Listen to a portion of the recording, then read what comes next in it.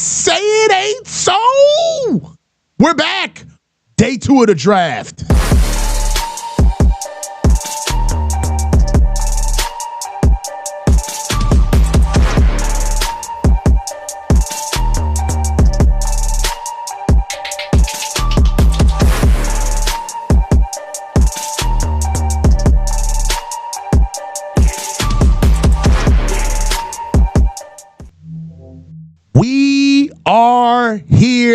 We are here. It's your boy, the coach, back in the action, in the coach's huddle with the Field Meets family. And I got my guy here 2 days in a row. This is a milestone, Tom. This is the first time that we have been on back to back. Love it. Love it. Browns are on the clock. We're right back at it. And we got our boy up, Mykel Williams.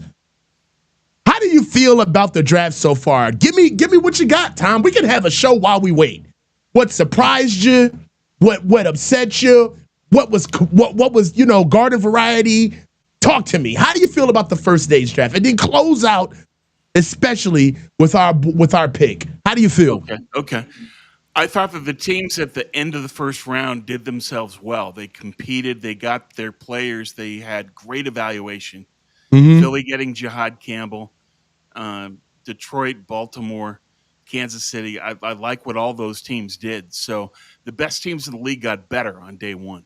Right. But here's the thing. The Niners competed. Mykel Williams is their best first-round pick in a long time. Mm-hmm, now he fuels what this team can do. And there are some people that are saying basically that Williams is rocket fuel for this defense, that he's going to make everyone around him better because this is a skill set they didn't have. An edge setter at edge. Now you get that, and you get a player that's young, athletic, long, developing. It's a great piece for the Niners going forward. And now we'll see as we go into day 2, if that's going to be the foundation piece for a strategy on identifying what this team's defense will be. Right. Are they going to look at defensive tackle? Are they going to look at linebacker? Are they going to look at secondary? There's a lot of ways they can go on day 2. 43 is going to be a traffic jam. There's a ton of people that they're going to love at 43, and they're going to have to make a tough choice. Is who do we really want? Part of the key in the first round was they knew exactly who they wanted. They wanted to trade up for Mykel. So they were clear on what they wanted to do. Now they need to be just as clear at 43, 75, and 100. I love where they're going right now. I mean, I was talking to Grant the other day, and I was talking to Grant, and he said it right out the gate. This is something where the Niners can't screw this up, right? Right now they did well, but there's so many other picks. You know what I'm saying? And you have to add and needs to go with them. Yes. The pick is in for the Browns right now. So we're going to go ahead and take a little bit of pause to see what they have to say right now. We got to be honest that, Joe Thomas looks good. Joe Thomas is coming out to do the Browns pick 33 of the draft. Nice. Right back at it. Let's go. With the 33rd pick in the 2025 NFL draft, the Cleveland Browns select Carson Schlesinger, the linebacker out of UCLA. So much for that. Well, Jihad went off the board. They had to get the very next guy. What do you think about this pick, man? There's a big drop off after Schlesinger. And so the Browns are saying we need to get the linebacker now because if we don't get Schlesinger, it's a big teardrop in talent to the third linebacker. I think that's why they did this. But it's interesting. They're making defense picks, and they're going up the middle. Mason Graham and now Schlesinger.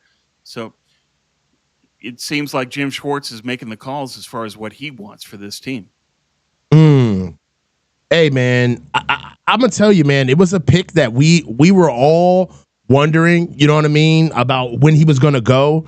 As a matter of fact, I think while I was on my Jihad Campbell crusade, this is who you guys kind of put me on to as far as like the next guy up. Like, hey, if you really like Jahad Campbell, you need to give this guy a look.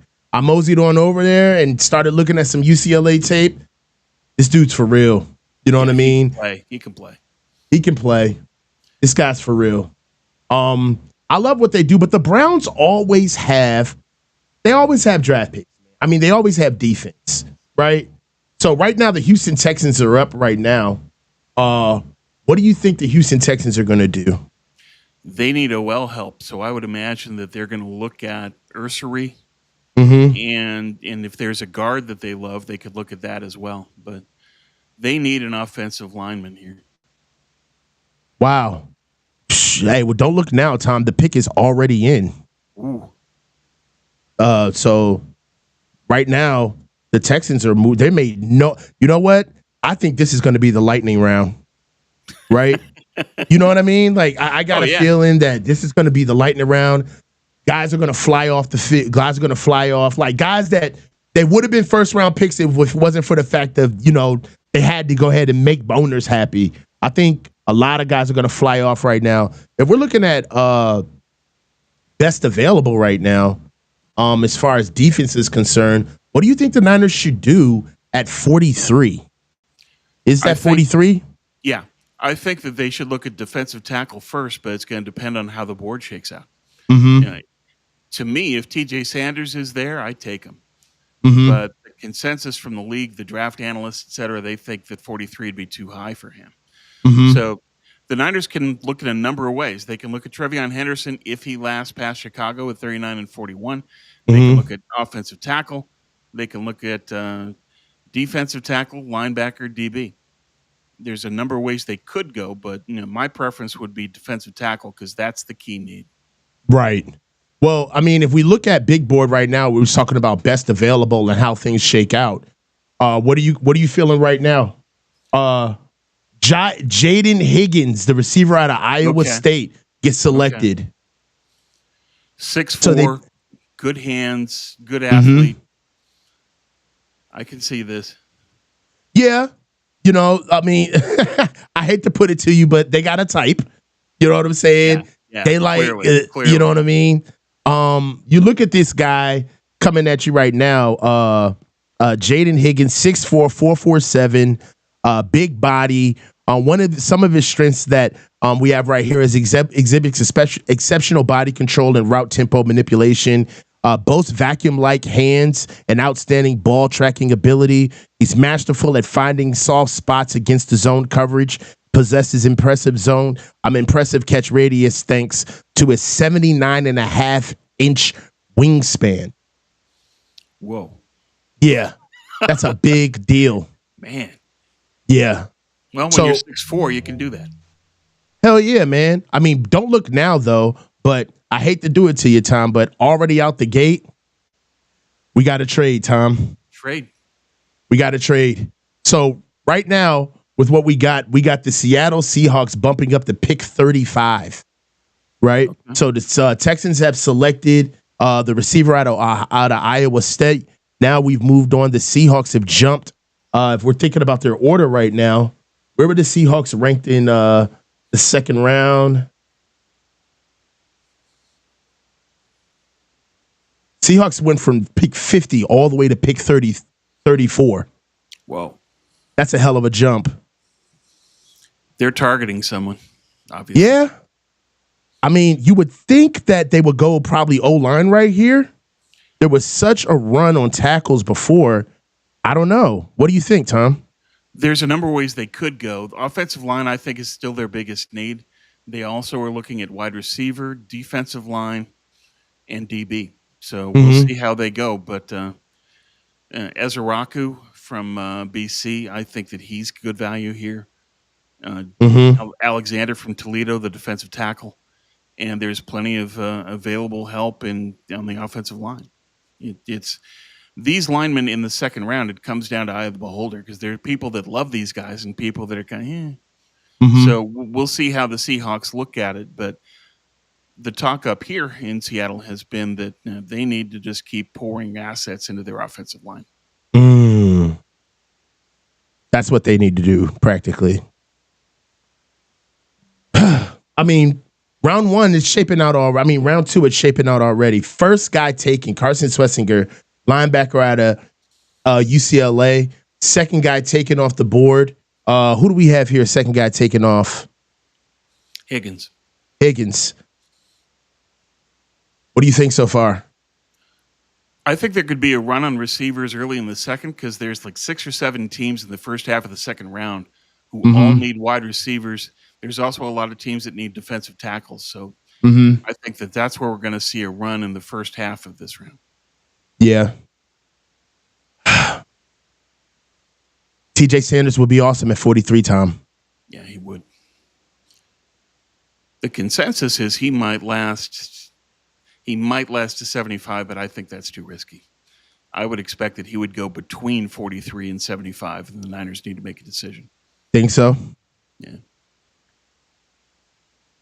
The Seahawks just used the 2 that they got from Pittsburgh to trade up. Seahawks receive a second. Tennessee gets a second round, 52nd overall, and a third round pick, 82nd overall. So they traded their second and their third to move up to 35th overall. Well, it was a big jump. They had to give a lot of assets to get there. Yeah. I mean, that's a big dude.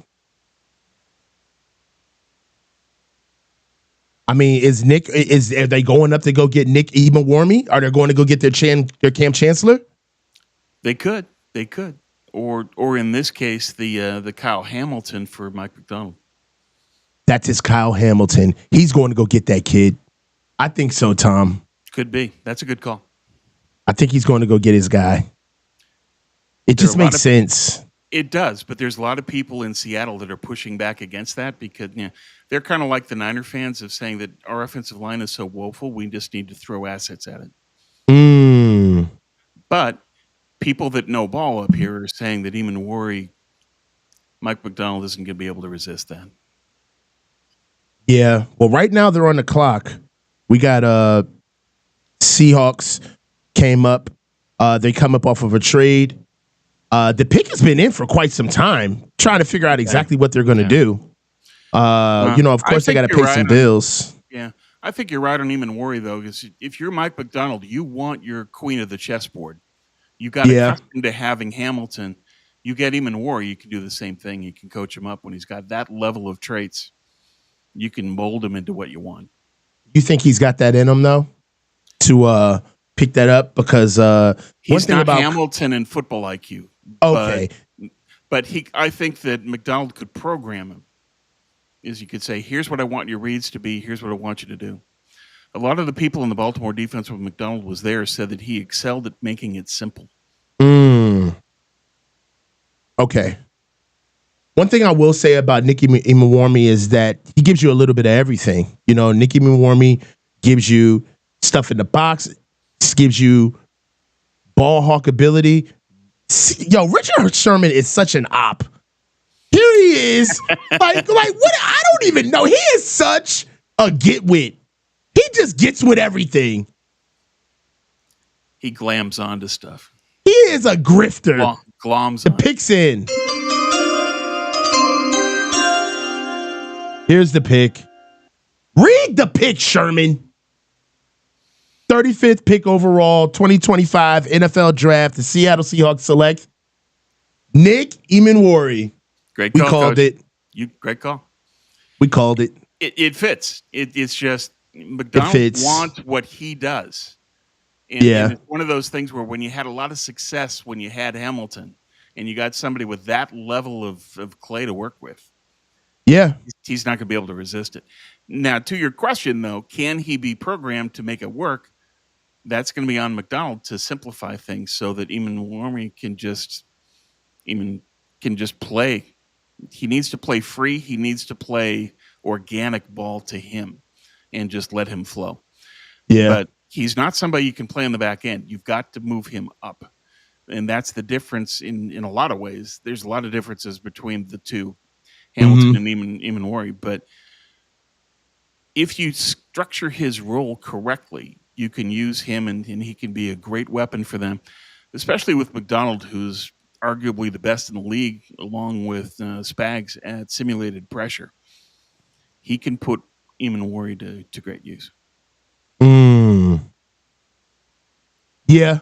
He gives me like Steve Atwater vibes. You know what I mean? Yeah. Big safeties, Cam Chancellor, a little bit of Sean Taylor, Legion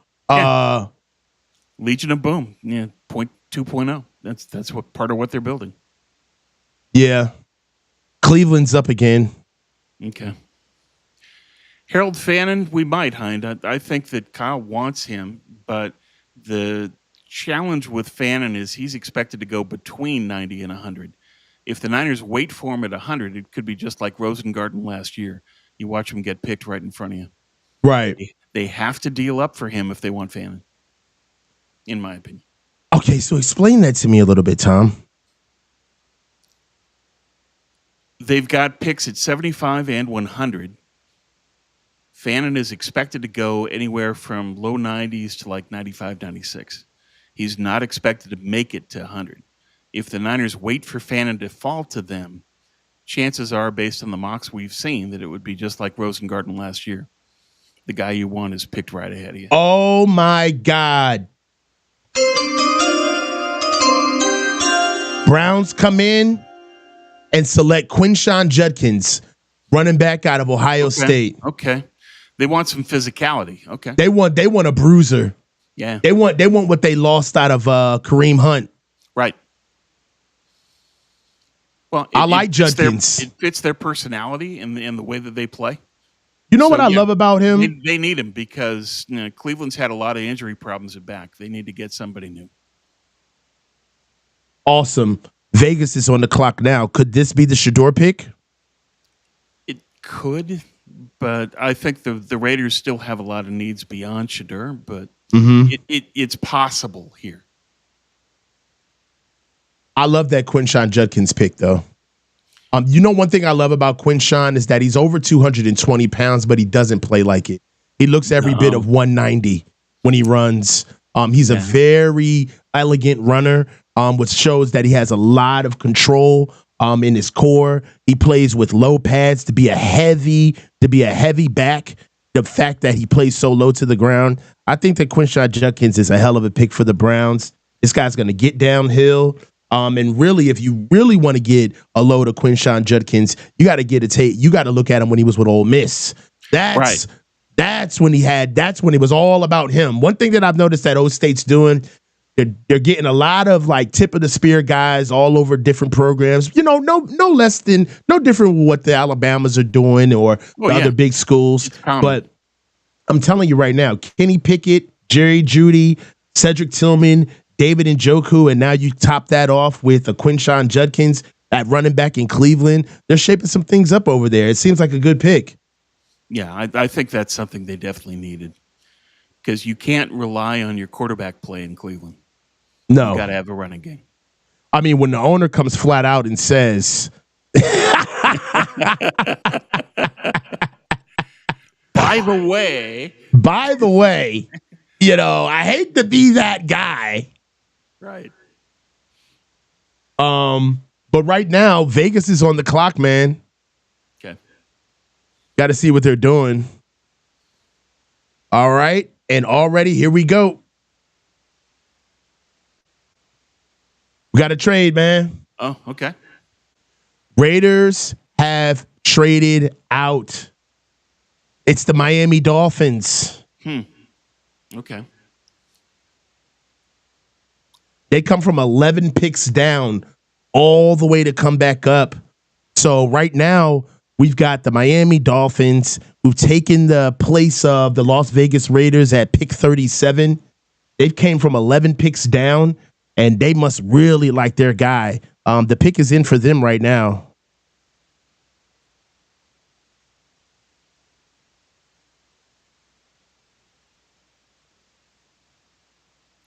Let's see. Who do you think Miami came up and did this for, man? I think they need defensive tackle help, so this could be Alexander. They also need help at safety. They also need help on the offensive line. Right.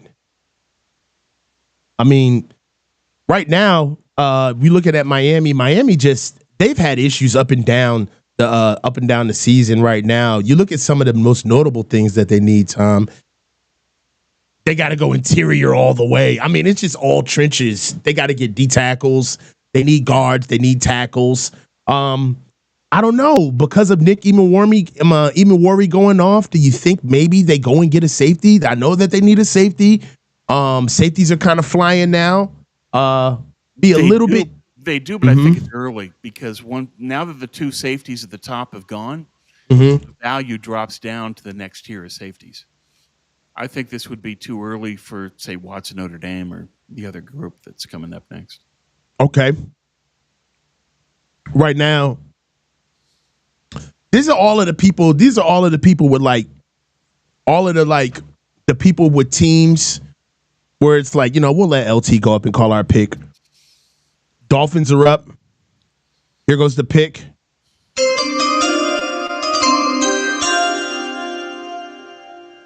They picked Jonas Savaianea, the guard out of Arizona. That's a good pick for them. They need a lot of help in the offensive line. Okay.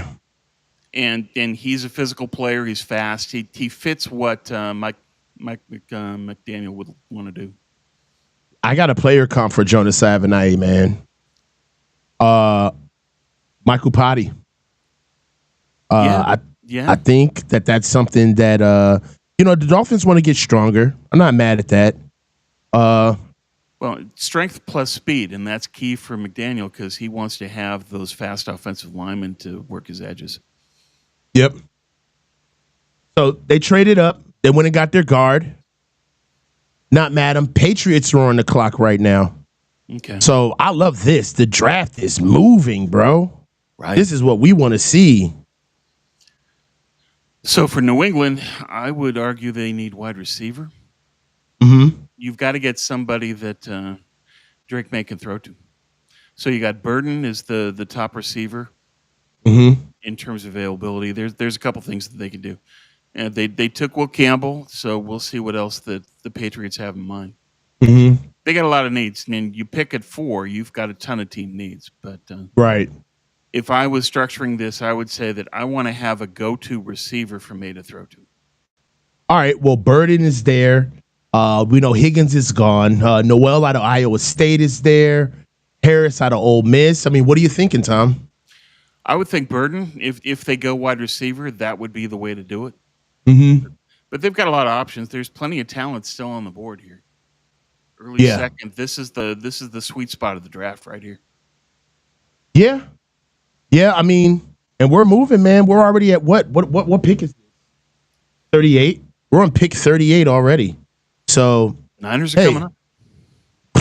I'm so pumped, man. Yeah.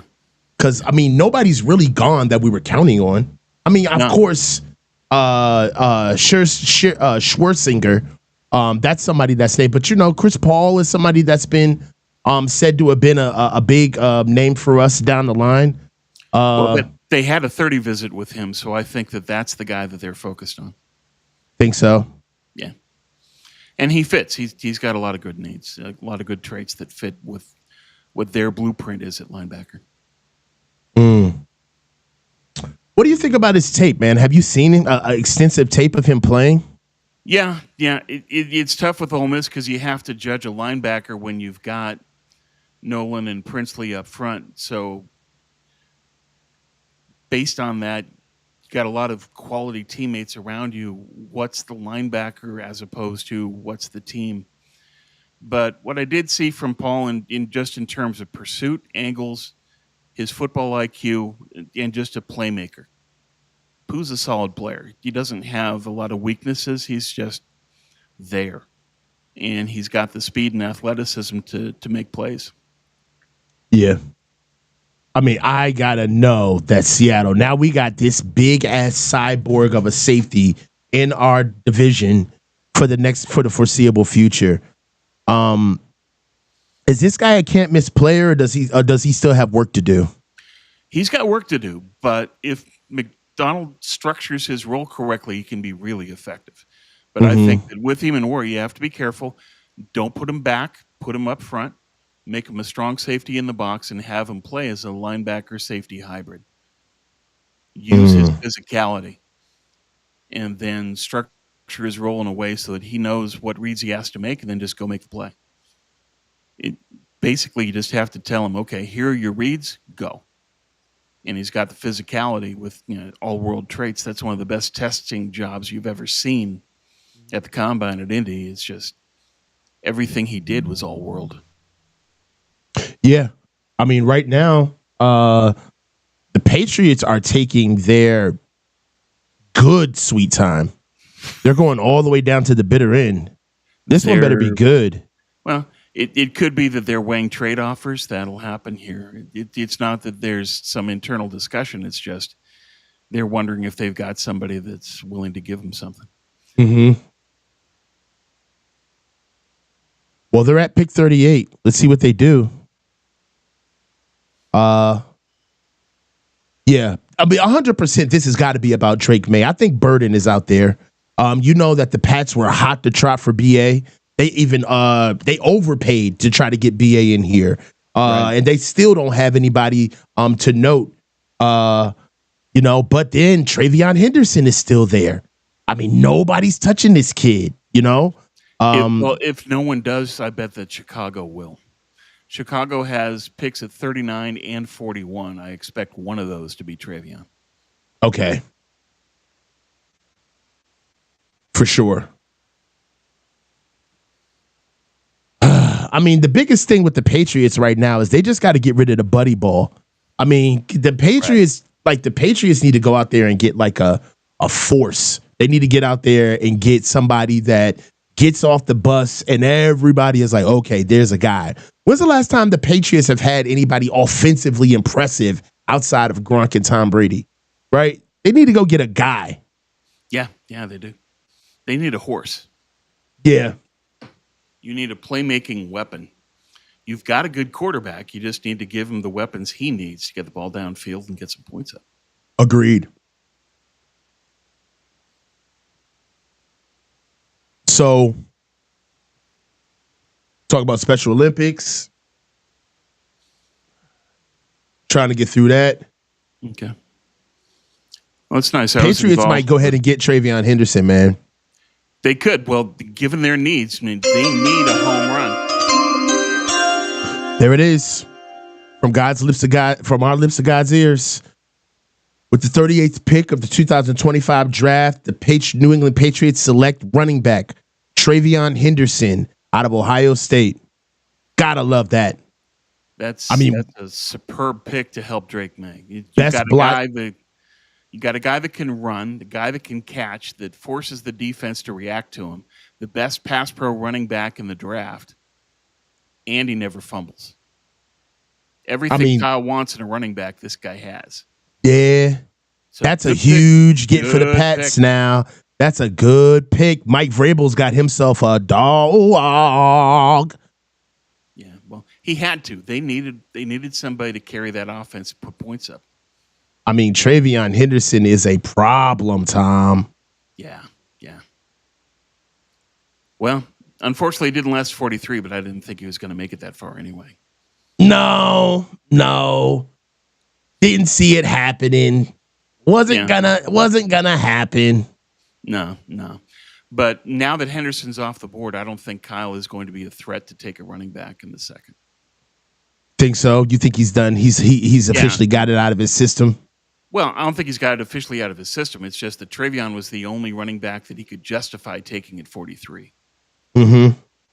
The rest of the backs are third rounders, fourth. True. You got to see exactly what he's going to do. Look, Travion Henderson, had to go. It had to happen.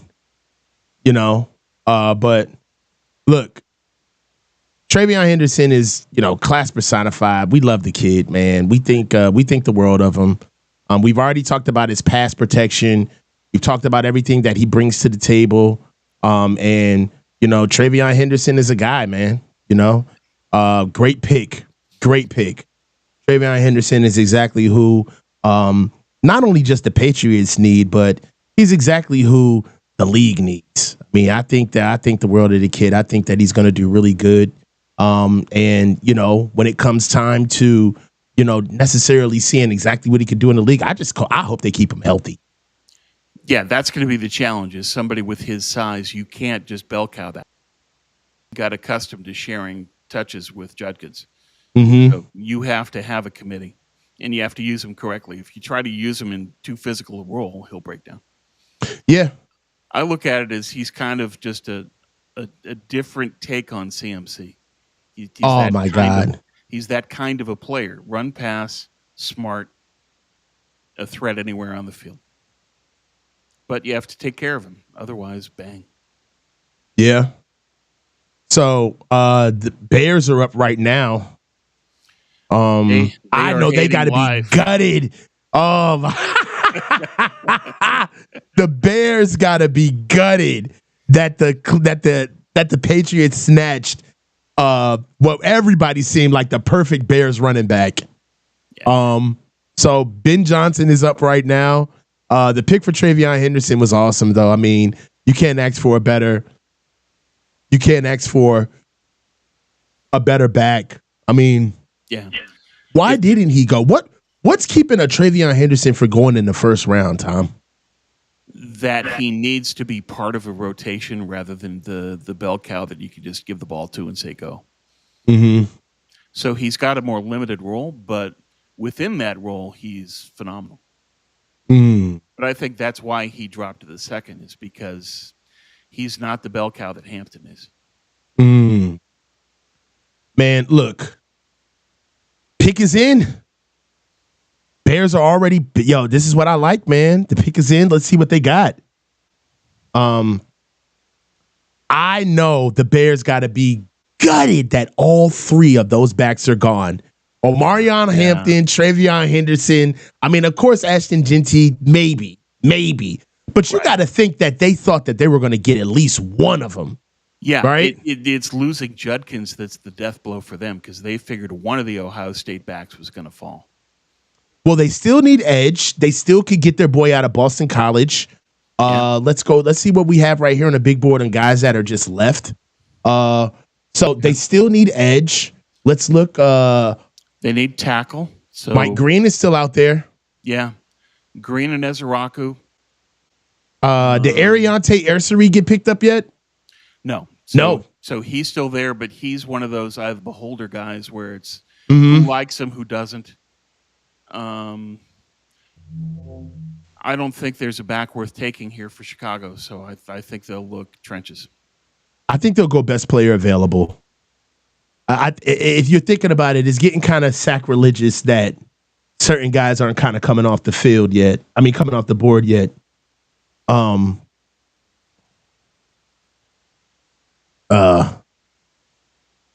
Here it is.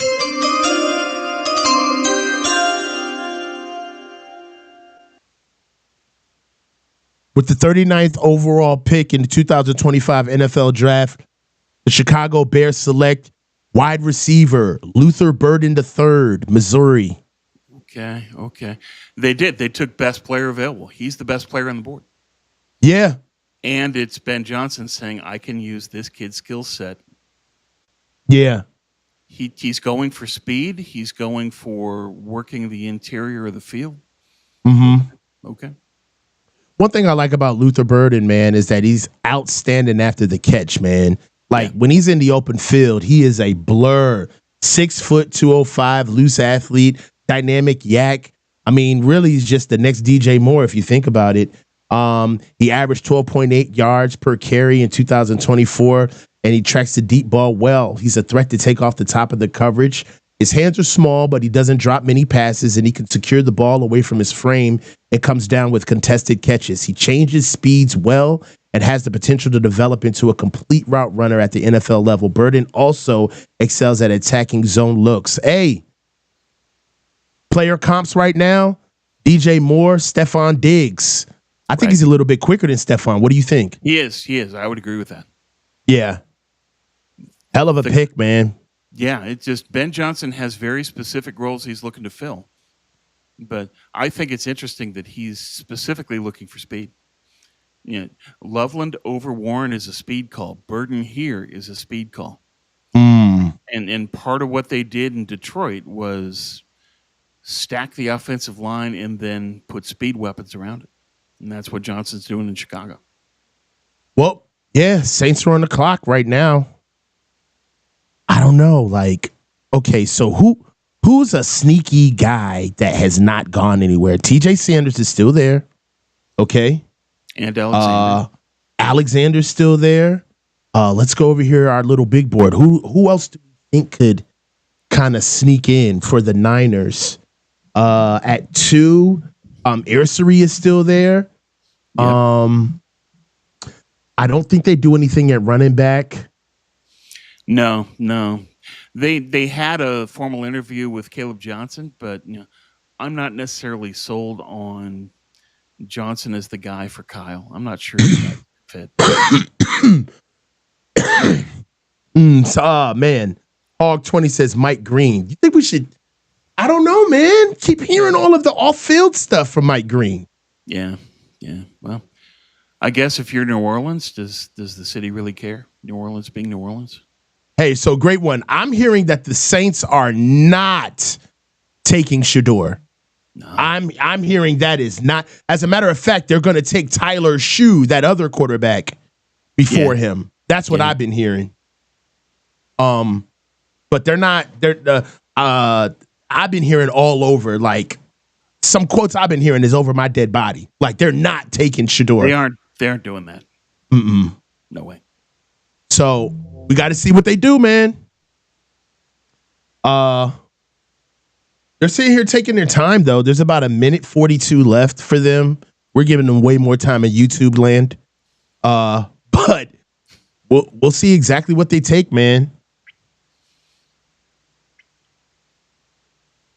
You know what I'm saying? So if they don't make this pick, man, but they really want this other kid, Tyler Shue out of Louisville.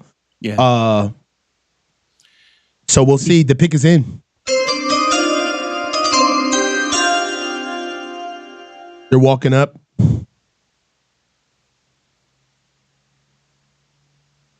They're all hugging. They're excited. Everybody's walking around. Looks like a burlesque. Looks like a burlesque parlor in there. Sapa said, Nabule. All right, so here we go. The pick is in. With the 40th pick in the 2020. With the 40th pick in the 2025 draft, the New Orleans Saints select Tyler Shue, cornerback, Louisville. Okay. Well, that was one of the rumors, was that Chuck was a guy that they were looking at quarterback. The shit's chess. It ain't checkers. Dog? He's been a hot name. Yeah, there's a lot of people that have been talking up Chuck. The problem is he's 26. He's had a lot of injuries. He looks good when he's healthy, but that old, that broken, good luck. It's a risk. It's a high risk. This is just a referendum on Shedeur. Oh, sure it is. It's another slap at Shedeur. It's like that scene in Airplane. Yeah. Well, that scene in Airplane where this woman is losing her stuff, and then there's this giant line of people with a gun, a rope, a crowbar. Tyler Shuck. Tyler Shuck, Louisville. Tyler Shuck, what the fuck? What is going on? Well, why do this? It's just... Do you really not want Shedeur that bad? I don't think this kid's better than Shedeur. He's not. But they were not willing to take Shedeur at all, as you just said. Yeah, that wasn't an option for them. And a lot of people were talking up Shuck. He's one of those that benefited of just being the hot name going into the draft. But you get away from that buzz and you say, why? 26, a lot of injuries. Yeah, when he's healthy, he's good. But I look at Tyler Shuck and say career backup. Yeah. Bills are on the clock. Let's get these bozos out of the way. We finally got these. We got these. Bills are out of the clock. All we got to do is wait on the Giants not to screw it up. Let's talk Niners now. We're two picks out. So, How do we feel? Let's bring the big board back up and see. Let's bring the big board, baby. Look at it from the Niner perspective. Yeah, we're gonna kind of break away from these mofos. All right, so let's go. What do we got, Tom? All right, so we've got Alexander from Toledo, Sanders from South Carolina. You and I are completely sold on Sanders, but you know who I want? Most of the draft analysts have him going in the third, not here. Tom. I don't think he'd last that long, though. I think he would go later. Before they pick at 75, Sanders would be gone, in my opinion. Okay. But Tom, is now the time to get Broughton? No, Broughton isn't expected to go until the 4th. He's so good. I know. Best first step in the draft at defensive tackle. But I have yet to see any mock, any big board that has Broughton going any earlier than the 4th. That's why he's reach not on though. The list. That's why he's not. Okay, so this is who I don't want. Okay. Deion Walker. Oh, yeah, no way. No freaking way. Okay? Shamar Turner. Nah. No. The A&M kids have a lot of issues because they didn't get coached up. There's only one guy who matters right now. It's Darius Alexander or TJ Sanders if we're going D-tackle. So we're done with D-tackle. I don't like Omar Norman Lott. He can't stop the run. And he's got injury issues. He's got the knee, and he hasn't played a lot in heavy rotation, high reps because of the knee. Yeah. I don't want to carry that over to the NFL. No. We ain't doing that. Okay? You don't want a designated pass rushing defensive tackle, no. To me, that list says Alexander and Sanders here if they want. That's the Buffalo traded up to number 41. Okay. That's because Chicago isn't sold in the tackles here, so they traded down. Okay. So that's Johnson. Linebackers. Linebackers who are available. Danny Stutzman out of Oklahoma. Too early. Demetrius Knight Jr. Knight's 25 when the season begins. No more AARP. Yeah, man. I'm sorry, man. We got to stay away from the early bird special rookies. No way. No way. Do we get our corner? Do we go get Trey Amos? They like Amos. Amos right here? That's a possibility. He's the size profile that the Niners prefer. 6'1", 200 pounds, press corner. His comp is a guy that was very elusive to us. Clayton Davis out of Tampa. Yeah, nice player. Yeah. So Amos, 6'1", 195, ran a 4.43. He had 3 picks, 11 PBUs, 14 forced incompletions. Really productive. Part of that is playing in the Ole Miss defense, a lot of talent around him, but still, you get a playmaker. That's a nice piece. The pick is in. Let's see what these mofos want.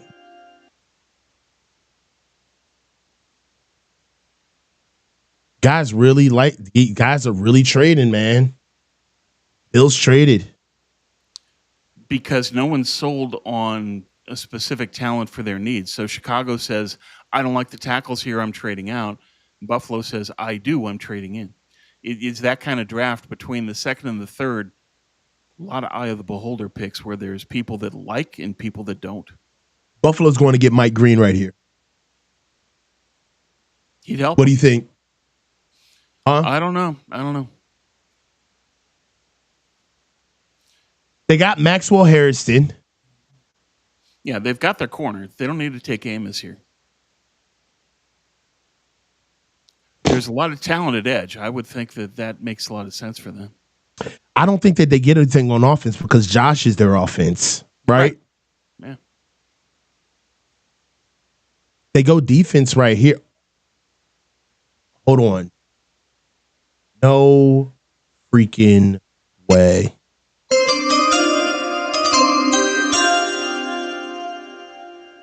With the 41st overall pick in the 2025 NFL Draft, the Buffalo Bills select TJ Sanders. Damn. Why can't we ever have nice things? Well, we did yesterday, but 2 more picks, really? We can't. 2 picks, man. Ouch. 2 picks. Ouch. Oh, That hurt. got it, Tom. But give Buffalo credit. That's a really smart pick. They traded up. Yeah, they went and got him because they knew the Niners were a possibility to take him. They knew we were coming, man. Yeah. He's such a force. I love TJ Sanders. Great player. 4'9", 40, 6'4". God damn it. Oh, Brutal. I am vexed. I was hoping Sanders would be. Man, he ain't gonna do nothing but freeze to death out there. Yeah, enjoy the snow, dude. Joey Bosa, Ed Oliver, Christian Benford. Come on, man. I was hoping, but Hurry up, Jets. damn. If the Niners pick Will Johnson here because they panic, I'm going to be pissed. That would be stupid. Don't pick up Will Johnson right here. Leave him alone. Yeah. So let's look at it from the Niners' perspective and say, okay, Alexander, still a great player. Problem with him is he's old. He's 24. Trey Amos, the best corner available. All right. Quincy Watts from Notre Dame. Okay. There's no running backs. They could look at Jalen Noel, but I think that's duplicative. Trey Harris from Ole Miss. Apparently Kyle likes him along with Williams. You got tight end. You got Mason Taylor, Elijah Arroyo. You got some great options here. I mean, you got some tight ends that are actually and that's another thing I agree too. We actually have some picks that are better than Fannin Jr. if we picked now. Yeah. And you don't have to trade. So if I'm here and I say, okay, Taylor is somebody that's good both block and catch. Arroyo is a legitimate threat as a downfield receiver. Man, what if they went gangster mode and picked a guard like Tate Rutledge? They could. Would you think that's a good pick? I would love it. I'm partial. Yeah, I like Tate Ratledge. I think he's a great player. I would rather have Ratledge than Ursery, for example. I'm not completely sold on Ursery. And then you got value, that edge. Best value, I think, is Amos. What do you think about this Donovan Ezraku? He's a nice player in that he's a student of the game. He really, like Green, is very good at adding details to his pass rush moves, developing counters. And when he spoke at Indy, he was exceptionally impressive in what he talked about of how he's always trying to refine his game to take it up to another level. And he's a nice player. Nice player. Jed just tweeted trenches. Okay, then they're looking at Alexander. Yeah. If they go with trenches, they're going. We're going with the D tackle out of Toledo, Darius Alexander. Old but good. 24 years old. Jesus. They're accustomed to drafting 24-year-olds. I mean, the Niners like. I hate that. But we'll see. I mean, I'm getting prepared for him right now. 6'4", 305, senior out of Fort Wayne, Indiana. He ran a 4.9. Stand out at Fort Wayne High School. I got to watch some more of them. I mean, it would be a solid pick. I've watched some of them. A little bit. It's hard to watch. You know what this would be? Toledo. I mean, come on. You know what this would be? This would be like the responsible pick. Going to get Darius Alexander. We do not have a D tackle. Right. They need to. Yeah. So, you see that. So on my notes, I've got just good length, good frame, a lot of power, violent hands, disruptive, bats a lot of balls at the line, plays with leverage. He's great at shedding blocks. That's something they're valuing. and he penetrates. But his anchor isn't that good, and his pass rush arsenal is light. Oh, hold on, Jesse. You talking about Darius Alexander?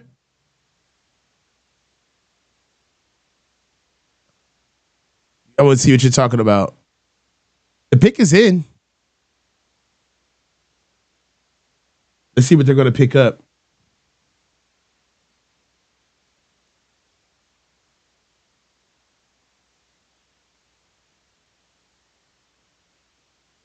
They got to give me something. We're next at 43. Yep. Here we go.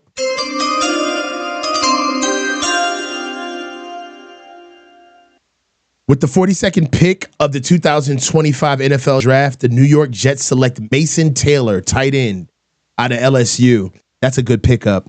Yeah.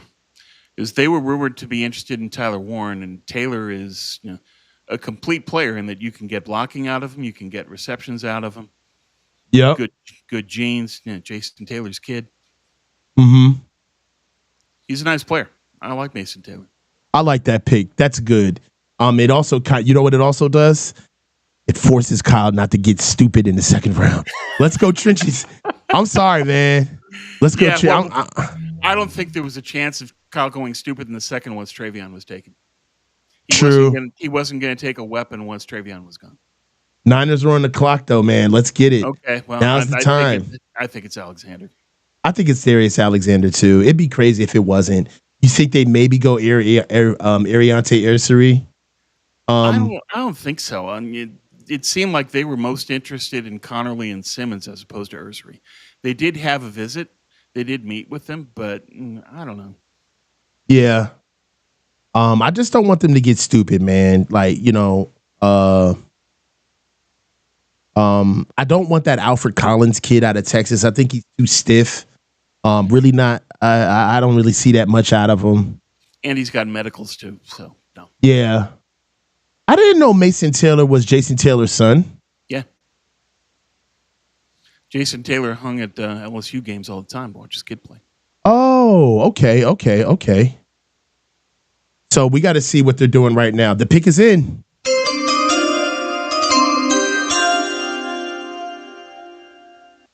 Here we go.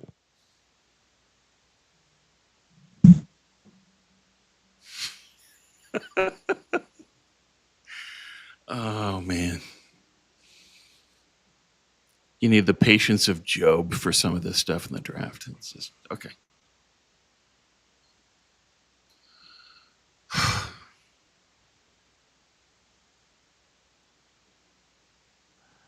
With the second 43rd overall pick,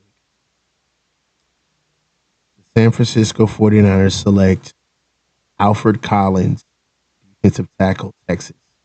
Okay, that was really stupid. They got one. They just whiffed. They got another Javon Kinlaw who has medical issues with a bad foot. And you took the wrong tackle from Texas. Broughton's the one that's got talent. Collins, stupid. This was not a good pick. Really stupid pick. All right. Alfred Collins, let's take a look at him. So 6'6", 332, 23.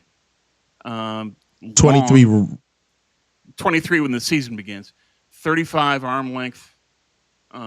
His vertical was nothing. His explosion isn't there. He had 26 vertical, 96 broad jump. He had a 26-inch vertical, bro.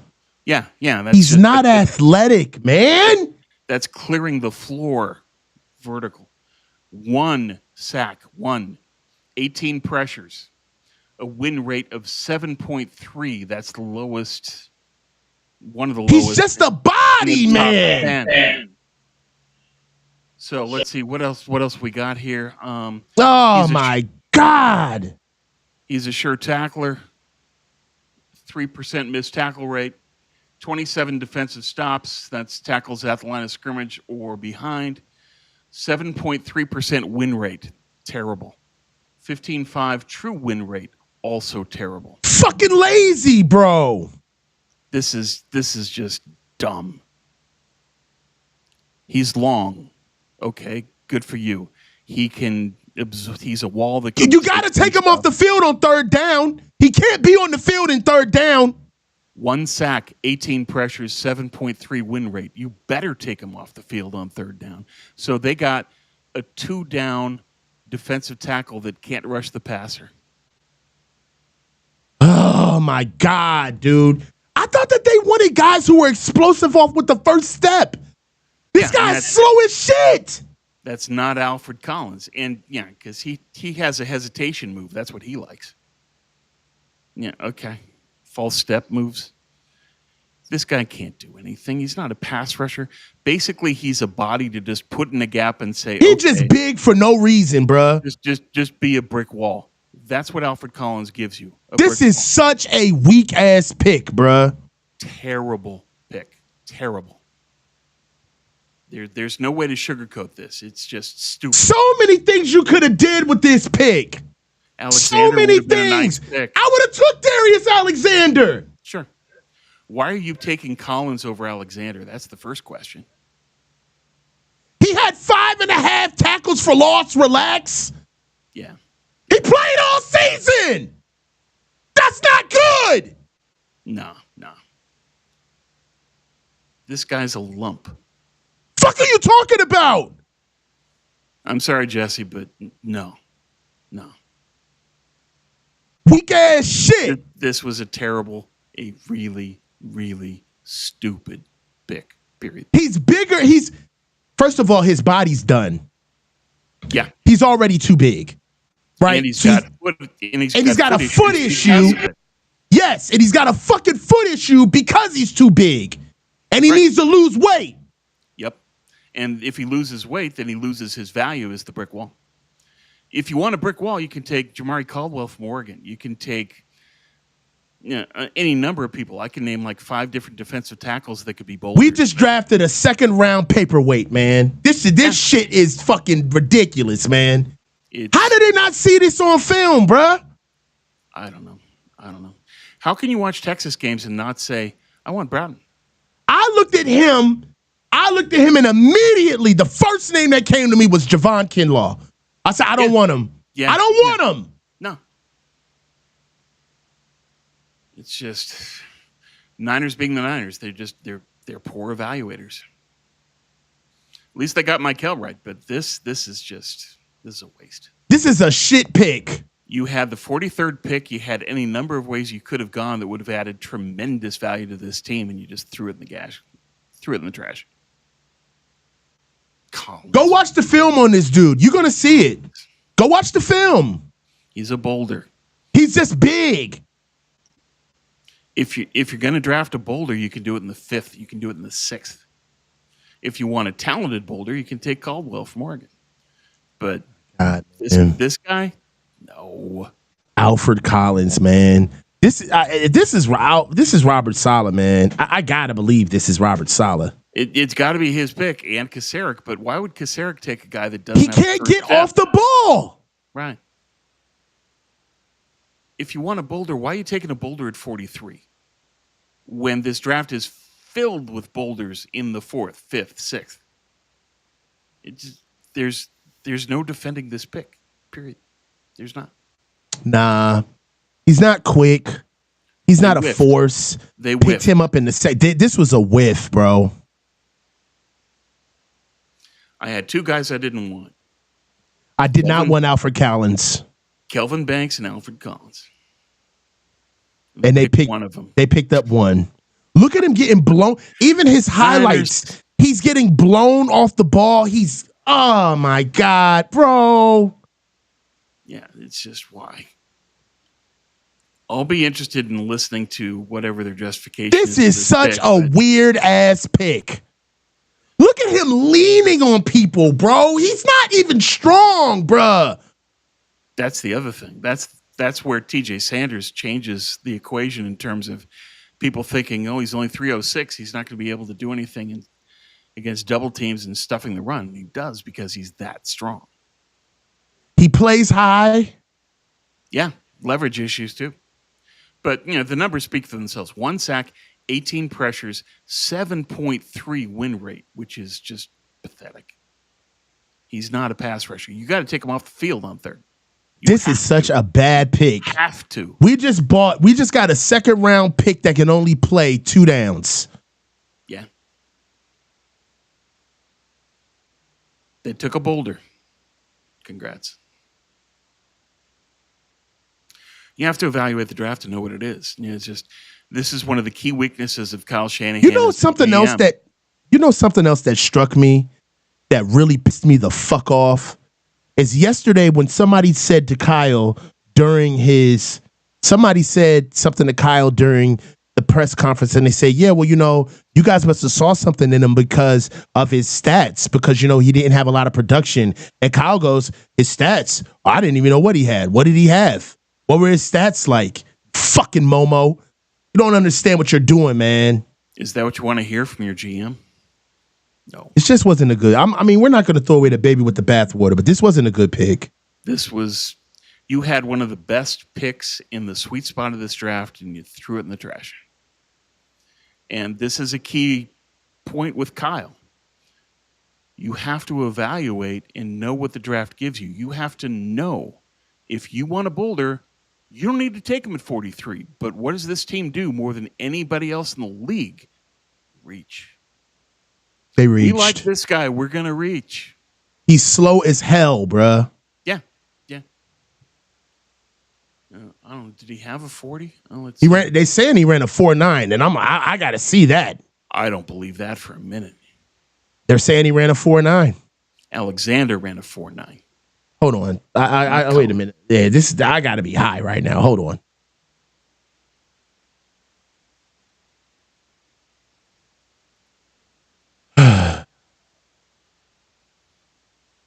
They pick up this bum.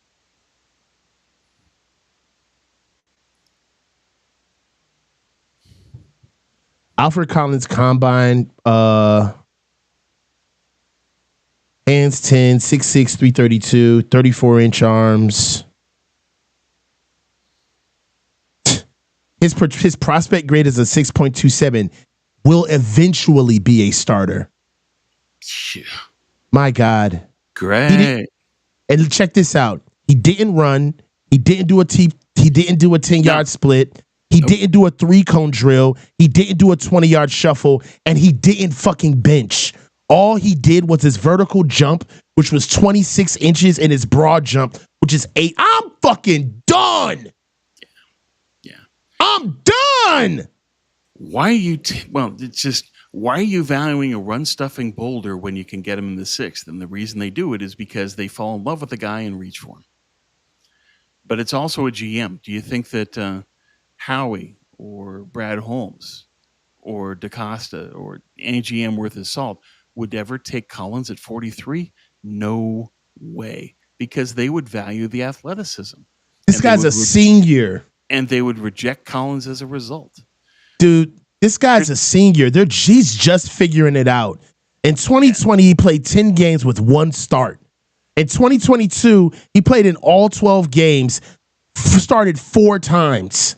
In 2022, he played 12 games. He started once. In 2023, he was honorable mention all Big 12. He played 14 games, only started 6 times. In 2024, he just started a full season. Yeah. God, man, what is wrong with these guys, bro? How do they make money? How do they get paid to do this? Because Kyle gets paid. He's a rotation guy in the second round. We got a rotation guy. We got a rotation guy who can't play on third at 43. And we got a guy that his skill set, and then that's any GM in any sport has to think in skill sets. You look at his skill set and say, how many players in this draft have that skill set? All of them, if they're draftable. In this draft specifically, the deepest defensive tackle draft in memory, the thing this draft has most is boulders at defensive tackle. And you take one at 43 because you don't know what you're doing. They don't know what they're doing. Why did the Niners fail to win a Super Bowl? Because Kyle is the GM. And they don't know the kind of mistakes that having your coach as GM add up. I'm convinced they don't know, Tom. Yeah, they don't have a clue. They don't know.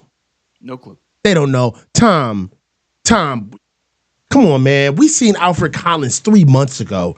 We watched him for 10 minutes. Yeah. 10 minutes! That's all it took! Nah, he ain't it. No, he's not it. It jumps off the screen that he's not anything except a boulder. Literally it. He's a one-skill, two-down player because of his size. Congratulations. I am not feeling this pick. Yeah, neither of us. This is a reach, man. Dumb. Alfred Collins. We could have got Alfred Collins in the 3rd round, bro.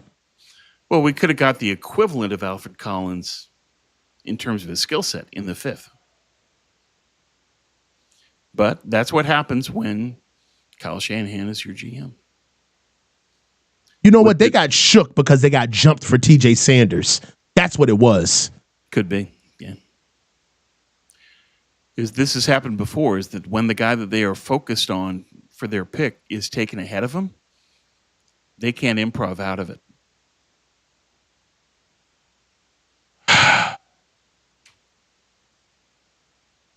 I knew when TJ went, the fuck shit was coming.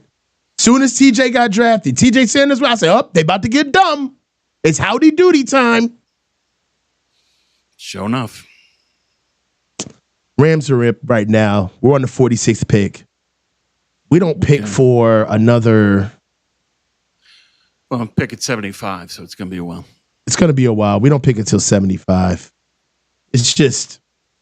Well, they threw away 43. Now let's see what they do. They just trashed 43. Yeah. It's just, what are you doing? Man, PFF has Collins at 88th, 4th best. Okay. I don't. I had. What did I have for Collins? I think we had Collins right inside the top 10. Yeah. Of defensive tackles.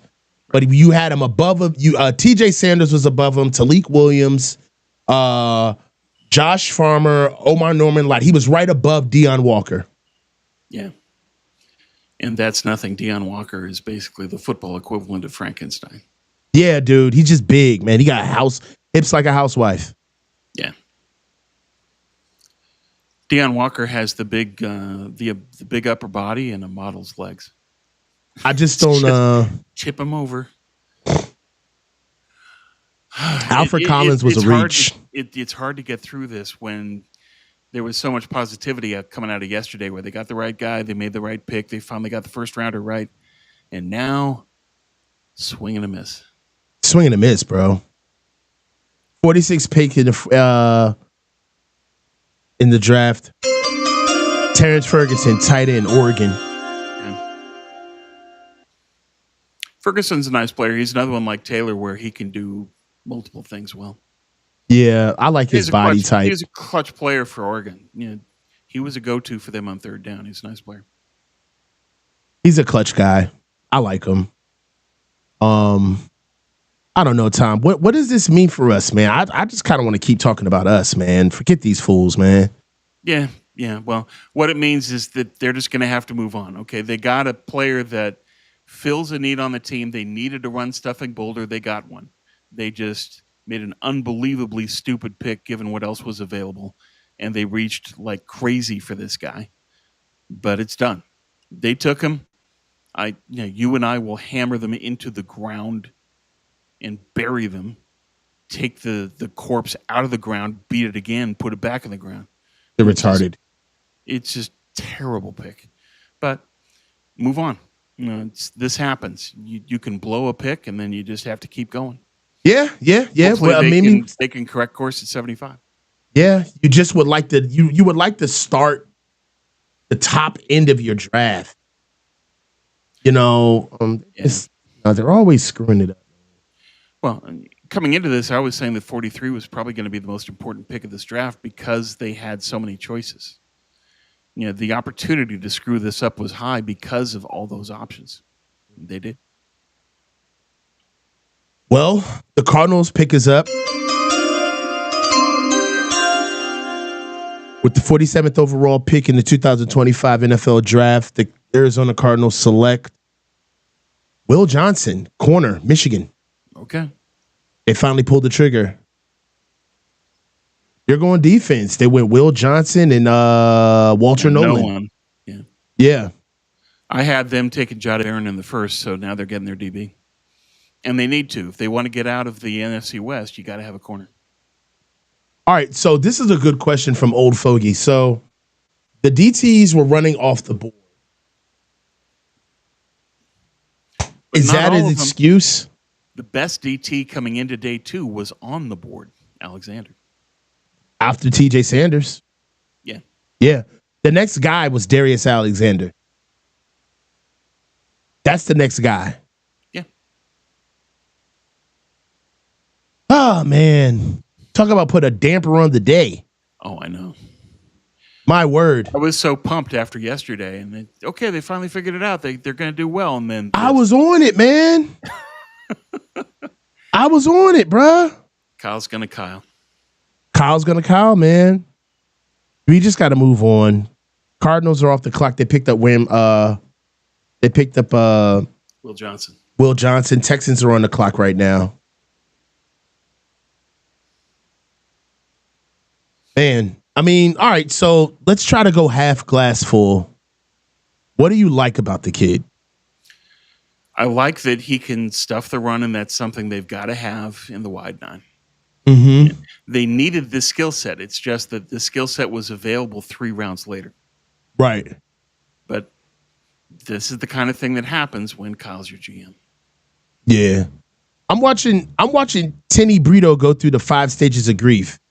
He came in the chat like, hold on. So let's just look at what he's been saying before. So okay. he came in the chat at first, and he said, "Come on, guys."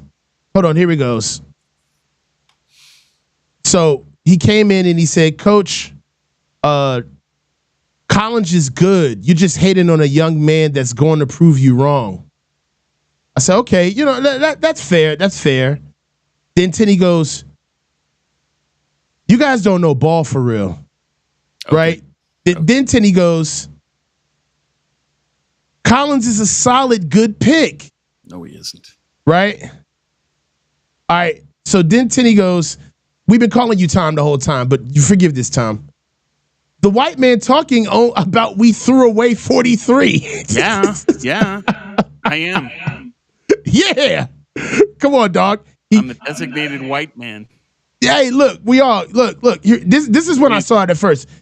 You guys are being harsh. Collins is solid. At 2? What? At 43 overall? Give me what you smoking, Tenny. Well, he's literally solid. He's a boulder. Like, what is he talking about? I'm sitting here watching this bullshit that he's talking about. Well, Tenny, we've watched tape, Tenny. He coached Little League. And you type in YouTube chats. I got time today, Tenny. In here with a black apple, in here with no face avatar here, popping off. Okay. Look, man. Whatever, man. Texans are up, bro. Whatever. Will Johnson just got picked to the Arizona Cardinals. Watch the tape. No, watch the tape. That's it. Listen, I do not know Alfred Collins, okay? Yeah. I got nothing against the kid. I think that one day, I can't fake this. I just don't see him being good. I don't see it. I can't. He's a role player. He's a role player. Yes. He's a role player. He's very specific. There's nothing about Alfred Collins that speaks versatility to me. I don't think that you can take Alfred Collins and put him at the 3 technique. I don't think you can. He's a shade, he's a nose, or he's a 1. That's it. He's not getting put out there. Yeah. It's just, how can you justify this given the other options on the board at the time? You can't. Look, man. Look. Hey, you know what? There we go. Another Drake Jackson. And you know, hold on. And I love you for this, Dusty, because I guarantee you what the Niners are going to say. You know what the Niners are going to say? They're going to talk about one freakish trait he has. They're not going to talk about that he didn't test. He didn't bench at the combine. He didn't run at the combine. He didn't do 3-cone at the combine. They're going to talk about something like, he makes the meanest peach cobbler that you will die for. And I'm telling you, when we have our team potluck, Alfred's value will be counted in spades because nobody can get that peach cobbler recipe from Alfred the way he can. They're going to find something really stupid and immaterial that he does. He can wiggle his pecs on command. That's awesome. Yeah. Bro, they're going to find something about him that has nothing to do with being a complete football player, and they're going to hang everything on that. Yeah. They're going to hang everything on that. That's what they're going to do. Drake Jackson, he could do backflips. Ooh. At 285 pounds, That's he could hold the fuck up. Drake Jackson could do backflips. Okay. That's certainly something that's going to be relevant to the Niners. Yeah, what are you going to do? You're going to say, we went to Austin, and boy, Alfred Collins gave us the best Tex-Mex we've had in a while. Oh, my God. Come on. And the mofongo, Tom. To die for. Houston Texans have picked with the 48th pick in the 2025 NFL Draft. The Houston Texans select tackle Ariante Ursary, tackle Minnesota. Yeah. So that's a team that values Ursary, and I think the league was kind of split on him. There were some that did, some that didn't. Houston has a clear need at tackle, so he's the best tackle on the board. Boom. Ariante Ursary. That would have been a little bit of a reach at 43, but at least it would have made more sense than this kid. Yeah, well, anything would have made more sense than Alfred Collins. Let's get in here and read some super chats real quick. Hog, $22. Are we aiming for blue at running back? Nope. Fumbles. Moses Joyner, number 2. Let's go offensive line. Who y'all think? Right now, I still like my boy from Rutgers. From Texas Tech, the guard. Who's that? Caleb Rogers. But that's way down the line. We won't see him till tomorrow. Later. But 75, there's a couple of offensive linemen that they could very well take a look at. So that would be Anthony Belton from NC State. Ozzie Trapilo from BC. If he lasts that long, he might not. Couple of people at O-line in the interior that they could look at too. So they've got options. But, Belton is somebody that I think they'll look at because they brought him in for a 30, and he fits the system in a guy that's got some speed and has some violence to his game. He is a boulder. Like, he actually can fight. Yeah. Anthony Belton is a pick. They look like they grabbed this guy out of the stands. Whoever's calling the Bengals pick, they just pulled him and was like, Hey, you want to announce our pick? Here you go. You afraid of crowds? Come on. With the whatever pick, the Cincinnati Bengals select. Here we go. With the 49th pick of the 2025 draft, the Cincinnati Bengals select Demetrius Knight Jr., linebacker, South Carolina. That's a good pickup. A little early. 25 years old when the season begins. Jesus. These dudes are, these a lot of COVID rookies. Yeah. These COVID rookies are killing. They old.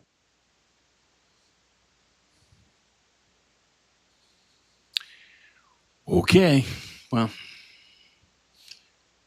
Let's see what we got right now. Perfect Blackness Senior. That's a dope name.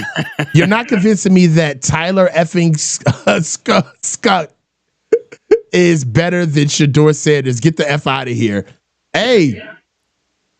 They weren't taking Shador. They made that clear. I think it's personal with Shedeur. Me too. I really do. For what it's worth, I don't think that it has anything to do with his. I don't think it has anything to do with his talent. You know what I'm saying? It's the persona. Teams are moving away from that persona. They see entitled. So, here goes the first text. Here goes the first one. You ready for it? Okay. Here goes the first tweet. Let's throw it up. Here comes the bullshit already. Alfred Collins only has 7 sacks in his career, but he shows a remarkable knack for batting down passes. Here we go. Here it is. Here we go. You called that exactly. They would. Here we go. They'd find something completely They're obscure. gonna find some shit that don't matter, and they're gonna ride that motherfucker till the wheels fall off. Right. And you're gonna tell me that Alfred Collins with his NBA 26 vert is gonna bat down passes? Oh my God! Look at these guys. Alfred Collins is a monster. Just say he's big and black. Just say it. Just get it over with. Yeah. He's big, he's black, he's got muscles. And you can't get past that fact, so you think he's good. He's not good. No. All right, so Adam, when are they addressing the OL? Could very well be at 75. Yeah. If Belton is on the board, he's a possibility. Charles Grant would be a possibility. There's a couple other people in the interior that they could look at as well, but I would think that their focus has been on tackle on OL, so I would think that those are the two, Belton or Grant. Seymour Butts, 82, $5. Thank you. Kyle and John always have these boneheaded picks in premium draft positions. That's true. They always wait until they get in the best position to give you their worst pick. KC Cole 199. Coach K gonna have to earn his check. I mean, that's what this year's supposed to be about. Seymour Butts 82, $2. Thank you. Kyle and John always suck picking in round 2. Yeah, they do. We can go down the line. Matter of fact, let's do it. Let's go down. Second round pick for the Niners. Renardo Green, good pick. Yeah. Second round pick for the Niners. Well, Jair Brown. Oops. We being fair. I like Jair, but he's struggling. Once they lost an actual defensive coordinator that could coach him up at DB, he started to fade. I got one for you. 2022 second round pick, Drake Jackson. There we go. That worked. There he is. 48 overall. 2021 second round pick, Aaron Banks. What in God's name? Yeah. 2020. Canada. Yeah. Yeah, that's my guy. 2020. We didn't have a second round pick in 2020. Nope. 2019 second round pick, Jalen Hurd. That worked. 2018 second round pick, Dante Pettis. 2017 second round pick, Akilo Weatherspoon. Hey, man. The proof is in the pudding, man. Yeah. Proof is in the pudding. For whatever reason, they do not get the second rounder right. They never get second round right, man. You know, Grant said something about this yesterday too. Well, earlier today, because we did the format, we did the coaches meeting earlier today, and Grant's out. You know, we both like the pick. All of us do the first round pick. Yeah. And Grant was adamant. He was like, "They're going to screw up the second round." He said, he was saying, all of it is cool until they pick in the second round. We got to see what they're doing. And that's a great call. Well, Grant knows the history, and the history proved out right now. All right. So Seattle's up at pick 50. With the 50th pick in the 2025 NFL Draft, the Seattle Seahawks select tight end Elijah Arroyo, Miami. That's a good pick. I like Arroyo a lot. Yeah. He had a lot of receptions for 20 yards or more. He was practically a wide receiver in terms of his stats for 20-yard plus plays. He's a downfield threat. He's got great hands, can catch away from his body, runs good routes. Nice player. He can't block, but he can't do shit and blocking. But he gonna stretch this. He gonna stretch the field. But he's going to be a threat. He's going to be a problem because you're going to have to defend Arroyo with more than a linebacker. He can beat you. Yeah. Panthers are on the clock right now. Safety on him. Say that again, Tom. They got to put a safety. If you want to make sure that you can shut down Elijah Arroyo, you got to put safety or DB. You can't go linebacker. He'll beat him. Yeah. I mean, he's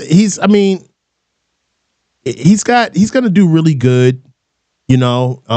Playing with a big arm quarterback in Sam Darnold. I like him. First 3 picks for these guys, they've gotten Gray Zabel, Nick Emanwori, and now they just go ahead and finish it off with Elijah Arroyo. Kind of having a good draft so far, Seattle is. What do you think? Yeah, Seahawks are doing well. Yeah. Our whole division is kind of doing well. Expected. Yeah. It's now I think that McDonald has kind of settled into his role, and now he knows what he wants. Mm-hmm. His first year, he was kind of settling in where he didn't exactly know what's going on with the NFL in terms of being a head coach. Being a defensive coordinator is one thing, head coach is another. Mm. Plus, he had Ryan Grubb as the offensive coordinator, and Grubb is better off in the college game than the pros. Okay. Right now, I think the pick is in.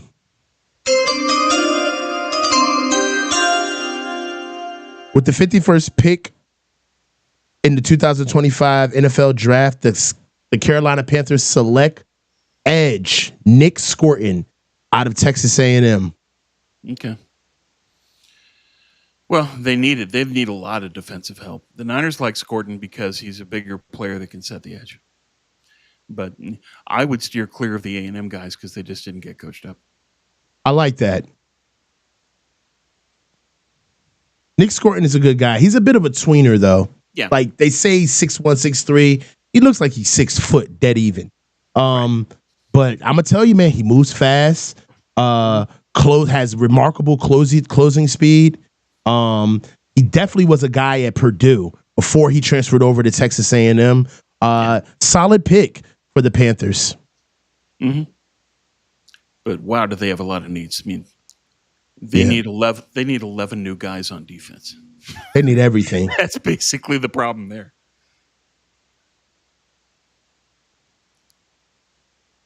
So we got to see. Niners are way out. Well, we're kind of moving, man. We're in the 50s. 50s. It's not too far. Yeah. And it gets faster in the third. So I forgot all about that. Titans are on the clock right now. Got to see what they're going to do. One of the things about him is that he's a bit of a tweener, but he does play heavy. We're talking about Nick Scorton, played at around 280 pounds. Definitely somebody that you want. I'm just kind of surprised, man, that like some of these edges that have a little bit of the names haven't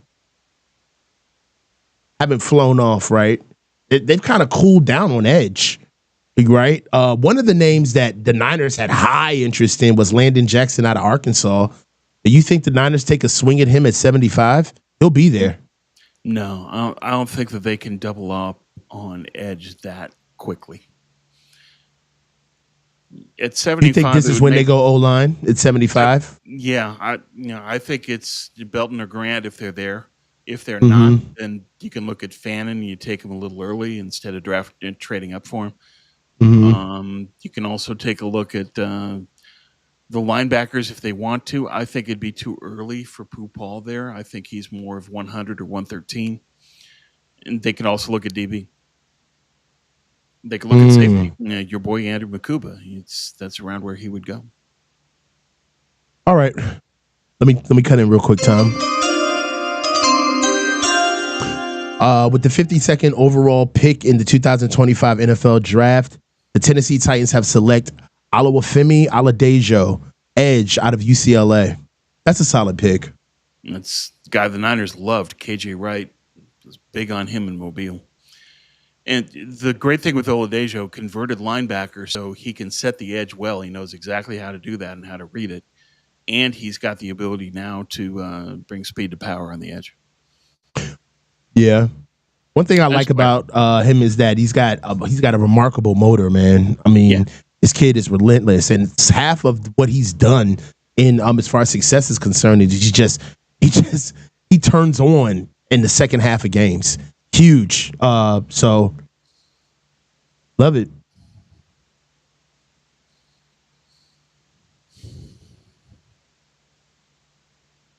All right, so here we go. Slant route. Let's talk about it. Is there anything positive about Alfred Collins?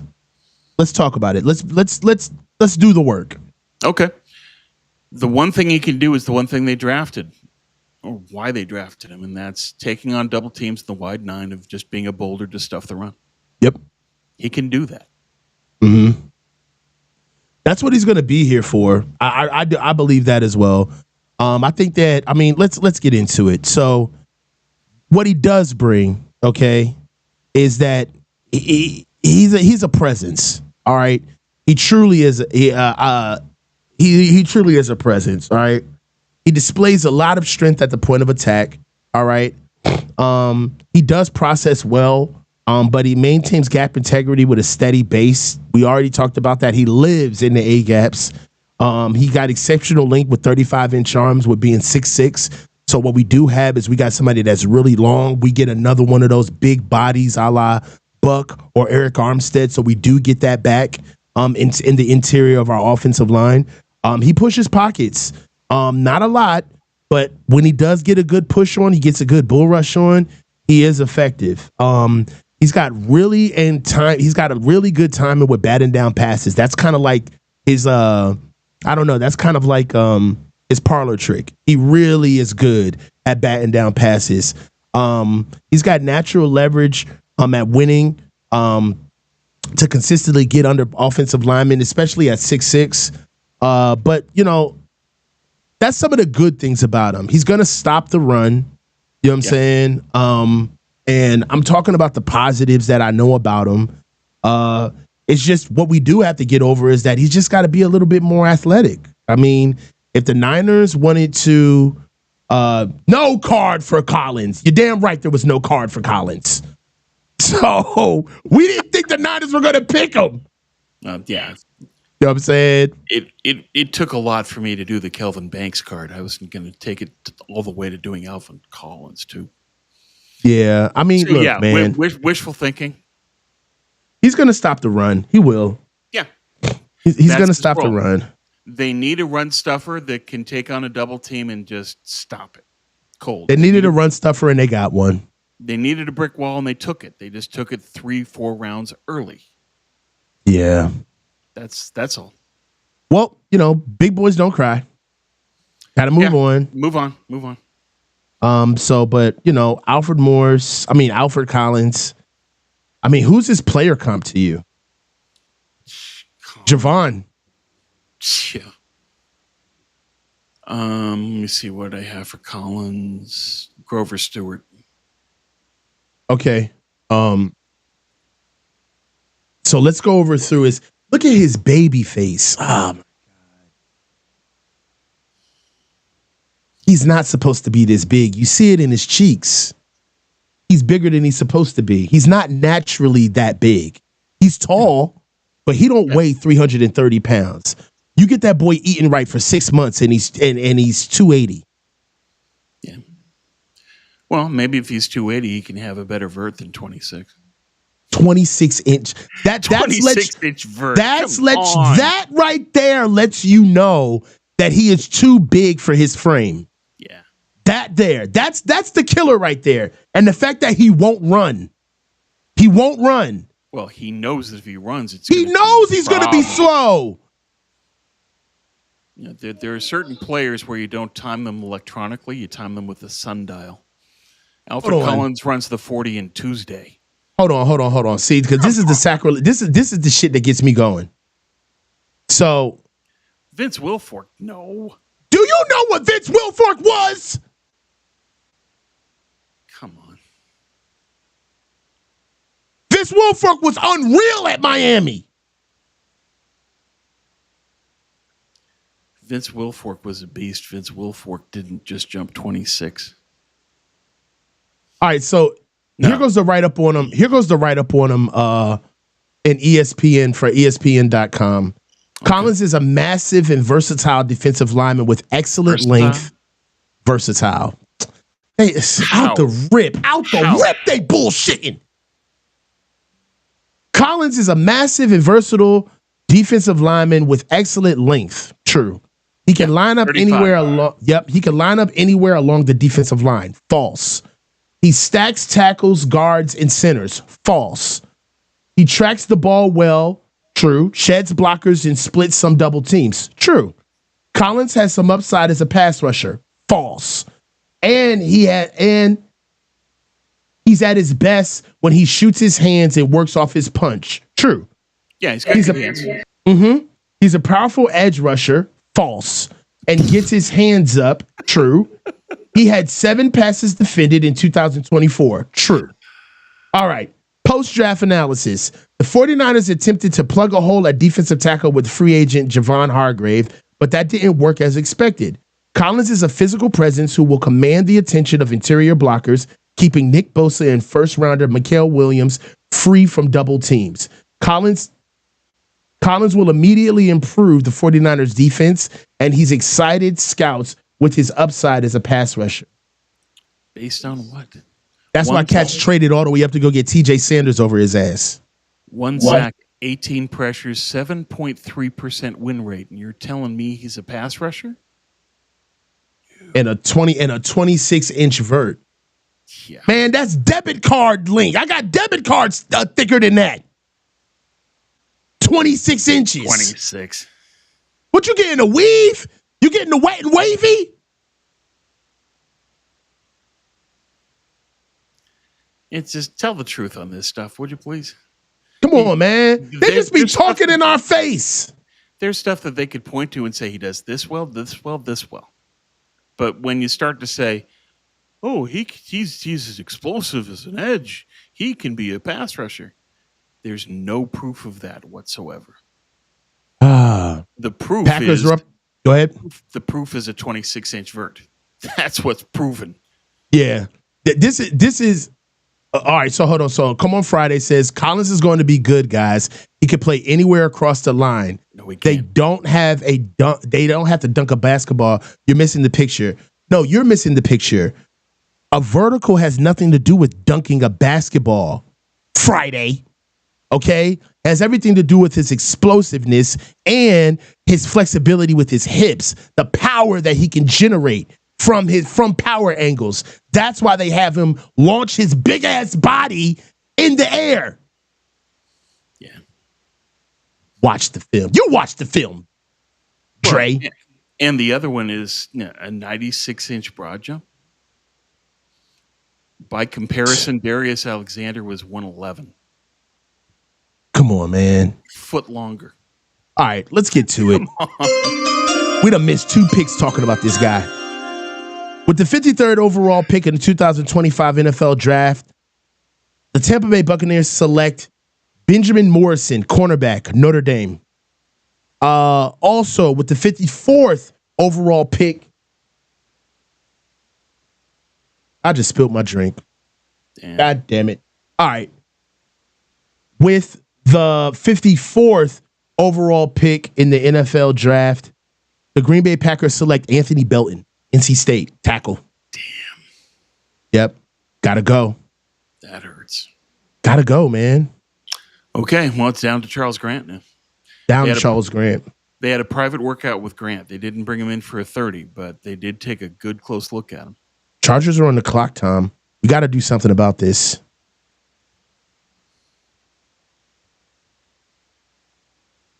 Oh, man. Well, can you bring up the big board? Of course I can. Kind of cleaning up a mess right here. Yeah. Oh, I'm sorry. Tom working me, y'all. So let's go. Sorry about that. No, you're good. I wanted to take a look at the offensive linemen. So, yeah, you're down to Trapilo, Grant, and Jones. Mm-hmm. I don't think they met with Trapilo. I'm going to have to look up and see. Right now we got The Chargers pick. Yeah, they didn't. With the 55th overall pick in the 2025 NFL Draft, the Los Angeles Chargers select Trey Harris, receiver, Ole Miss. That's a nice pick. You can't go wrong with Ole Miss wide receivers. No. Big. All Ole Miss receivers are big as hell too. Yeah. Big, smooth. I like that. They needed that. Yeah. You know, he looks like the Quan Treadwell a little bit. Yeah, he does. But the criticism of them with taking Hampton was, but you got a bigger needed wide receiver. Now they got Trey Harris. They played the draft correctly. We know the receiver that we need will be there waiting for us later. Bang. That's such a they waited. They got their guy. Yeah. You know, I feel like the Niners, I feel like we panicked and we got out and we took Alfred Collins. Yep. We don't know how far Alfred Collins would have dropped. You know what I'm saying? A ways. There are some people that love Alfred Collins, but most of the people who are quality GMs would evaluate him and say, there's too many players that have that skill set later. There's no reason to take him at 43. I don't know what you're talking about. Yeah, I mean, look, I know. All right, so look, I see what he's saying. Ready for whatever one says. Coach is saying sometimes that young, he could be taught to do something different, then it finally feels right. I'm not trying. Hold on. First of all, how old is Alfred Collins? 23. He's 23, so he's fairly young. He's a rookie. He's not younger or older. He's a rookie. He's a senior. Yeah. The only thing that kills me about this is that I just feel like for what he does, you could have got something. You could have got something. You still could have got bang for your buck in the second round. This is way too early in the draft to start, making excuses in like contingency planning. You don't have to do that this early. You don't have to do that. No. I just think that we put ourselves in a position of like going to go get a play. Now we know how they are. If somebody jumps in front of you know what? This shit happened last year. Yeah. That's how we got Ricky Pearsall. Well, no, it also happened with where you have to give him credit. Renardo Green was their pivot when Rosengarten was taken ahead of Rosengarten, yeah. So at least in that instance, they proved that they could improv. But look at what they went through in response to all that. They had a trade out, and then they got their pick later when they took Green. It's just they panicked completely. They panicked to the point where they traded their pick to Kansas City, who then took the guy from BYU.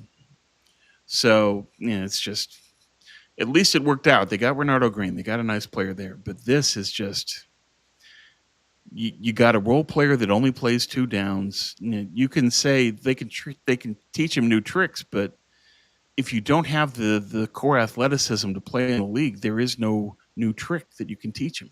He does what he does. He's a run-stuffing boulder. The end. You know what happens with a guy like Alfred Collins?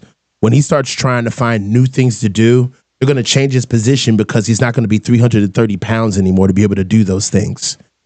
So in order for him to be able to be a pass rusher, for him to be able to pick up those skill sets, his ass got to lose weight, man.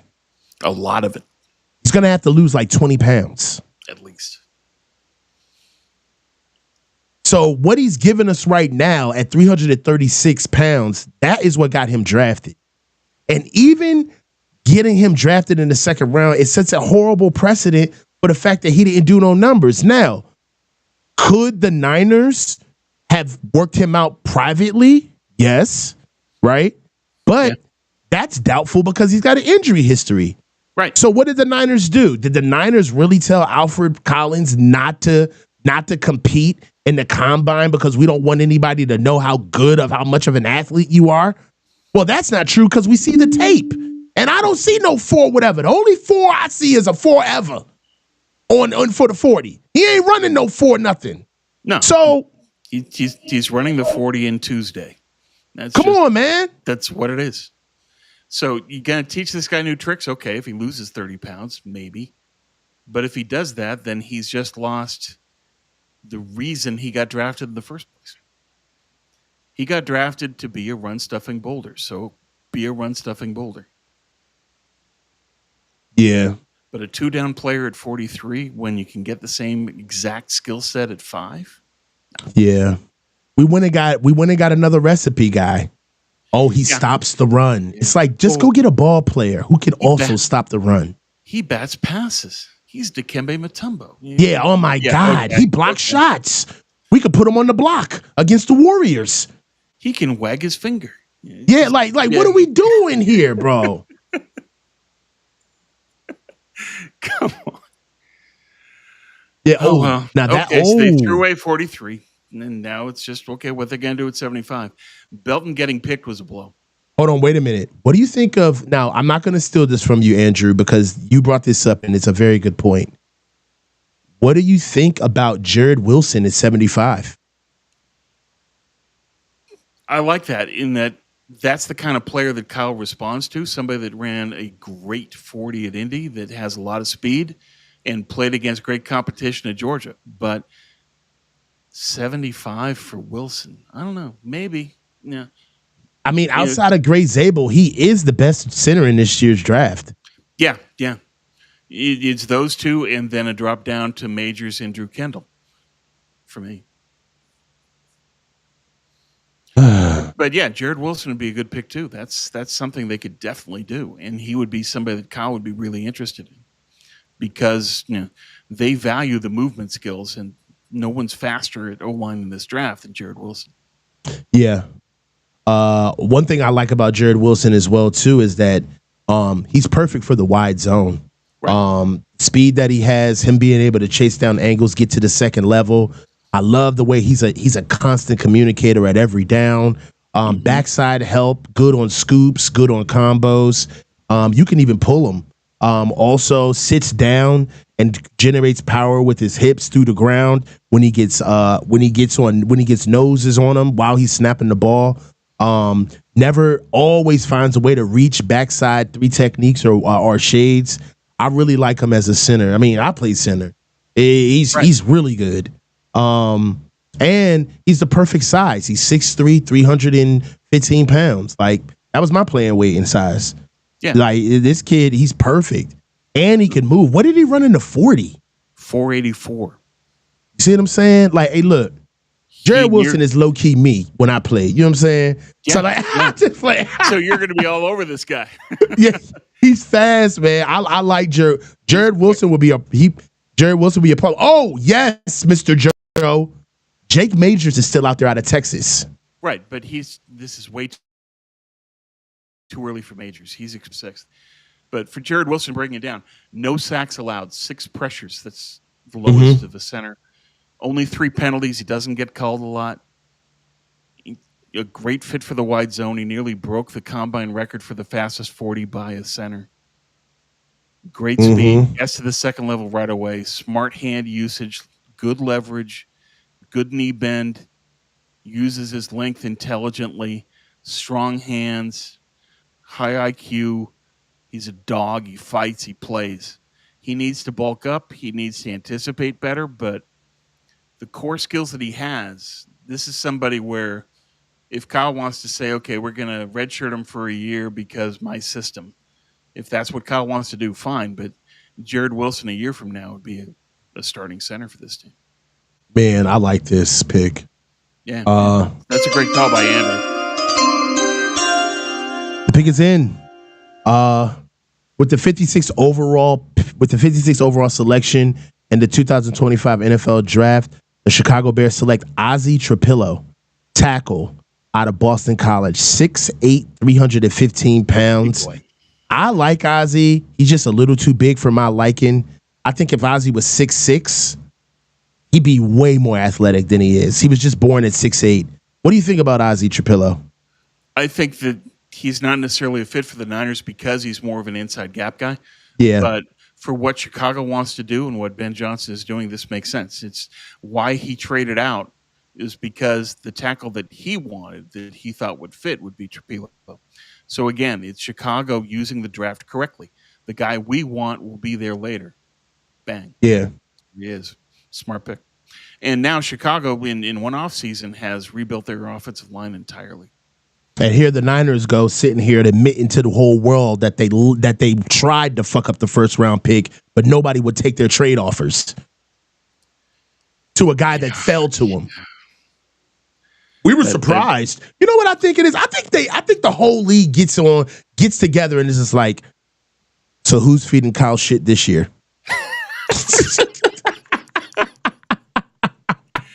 You think the league enjoys that the Niners are experiencing a downturn? Oh my God. I think they are loving the fact that we are beside ourselves. Yeah. Adam Peters is like, hey guys, tell them we want Alfred Collins in the first.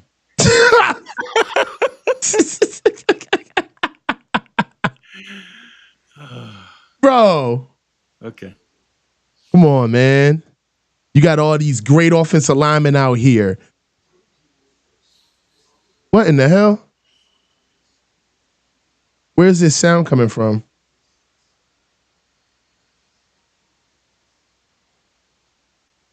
Oh, there it is.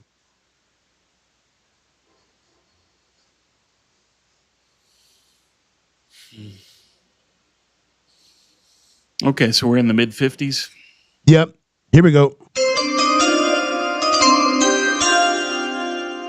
With the 57th overall pick in the second round in 2025 NFL Draft, the Detroit Lions select Tate Ratledge, guard, University of Georgia. They're going to go get the guys that we've been talking about. Brad Holmes, baby. Brad Holmes knows. Arguably the best talent evaluator in the league. That is going to be... there were people in the chat this offseason telling me, I don't think Tate Ratledge is that good. I don't think he's a guy. What? I don't think he's that. I don't think they're really going to do much with Tate Ratledge. Why would the Niners want Tate Ratledge? Seriously? Bro. Okay. It's just, no, please. All right, so. No, come on now. Tate Ratledge, 6'6", 312. His comp is Joe Tooney. Giant hands, sub 540. His vert was 32. Alfred Collins. 113 long jump, 738 3 cone. 1 sack, 7 pressures, 2 penalties. Giving up 1 sack in his entire career. Yeah. That's something that's somebody that's dominating his game. Right? Not a guy that comes in as a freshman and it takes him his senior year to start a full season.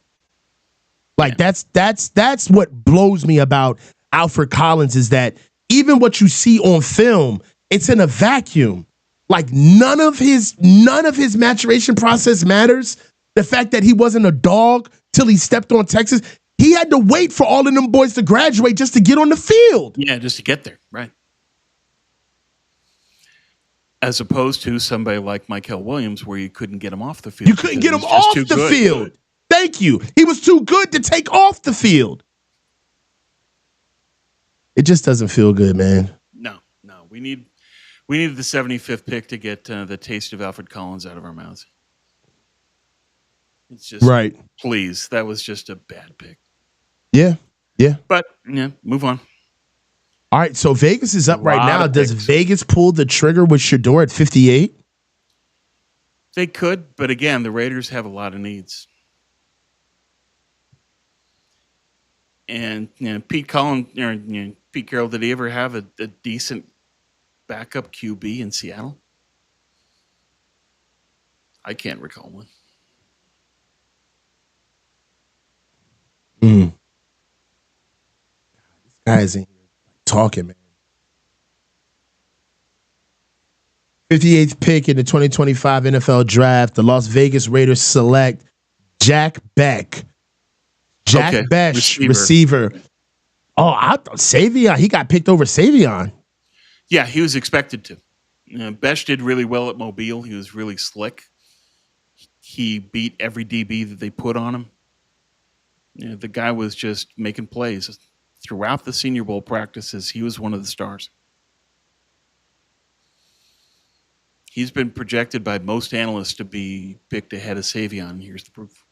So what's his play style like? I don't want to talk out of school. You know this guy that I don't. Let me look up my notes here for Besh. And he's basically a bigger Puka. He's like 6'1", 214. Let's see. Plus frame, great routes, understands how to set up, break, and he doesn't drop the ball. And that's what happened in Mobile. He caught everything. Here's his stats: 1,034 yards, 9 touchdowns, 16 missed forced tackles. His drop rate was sick, 1.6% drop rate. He catches. They got their new Hunter Renfrow. Yeah, exactly. And he's a great contested catch guy, 66.7. So yeah, basically they got a better Hunter Renfrow. They got a big slot. Okay. Ravens are on the clock right now.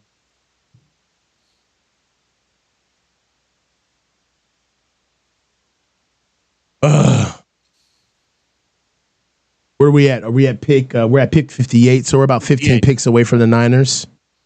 I will say this, even though we don't like the pick, I got to be honest. At least they're sticking with the trenches. Yeah. At least, Tom, you got to give them something. Okay. You got to give them something. I you know what I mean? Like this could be another Jake Moody.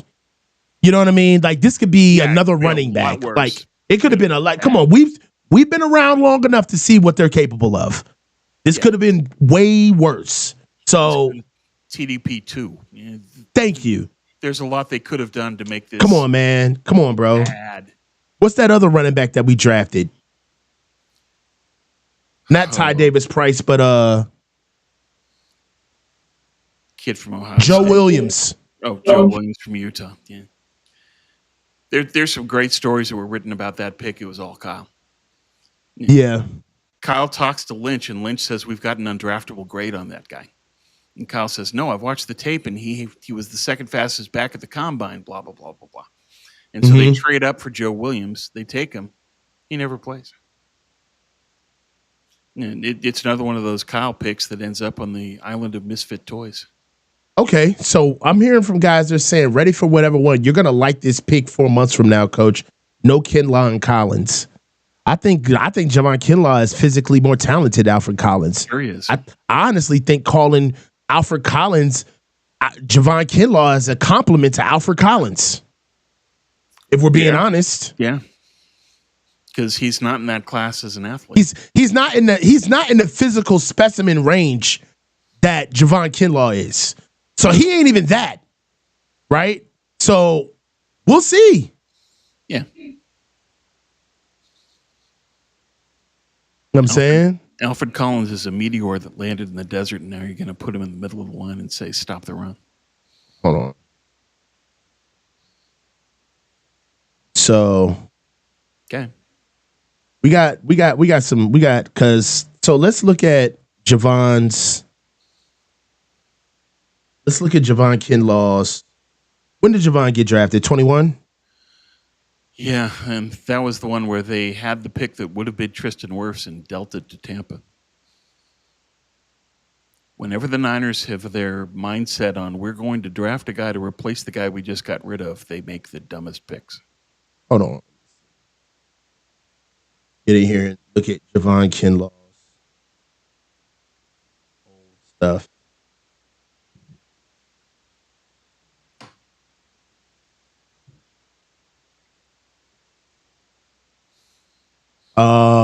Ravens are still on the clock.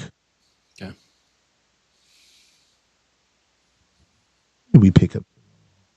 I bet it'll be a better pick than Alfred Collins. We picked him up in 2020. Okay. But it's still a failure of process. They got rid of DeForest Buckner because he wanted too much money, and they said, okay, we're just going to draft his replacement. And whenever they lock in like that, that's what they did with McGlinchey.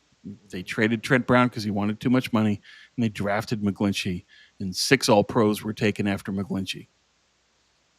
And that's just failure of process.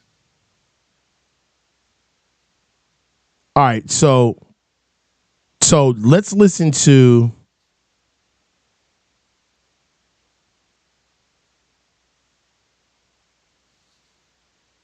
All right, here we go.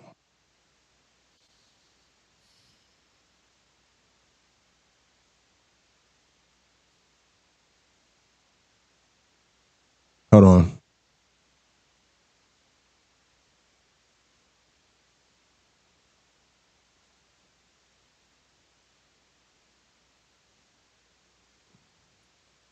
All right, here we go. So let's go ahead and throw it up while we're looking at it.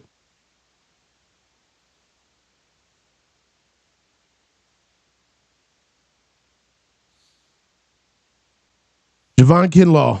We're looking at next gen stats breakdown for Javon Kinlaw and Alfred Collins. Javon Kinlaw was picked 14th overall in the first round.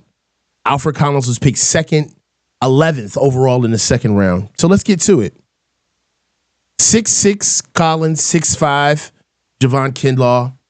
They both have the same size hands, both 34-inch hands. Collins weighs 9 pounds heavier than Javon Kinlaw. It's 324 to 350. No, it's 320. No.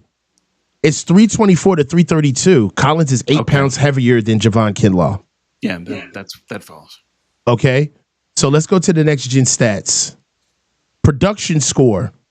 Alfred Collins is a 74 with production score. Javon Kinlaw was an 80 coming out of college. Athleticism score. Alfred Collins is a 60. He ranks 31st among all defensive tackles. He ranks 31st among all defensive tackles in the NFL Combine this year. Javon Kinlaw ranked 8th over defensive tackles over athleticism score when he was getting drafted. His total Combine score for defensive tackle for Javon Kinlaw was 3rd overall. He was ranked the 3rd defensive tackle in the draft, his draft class. Whoa, Alfred Collins is ranked 12th. He's ranked 12th. And that's charitable. And that, come on, man. It's here. Okay. Well, just get the pick right at 75, please. Kinlaw showed great promise at Jones County Junior College in 2016. Garnered second-team junior college All-American honors, 26 tackles, 8.5 for less, 4 sacks in 9 games. He got his body into shape arriving into Columbia, though shedding 40 pounds. He also could contribute to all 13 games as a sophomore in the Gamecocks. The same exact, he didn't start. Yeah. 20 tackles, 2 for loss, 3 pass breakups, and 1 block kick in 10 starts. That was mediocre. Kinlaw started 12 games in 2018, sharing the team's defensive MVP award in 38 tackles, 10 for loss, 4.5 sacks, 5 pass breakdowns. That's good. He missed the Belk Bowl, however, as he recovered from hip surgery. Kinlaw reached his potential as a senior, earning first-team All-Associated Press, All-American, and first-team All-CC honors through his defensive production. 35 tackles, 6 sacks, and 12 starts. He did not exactly match how dominant he was at times. Now, this is a guy in Javon Kinlaw that ranked 3rd amongst defensive tackles in 2020 and finished as an All-American and all SEC rankings in his conference. Alfred Collins he got honorable mention his senior year and is ranked 12th. Like, I don't see it. Yeah, no. This is dope.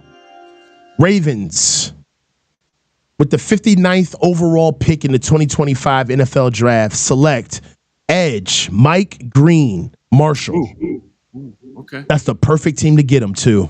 Yeah. We were talking about that yesterday. That a player That's a veteran like that team. plugged into Baltimore works. He works. You have a structured role for him. God, I mean, if this guy turns on with the Ravens defense and the Ravens picked up Malachi Starks and Mike Green, look at their draft. You see what I'm saying? Oh, of course. But then that's a GM that's talented. Ours is not. Malachi Starks and Mike Green. Look at the Ravens, man. What they know about that? Why are the Ravens always so good on defense? Because they're great talent evaluators. They get the athletes.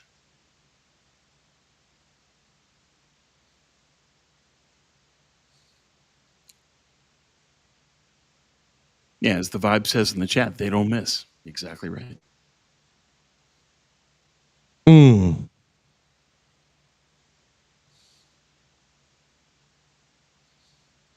Well, hey, he fell because he had those two essay cases. To his credit, he admitted it. He offered the information up. NFL executives did not know about this information until he told them. For some teams, it was, you know what it is. Some teams are just going to full stop, let it go. Right. And some guys didn't. Some guys still held on to him. So Mike Green getting picked up in the third round, I'm not mad at that, man. Good pick. Well, for what they want from him, he fits. And that's a team that knows exactly what they need. We need this skill set and plug it in. Boom. Mm-hmm.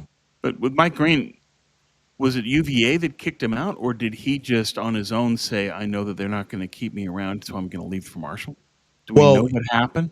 Well, the first one, he got to stay. The second one, he left on his own volition. He left. Okay. Denver Broncos select, with the 60th pick in the NFL draft, the Denver Broncos select RJ Harvey, running back, UCF.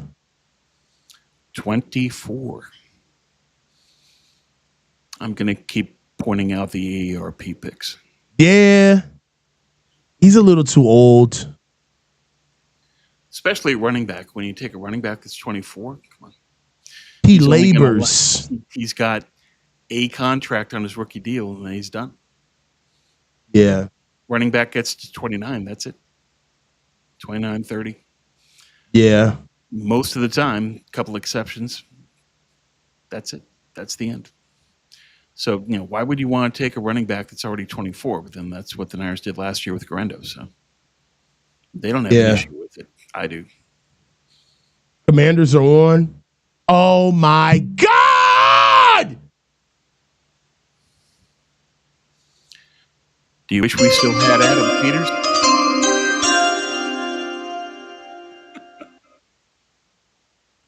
The Washington Commanders select Trey Amos, cornerback, Ole Miss. There it is. Do we miss Adam Peters right now? Yeah. Yes, we miss Adam Peters, man. Yeah.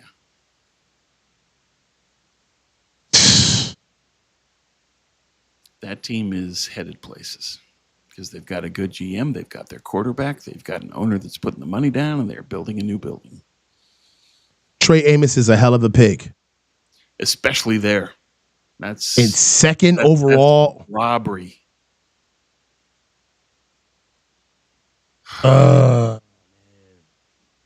Amos, and that's who I had the Niners taking at 75. That's gone. Okay. Trey Amos is a dog, man. Yeah. I don't know, man. Hey, you know what? I'm mad 50 said something. Do we forgive them if Darius Alexander's not lasted till 75, bro? You think? No way. But that'd be hilarious if they did. They need 2 defensive tackles. They do. Just saying. We look like absolute boobs if Darius Alexander makes it. I'll still take it though. I'll look stupid. I don't care. I don't care if we. I don't care. As long as we get what we want. That's right. The Commanders are trying too hard to look together. A lot of awkward hugs. Just point to the field and say, "We got this." It's a lot of awkward hugs. The narratives and the optics and the photo ops. Don't do any of that. Mm-hmm. Trey Amos, man, gone. Good pick. It was a solid pick, man. Time is filling out for these guys, man. Bears are. How many picks did the Bears have? A lot. I feel like I've been calling the Bears picks all. They got my word. They got 3 picks in the second. That's okay. That's by design. It's really smart. Really, is that sweet spot of the draft, and that's where you got all your picks. That's doing it right. Yeah, Ezariah Thomas is still available. Yep. Yeah. And he'd be a good pick there. He would.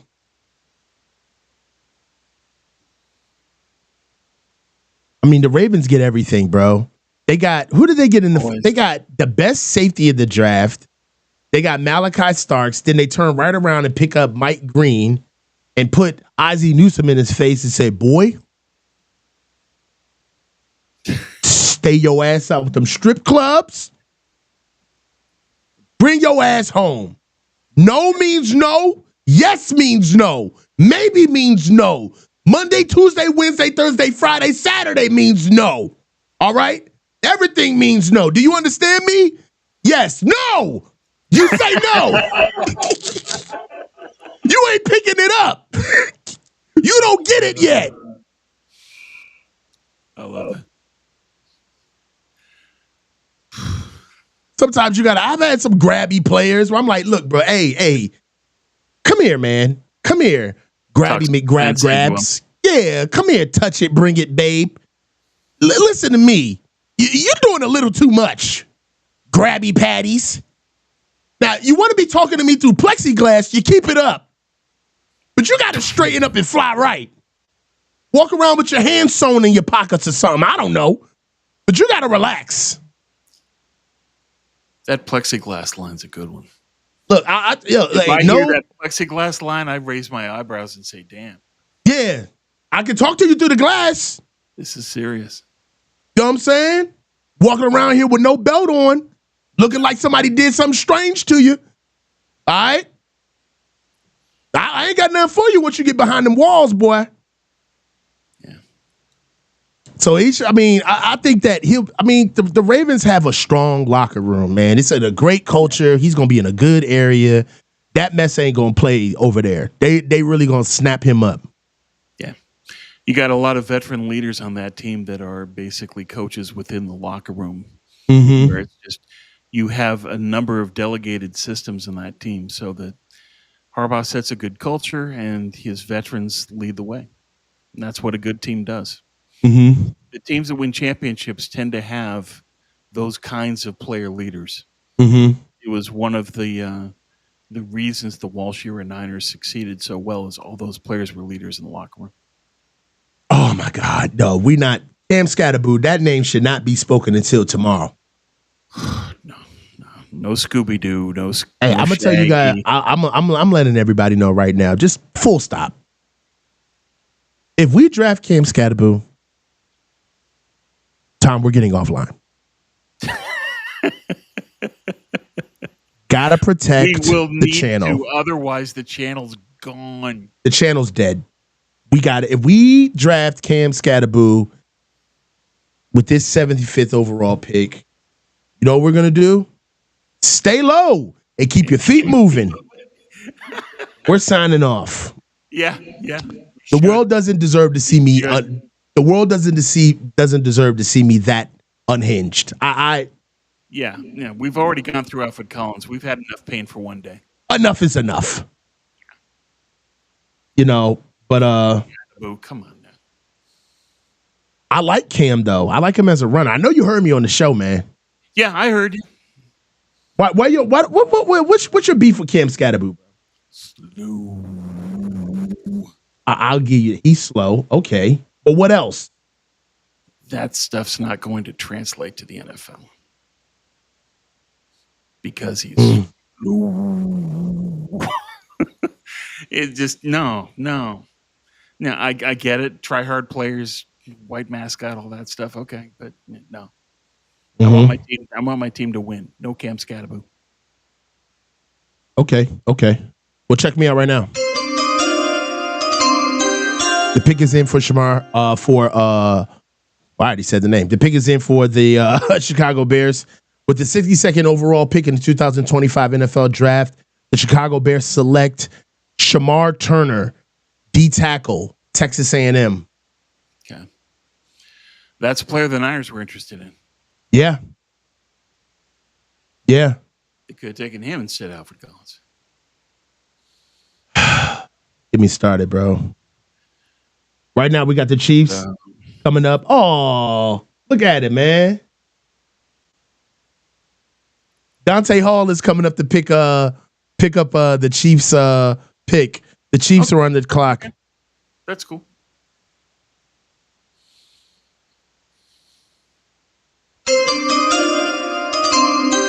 With the 63rd pick in the 2025 draft, the Kansas City Chiefs select Omar Norman Lott, defensive tackle, Tennessee. So I guess Alfred Collins wouldn't have been there. We've had Shamar Turner go. Omar Norman Lott has gone. Who else is gone? As far as D-tackle, we had 2 edges go. Nick Scorton and Olufemi Aladejo went. We also had JT Tuimasolau from Ohio State. Donovan Ezeraku from Boston College went. Alfred Collins for us and TJ Sanders. So TJ Sanders went first. I think the Niners had to get Alfred Collins in a sense. Unless, I don't know, but you know what's really surprising to me is that either it's us, we don't know what we're talking about, or they don't know what they're talking about, because Darius Alexander is getting skipped over. There's got to be something going on there.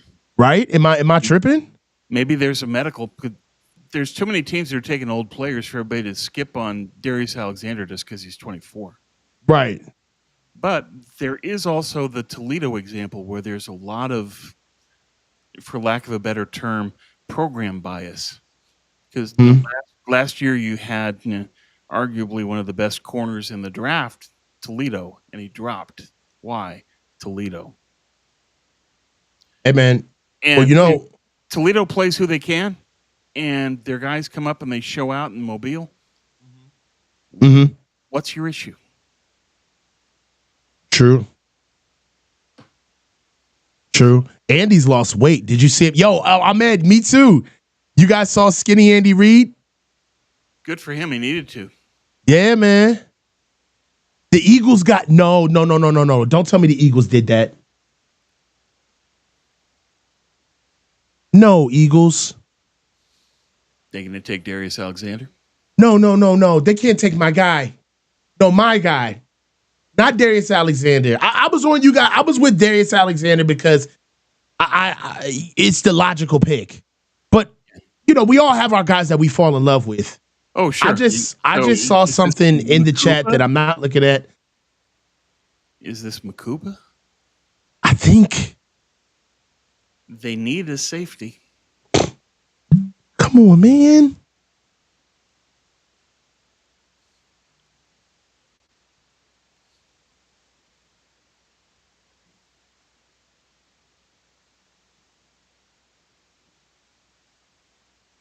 The pick is in. They need to hurry this up.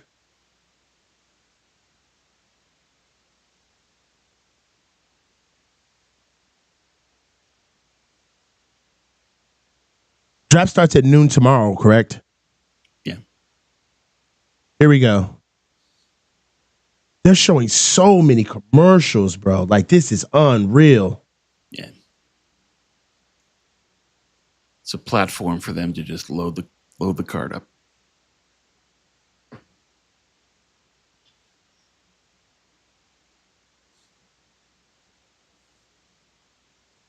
Here we go. I don't think the pick is in yet. They're saying the pick is in, but they're not.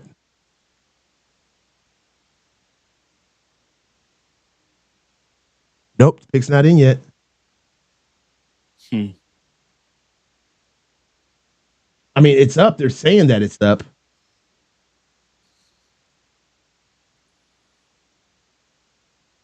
Okay.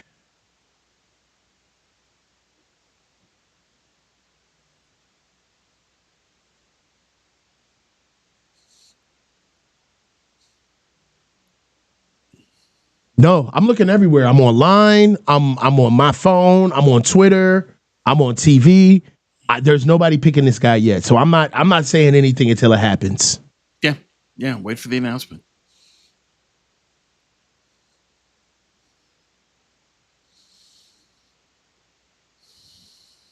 We purposely didn't make any cards for Alfred Collins because we did. You notice that we didn't make any type of. We only prepped for Calvin Banks because he was picked so high. But everybody else who we didn't like the Niners picking, we didn't make any. We didn't take anything. No cards for Collins. No way. I was only willing to go so far. Right. It's a bridge too far to make an Alfred Collins card. Not doing it. This is the part that takes forever. The pick has been in longer than they've been waiting to take it. Well, here we go. Where's the green room for the players relative to the stage? That long hair guy.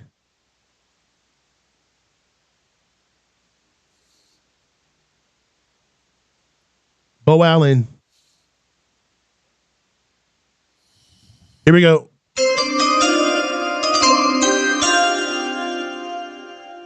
With the 64th overall pick in 2025 draft, the Eagles select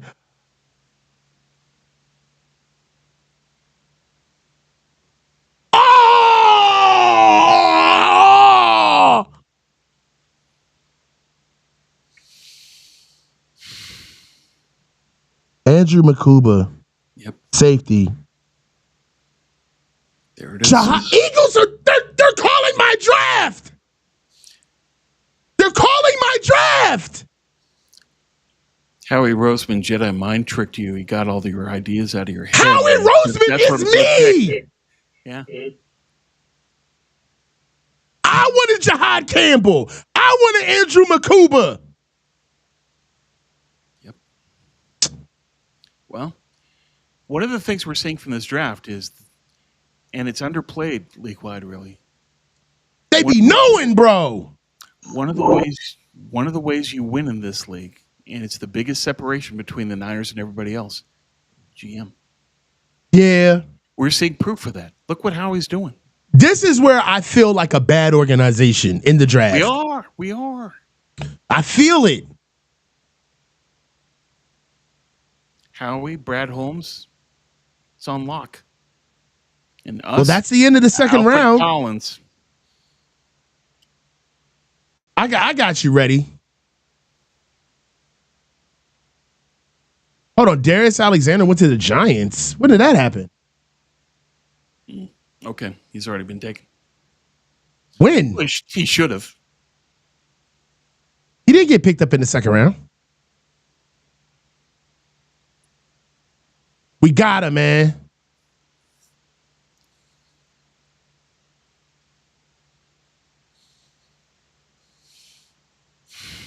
He feels a need.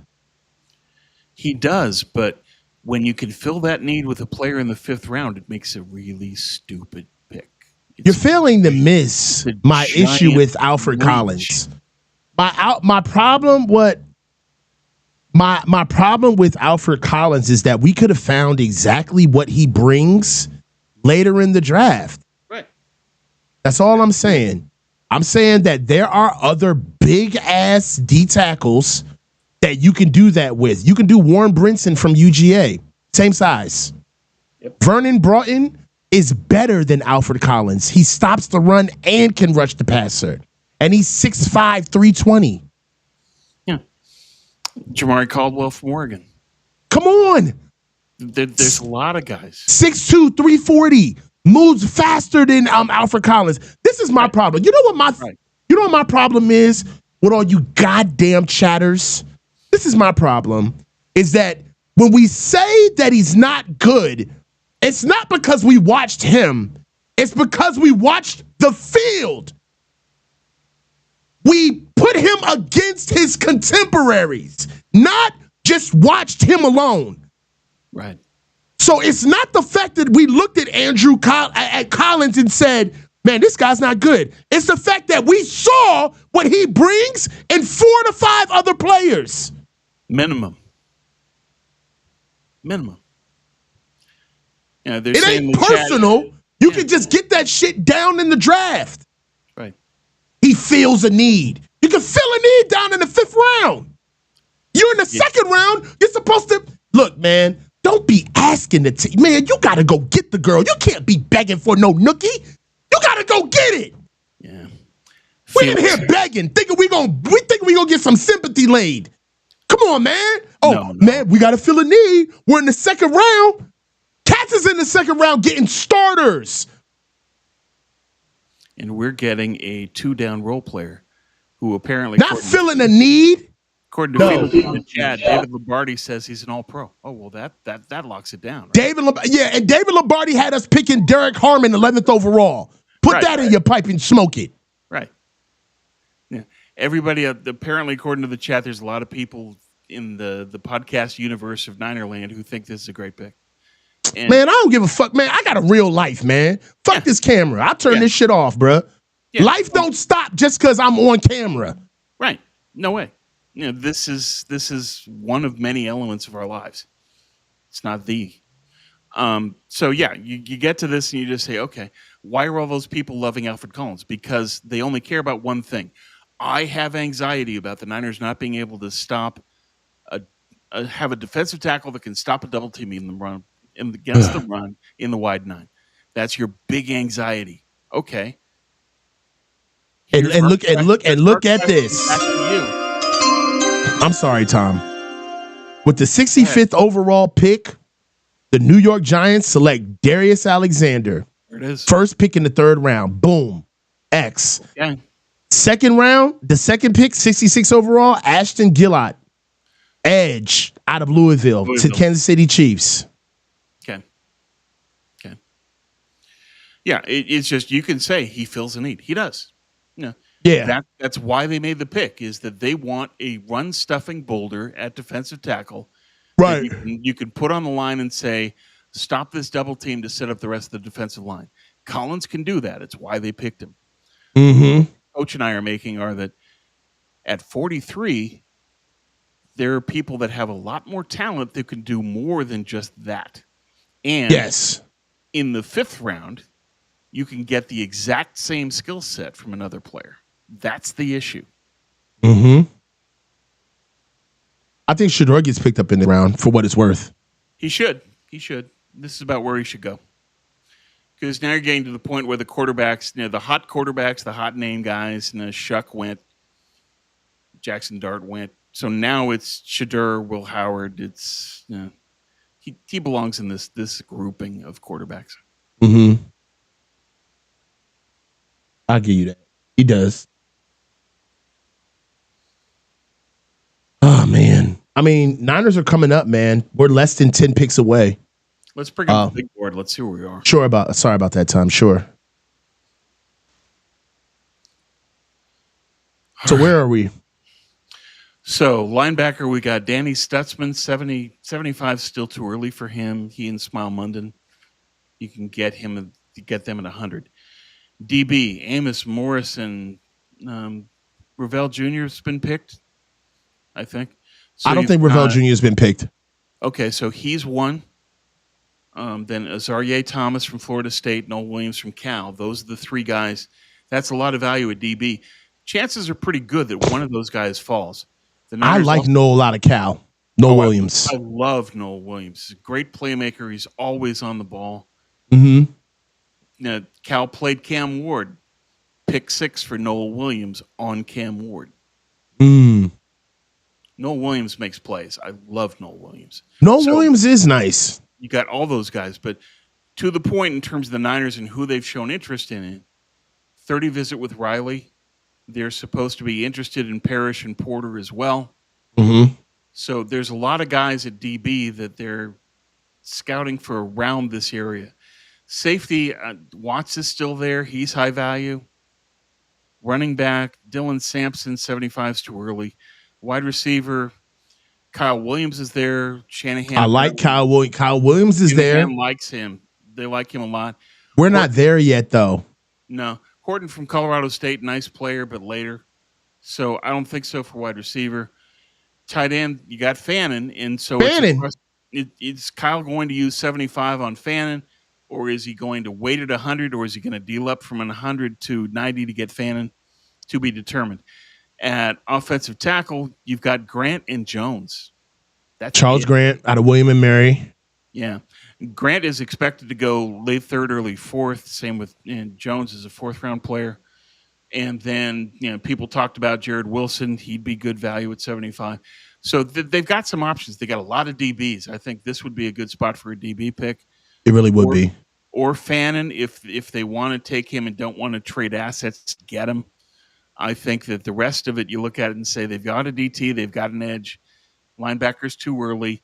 Safety, if they like Watts, but I think they're just going to skip safety, to be honest. Running back, Sampson goes after this. Wide receiver, Kyle Williams would definitely be in that mix. So those are the options. DB has the most talent available if they last to 75. Would now be the time to go ahead and grab Chris Paul? Paul goes later. He's expected to go 100 or 113. Okay. Stutzman and Mondon are put ahead of him. Same with Bassa. I think Paul's right with those guys. That's right. Bassa hasn't been drafted yet. No. Bassa's going to fall because his production is poor. Okay. Low. He's got skills. He's a great pass coverage linebacker, but you look at his stats and say, not that great. Pick is in. DB is going to get that. With the 67th overall pick in the 2025 NFL draft, the Cleveland Browns select Harold Fannin Jr. There that goes. Bowling Green. So much for that one, Kyle. They reached for him. You see what happens when they reach, bro? Yeah, well. I don't think Collins would even got drafted in the second round, bro. No. He was not a second round pick. Nope. I had Alfred Collins going like early third. I had him late third, early fourth. Yeah, I had him like day 3. Right. But now here's the issue. Fannin's gone. Fannin is a dog. You know who his comp is? And that's somebody that Kyle wanted. He's Isaiah Likely. Right, exactly. And Kyle wanted him because he's so versatile in terms of where he can line up. But now he's gone. And all the tight ends are gone except for Gunnar Helm. And I don't think Gunnar Helm's all that great. No. So now they're looking at Conyers, who they brought in for a 30 visit. He goes in the 5th or the 6th. So tight end is off the board entirely now for 75 100. That opens up a slot. That would be the time. I had them taking Fannin. So he's off the board. So now we're down to linebacker would be a reach at 75. DB would be a good pick because there's a lot of value there. Yeah. Safety, I think they're going to skip safety. Sampson is too early. Kyle Williams is another one you have to look at. And then Grant, I think they can wait for 100 for Grant. But if they want Wilson, they'd probably have to take him at 75. Mm-hmm. Vegas is up. The pick is in.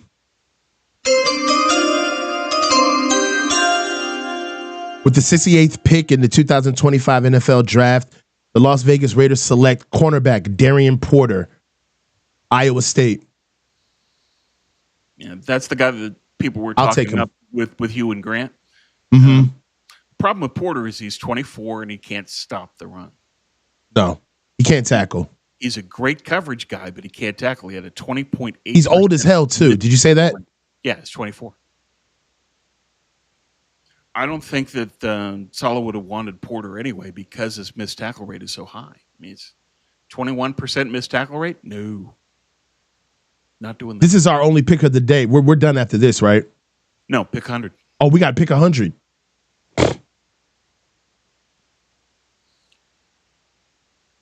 So Porter's gone, but the people that the Niners would still look at are all there. But this is my thing. I would much rather, tell me if you like this. I would much rather dip into a class or a position group where if it's a real need, but we're missing out on it. Like, I'm not too sold on moving off a DT right away. Right? There's a lot of good talent there. I mean, Farmer's a nice player. Vernon Broughton still hasn't been picked. Broughton won't be. He's a 4th rounder. Robinson is a workout wonder. I think he's kind of stiff. Hamilton is a nice player for Ohio State. Caldwell, you've already got that. You've already got your Boulder. So yeah, we already have Jamari Caldwell, so we already got Alfred Collins. We don't need Jamari Caldwell. Right. Caldwell. But Farmer, Hamilton, those are guys they could look at, but I don't think they will. I think that in terms of the need and the value, You know, the best intersection of need and value at this point right now in the draft is DB. Okay.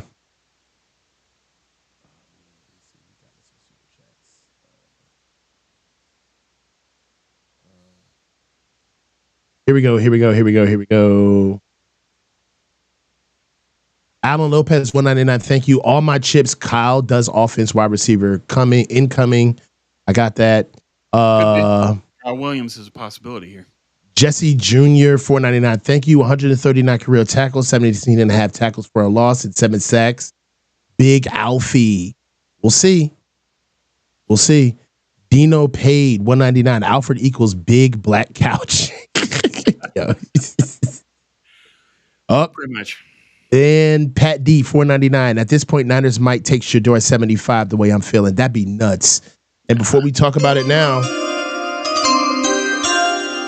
with the 69th overall pick, the Patriots select Kyle Williams, receiver, Washington State. They've loaded up on receivers to give targets to Drake May. Smart. Yeah. I like it. It's, Drake May's not really that good, but I like it. Yeah. Well, if you want Drake May to be better, you got to give him targets. So.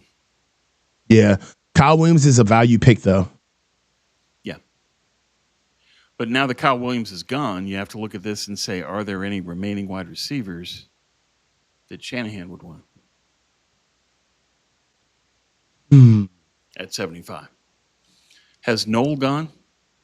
No, Noel's still there. I would take Noel. All right, so Noel, my issue with Noel is you've already got that skill set. 612. Are you talking about Darrell Luter Jr.? No. Jalen Noel, the wide receiver from Iowa State. Oh, Jalen Noel. I thought you were talking about Noel Williams. Sorry. Oh, no. Sorry about that. Yeah. Yeah. The thing with Jalen Noel is he's a dynamite special teamer. He's a good kick return. He's a receiver? Yeah. I don't see him on the board, Tom. Has he been picked? I don't have access. I got to pull up. I don't remember. Hold on, Tom. I don't remember him getting picked. Okay. Nah, he didn't get picked. He's a slot receiver, 439 40. Ooh. Nearly 1,300 yards in kick returns. 1,200 yards, 8 touchdowns. But Will, 199, thank you. Yeah. Tell him, Coach, he's cooking. I got you. Coach is cooking. Coach is always cooking. Pick is in.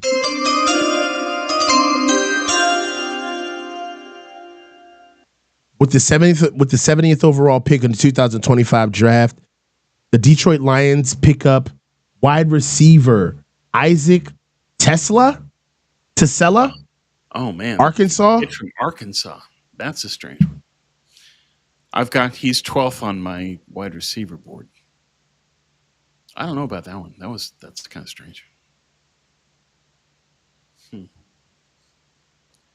Okay, Tesla. Let me look him up. Arkansas, 6'4", 215, big vertical slot. Big guy, yeah. 4'4", good vert. Not much production though. Okay, well, he's a big boy. Basically, they're taking a body type. You know who this reminds me of? I don't know if you remember this kid. His name is escaping me right now. He was a gigantic white kid. He played back in I'll say when he played like 20 years ago. He was a quarterback at Arkansas, and then he came to the NFL and converted to receiver. He was like 6'6". He ran like a 4'3". He was like a freak. He had long hair. Yeah, I remember. You know who I'm talking about? Yeah, I forget the name, but I know the player. Who's that guy? Chad. Who's the athletic Matt Jones? Matt Jones. Yeah. Yes. That's it. Thanks, Pat. Matt Jones was a freak. Yeah. That's who Isaac Tesla reminds me of as soon as I looked at him. Yep. I had to specify white kid. He was a freak. Like, back in the day, a 6'4" white kid who could move at that speed was like, who is this dude? Right. Matt Jones was a freak. He could play. He could play, man. Yeah. He never, All right, nobody. Every now and then there's these freaks of nature that come through, and he was one of them. Hell yeah. Never thought nobody gave Matt Jones a chance, man. I was like, yes, Matt Jones was the white Jalen Hurd, bro. Yes. Yeah. He was, bro. He was. Matt Jones is unreal, bro. All right. Yeah, freak. Absolutely. All right, so the Saints are up. Where are we? We're at pick 71. We're 4 picks out. Four picks away. Big pun. Hold on. Yeah, we're 4 picks out. 4 picks out.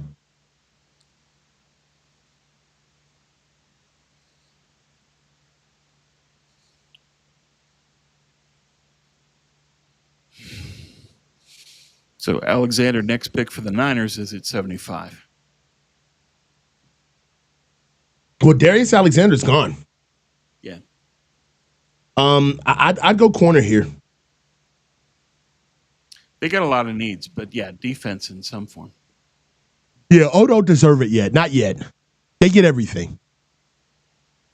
Don't deserve it yet. That is true. That is true. Yeah. Saints are on. Clock's up. Who do you think's whose draft is shaping out the most right now?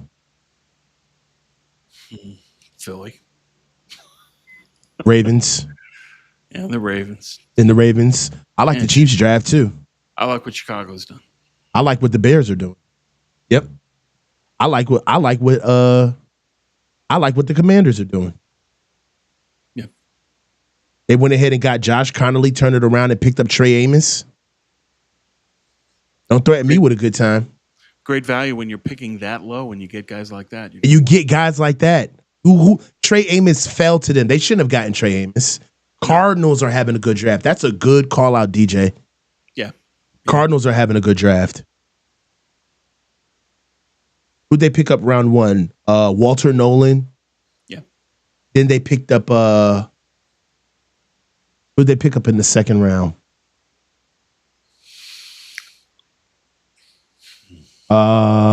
Will Johnson. Okay. Cornerback out of Michigan.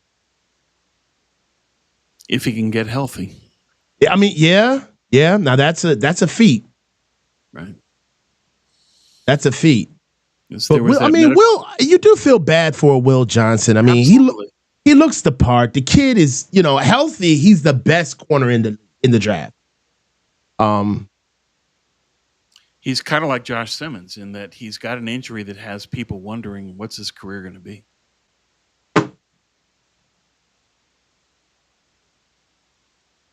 I told you, Tom. Tom, I told you. The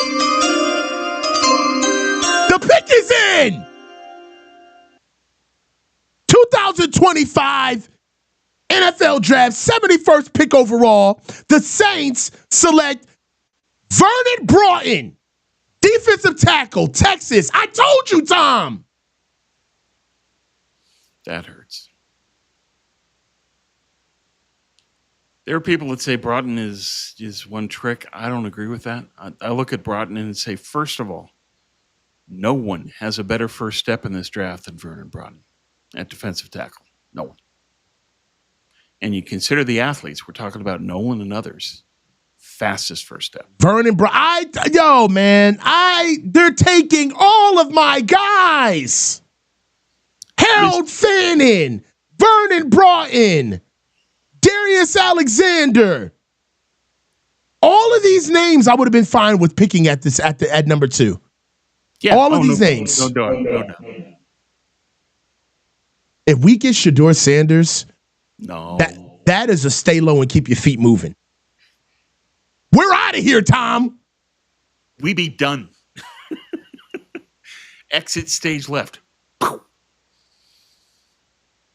They're not doing that. Look at this kid, man. Vernon Broughton, man. You know what I love about Vernon Broughton is that he's not yoked up. You can tell he's naturally that size. He just walks around at 6'4", 315, 6'5", 315. They took our guy, man. But he's got the twitch. Yeah, they took our guy. I'd much rather have Vernon Broughton than Alfred Collins. But that's me. They snatching up all my dudes. Well, it's the draft. They're going to have to. TJ Sanders was the first pick of the second round. That hurt. That was a kick in the dick. Yeah.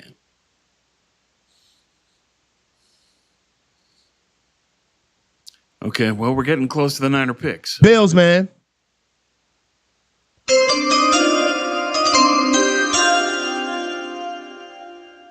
With the 72nd pick of the 2025 NFL Draft, the Buffalo Bills select Landon Jackson, edge, Arkansas. I'm not mad at that. Take him off our hands. We don't need Landon Jackson. No. Jackson tested well. That vert was amazing, but I haven't seen his traits convert, really. He's awkward in space. Yeah.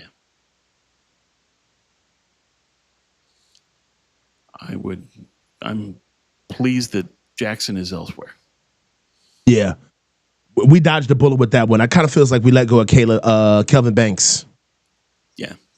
Not that bad. I mean, Kelvin Banks to me was just the nightmare scenario. So let's lock in. You think Niners are probably going to go DB here? It's the best value. It's the best value. But you look at these guys: Azareye'h Thomas, Noel Williams, Riley, who they've brought in and liked, Parrish, who they like. Azareye'h Thomas will be a great get right here. Yeah, great cover guy. And matter of fact, Azareye'h Thomas is, man, if you liked Renardo Green. Yeah, same player. See what the Jet. My God, Tom! What are we doing? 73rd overall pick, the Jets select Azareye'h Thomas, cornerback, Florida State. We're jinxing it. We got to shut up. We got to shut up, bro. We've got to shut up. I'm not saying another name for two picks. I'm not saying another name for two picks, Tom. We're not.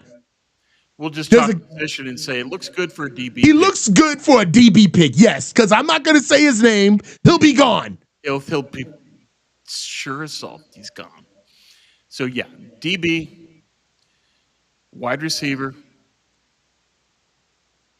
and maybe center. All right, man. Just center, we know who it is. I'm not saying anything. Right. DB, we know who we want. We're not going to say anything. Okay? Tight end, they can go a little deeper. Receiver is a wrap. Running back's a wrap. Receiver isn't necessarily a wrap. If Jalen Nola is still on the board, that's somebody that Kyle's going to like. At 75? Yeah. Especially because you get to add the kick return element. Then what the hell are we fucking around with I don't want it. Jacob Cowing for then? I don't want a wide receiver to even be taken in this draft. I want to be on the record for that. All right, let's not say a word. Let's not say anything. I wouldn't even take one. I'm going to say it just to jinx it. Kyle's going to be interested in Jalen Noel.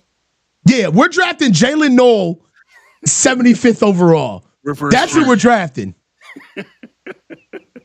We're drafting Jalen Noel.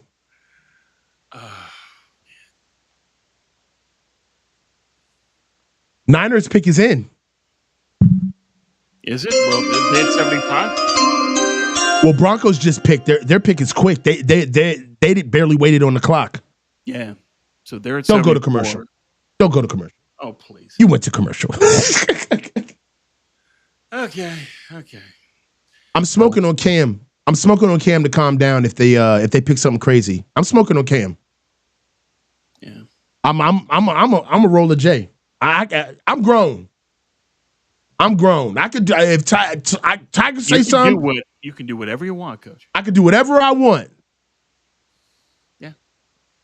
It's tobacco, ladies and gentlemen. But I'm gonna need something to take I'm gonna need something to take the edge off. Depending on the pick. Cousin, come on, man. Cousin Vin, calm down. Calm down. We ain't doing no Cam Scatterboo, man. What if we did, though? Tom? If we did, then we need to end the stream. If it's Cam Scatterboo, I'm lighting up a J on stream. I need to calm down. I'm lighting up a J on stream. I don't care. Cam Scatterboo, no Cam. I just want to monetize the video. Yeah. But that means we're going to need to make a hasty exit. This would be one for the culture. If this one to be for the culture. It's so many joints flying off the board, man.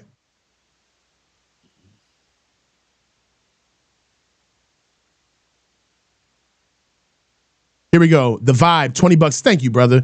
They watching, appreciate you too, and the work you put into this. They are watching us, bruh. We have been calling these names pick by pick, round by round. Thanks, Vibe. Appreciate it. Thank you, Vibe. Appreciate the kind words. Thank you, sir. This was a lot of hard work, but it's also fun. And it's gratifying for us when you guys come back and throw the love back and say, we appreciate it. That's why we're doing this. Hell yeah. We about to have a session this motherfucker. Well, go ahead. Keep playing. That's all I want. Just go ahead. Play me. Think I won't. Play me. Go ahead and pick something stupid, Kyle. Go ahead. The pick is in. I don't know why they're taking on. That's the only thing about the draft. Like tons of commercials. Huh. They know. They got a captive audience. Yeah. If the FCC allowed it, they would run 20 straight minutes of commercials and then say, "We're coming right back." All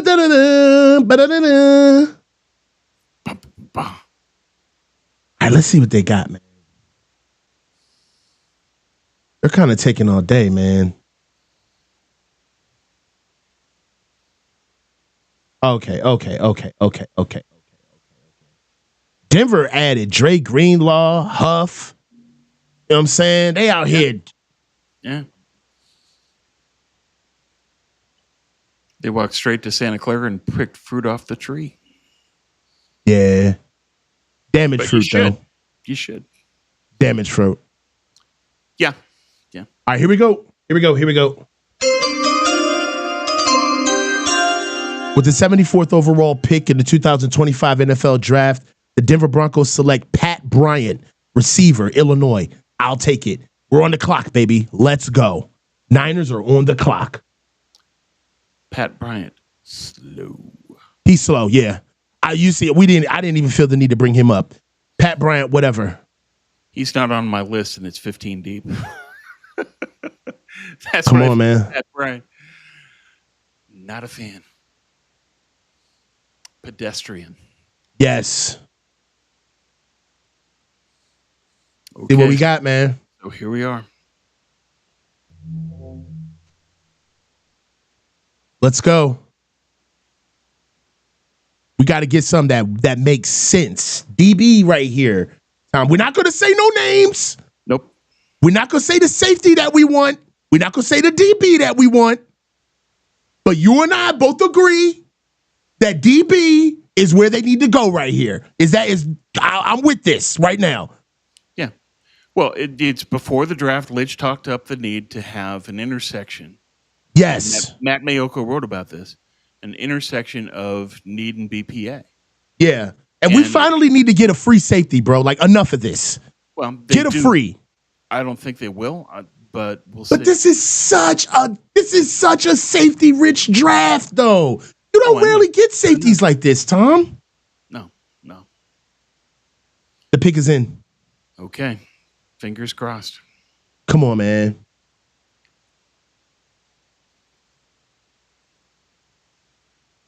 I'm not looking at anything. I'm not looking at ESPN. I'm not looking at you. I'm not looking at the chat. I just want to see. 3rd, 75th overall.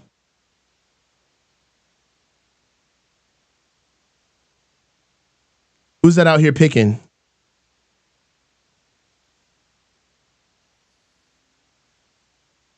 Julian Peterson. That's my alum. We went to military school together. Oh, nice. Mm-hmm. With the 75th pick in the 2025 NFL Draft, San Francisco select. Woo!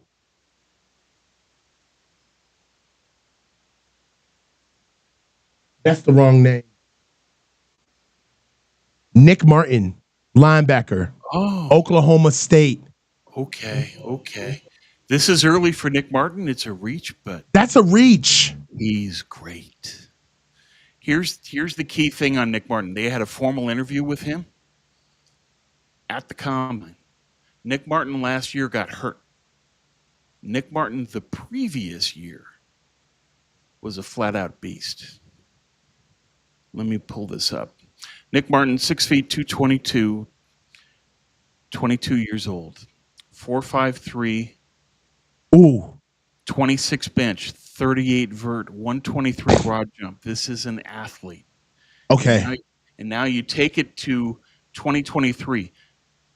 6 sacks, 30 pressures, 66 defensive stops. That stops behind the line of scrimmage or at the line. All right. This is what I like. He's an undersized Mike, which means that he's a will.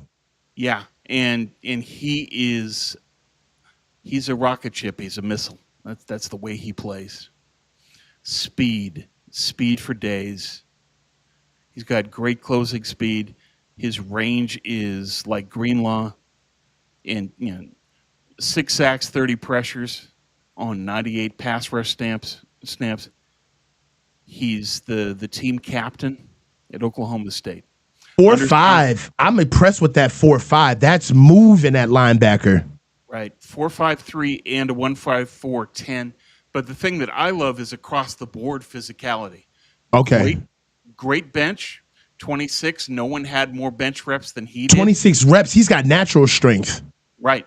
38 vert, which is close to the top. 123 broad jump, which is okay. It's not the top, but it's that vert though. That vert is serious. So this is a guy, and he's only 22. Right. So he's a guy that you can use as a chess piece. He's a guy that you can use in simulated pressure on third down. And if there's one thing the Niners need, 25th in the league in third down conversion rate against. They've got to bring more pressure. Nick Martin is the way they can do that. I got an overview, strength and weaknesses. If you just tap me in when you're ready. Yeah, go. I'm done. Overview, 2-year starter who missed a big chunk of the 2024 season with a knee injury. Martin's career snap experience is relatively low, but his monstrous 2023 production is eye-catching. He too frequently misread plays design or fails to locate the football, which leads to badly missed run fits. He gets stuck on blocks, but has the speed and athleticism to pile up tackles when he stays clean. He can blitz, but struggles in coverage. So shining on special teams might be mandatory for Martin to make a team as a backup. Strengths: award-winning tackle production in 2023. Physical player with a twitchy trigger to the play. Burst to close and tackle runners on second level. Will rush downhill and challenge plays in the backfield. Bend and base strength to play under the blocks, and capable of heating up in the pocket as a blitzer. All right, here goes weaknesses. I'll be quick. Below average size for an NFL linebacker. We see that at 6 foot, 200 plus. Instincts and play recognition fail him. Stays glued on climbing blockers. Misses too many tackles in space. Struggles to make a difference in coverage. Missed most of 2024 with a knee injury. So they want this guy as a thumper. Yeah. But what they're saying is we have our type. We have our blueprint. We've got a sideline-to-sideline athlete that's got 4.5 speed that had 26 bench reps and a 38 vert. This guy's explosive and strong, and he can close like a beast. 4.5, that closing speed is crazy. Right. So he's going to have to be coached up. Holland's got his hands full, but this is exactly the kind of player the Niners have drafted in the past that's worked. This is Greenlaw. This is Azeez Al-Shaair again of identifying the athlete and then molding him into what you need at linebacker. But they had a formal interview with Martin, so they got to know him well. They must have fell in love with him. They talked to him at the combine, and he must have really sold him. Yeah. Yeah, they must have fell in love with him, man. His 3 cone is a 7.2. Ooh. This is an athlete. He got a 1.547. He got a 1.54 10-yard split. Yeah. Just the closing speed is sick. But it's just the closing speed. That's what you should do, though. If you're 6 feet 222, you better move. Hell yeah. You ain't got that much. You light in the ass. Right.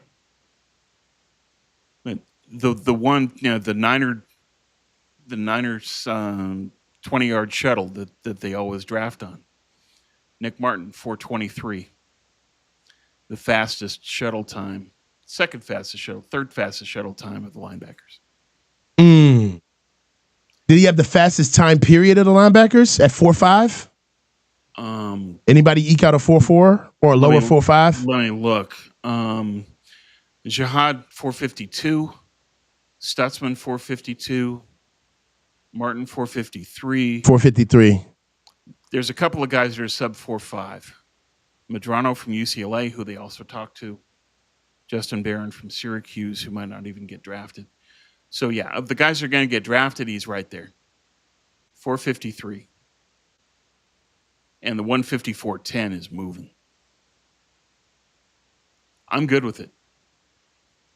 I like it. This is a guy that they've identified, and they've done this before, where Holland says, okay, I know exactly the body type that I need.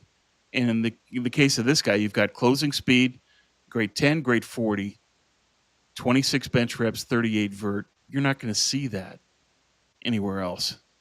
That's the argument for him, is just speed plus strength plus explosion. He's going to have to get coached up. His just football IQ isn't that great. He's making plays on physicality, but they've coached up these kind of guys before. And he's played special teams. He's got nearly 400 special teams. Oh, he's definitely a bye-bye Demetrius Flanagan-Foles. I already see that coming. Oh, yeah, he's done. I mean, that could be part of why they made this pick, is that part of the value of having a special teams coach that's worth something is you can identify players and say, this guy can really help me in special teams. Right. And this year, unlike years of the past, that's something that they're going to evaluate and add to why they think a player can help them. I'm not mad at this pick. It was a need. I like this pick. I think he can grow into it as well, There's a lot of there, if that makes sense. You know what I mean? Like, he's got a high ceiling. Doesn't look like, he's not 24, 25 years old, where he's already developed a college football like way of playing. I don't know, man. We always seem to do the right thing when it comes to linebackers. So I'm going to just kind of calm down. I want to see what he can do, especially on special teams, man. He should contribute special teams right away. I like immediately. That. Right. So let's stick there for a minute. Outside of special teams, where do you see Nick Martin being an immediate help for the Niners? It's going to depend on how quickly he can get up in terms of his knowledge of the game and diagnostics. Right. If he can get to a point where he can read on a level that's acceptable to solid, then he'll get on the field. But I think for now, he's a backup and a special teams ace. But over the course of the season, he's a guy that you can unleash late and be a great weapon for them once he understands how to play. Okay.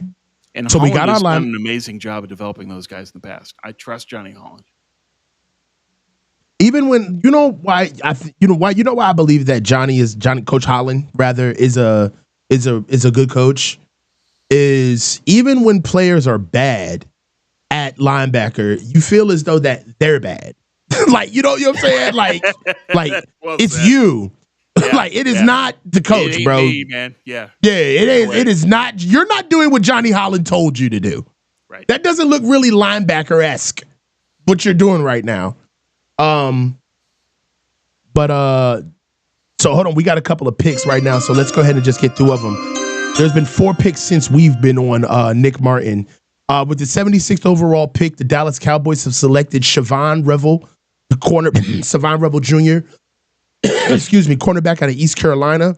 With the 77th overall pick in the 2025 NFL Draft, the Carolina Panthers has selected Princely Umamielen, edge out of Ole Miss. Right. The Cardinals in the 78th overall, the Cardinals select Jordan Birch, edge out of Oregon. I don't like him. I don't know. That put a bad taste in my mouth. And the 79th overall pick that just got picked by the Texans, Jalen Noel, receiver out of Iowa State. Yeah.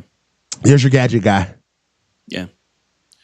So, they're saying in the chat that this is solid, making his presence felt. Sure. I like this Friday. So we're getting the solid picks. Yeah. We got a good linebacker. We got a questionable run-stopping D tackle. But you know what? I'm going to put a bow around this whole Alfred Collins discussion, right? Because if you think about it, the Alfred Collins discussion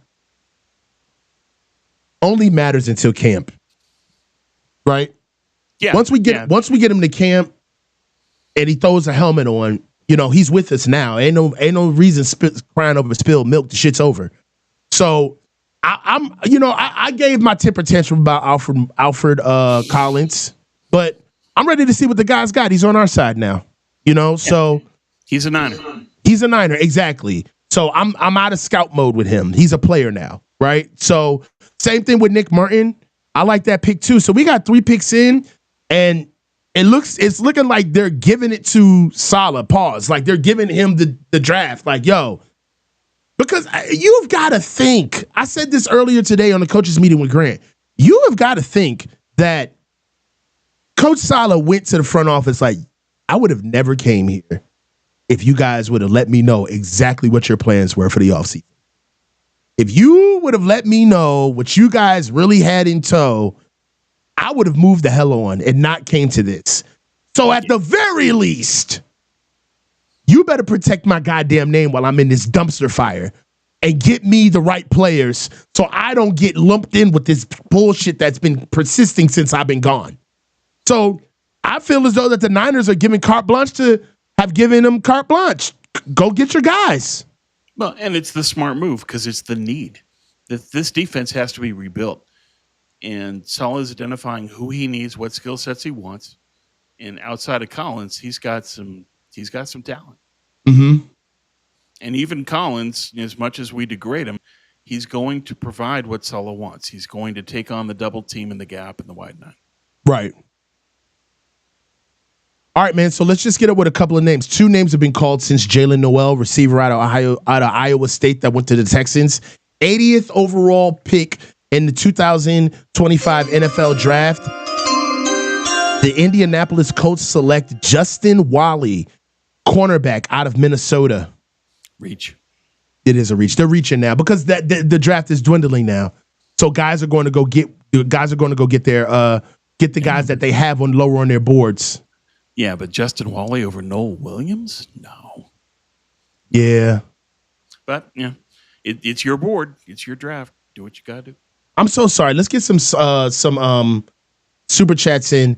Sorry for this, but I really agree with this. KC Code 199, not aggressive enough with 11 picks in my opinion. El Maestro, $10. Thank you. Coach and Tom, great show. That's because Tom is a dog. Tom's the man. So are you. Come on, man. We're 2 dogs. That's All right. dogs go to heaven. That's El right. Maestro, $2. Aziz Al-Shair, a demon on the field. Are you comparing Nick Martin to Aziz Al-Shair? That's steep praise, brother. No. Yeah. The reason to cite Al-Shair is that the Niners drafted him basically on traits, and that's what they're doing with Martin. Yeah. But unlike Kasarik, Holland has proven that he can take those guys and turn them into gold. Mm-hmm. Titans are on the clock right now. Okay. But yeah, in terms of the 11 picks, they could have been more aggressive in moving up or down, but the Niners tend to, at least recently, kind of stay put.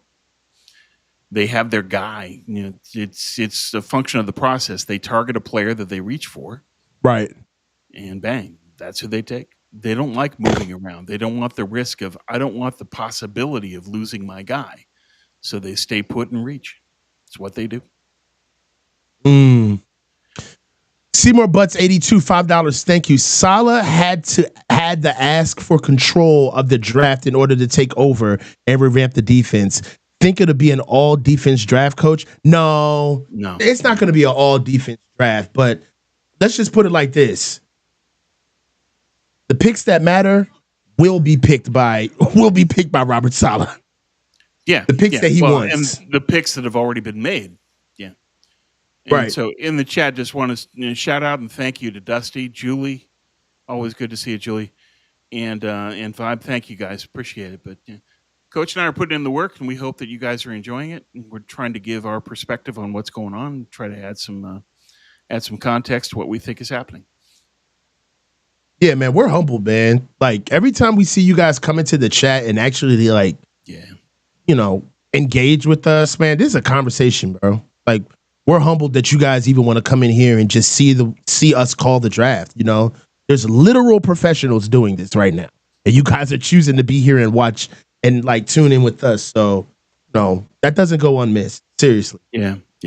Well, we're grateful. We appreciate that you guys are here and that you're getting value out of what we're providing for you. So thank you. Yes. And with that, back to work. Pick 81 with the 81st pick in the 2025 NFL Draft, the Cincinnati Bengals select Dylan Fairchild, offensive guard, Georgia. Nice player. He's somebody that could have fit for the Niners because he's got good movement skills. Yeah. I like Dylan Fairchild basically because of his 10-yard split, man. He's quick. He's a quick boy, man. You know who else is nasty too that I locate? He's not draftable. But he would be good as an undrafted, as a UDFA. Xavier Truss. He's another guy out of Georgia. Oh, not 6'7", 318, inside gap lineman, man. Check him out. Okay. Really like him. But I would definitely get Caleb Rogers before him. But just, Sure. And Rogers is the guy they met with, so he's a more likely pick. Mm-hmm. But I do think that there is a possibility for them to look at Jared Wilson because Kyle has a history of reacting to speed at the combine. Mm-hmm. I like the fact that Saleh's taking over. It looks like this is a Saleh heavy draft. Yeah. So to Tracy on your question, who's Nick Martin? Yeah, let's go. He's a great athlete with phenomenal speed, especially closing speed. He's a sideline to sideline linebacker. He has not just speed, but strength with 26 reps, explosion with a 38 vert. So he's a unique talent in terms of his traits because it's really rare to find somebody that's fast and strong and explosive all in one. The issue with Martin is that he doesn't really know the game yet as a linebacker. He's essentially just a point and shoot missile right now. And so it's going to be up to Johnny Holland to teach him the reads, teach him how to play the game. Once he gets there, he's going to be a factor because a player with that level of skills and talent is going to be somebody that Holland can develop and that Saleh can put to use, especially given his pass rush skills, 6 sacks, 30 pressures. He's somebody that they can bring in as a pass rusher blitzer on third.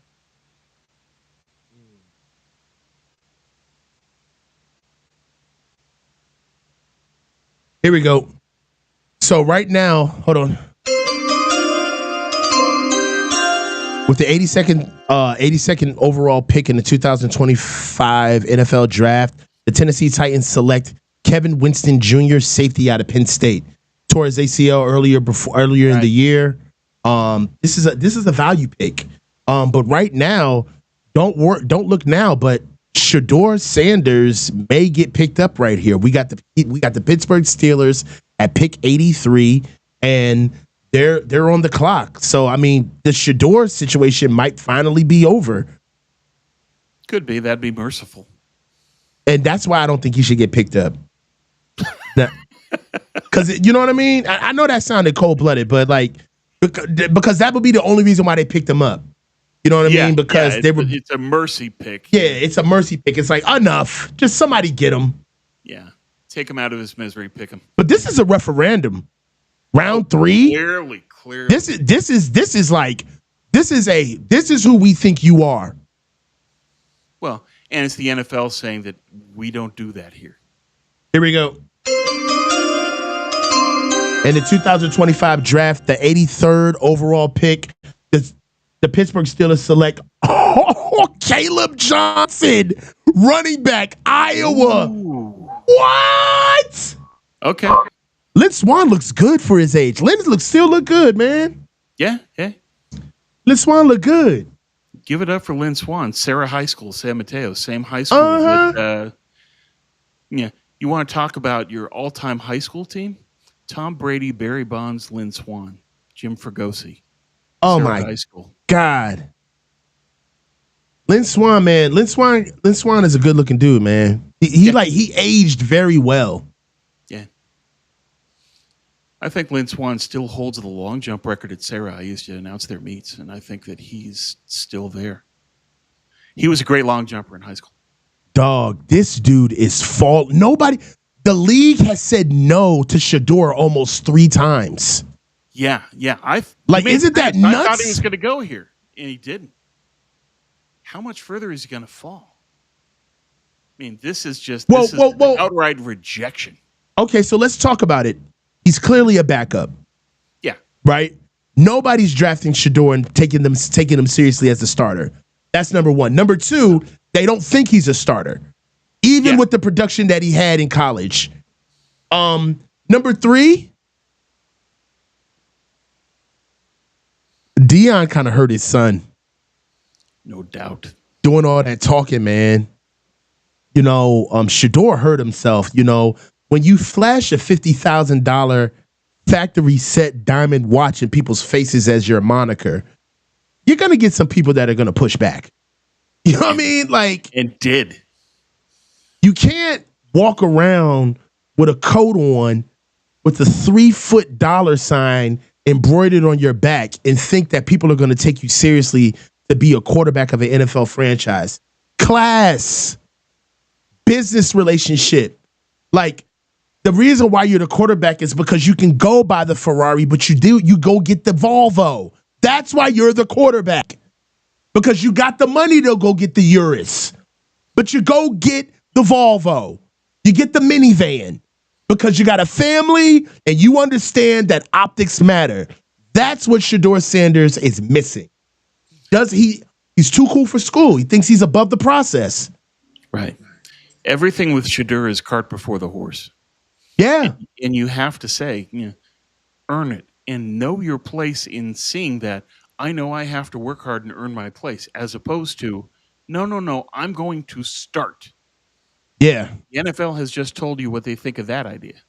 Yeah. He's a career backup, according to the NFL. Yeah, exactly. They clearly don't think. I mean, Jackson Dart got picked in the first round. They climbed up and went and got Jackson Dart. Right. And that had to be the first clue for Shedeur that this was not going to go well. New England Patriots, hold up. Here we go. We haven't had one in a while, Tom, but trade. New England. Okay. So right now, we got a trade, baby. New England has traded the 85th pick to the Kansas City Chiefs, where the Kansas City Chiefs had selected Noel Williams, cornerback, California. We can't get them all, Tom. We're calling the hell of a draft. Tom, we're doing a great job. We're killing this thing. We're killing the draft. Oh, man. But, hey, Noel Williams, man, he gets picked up.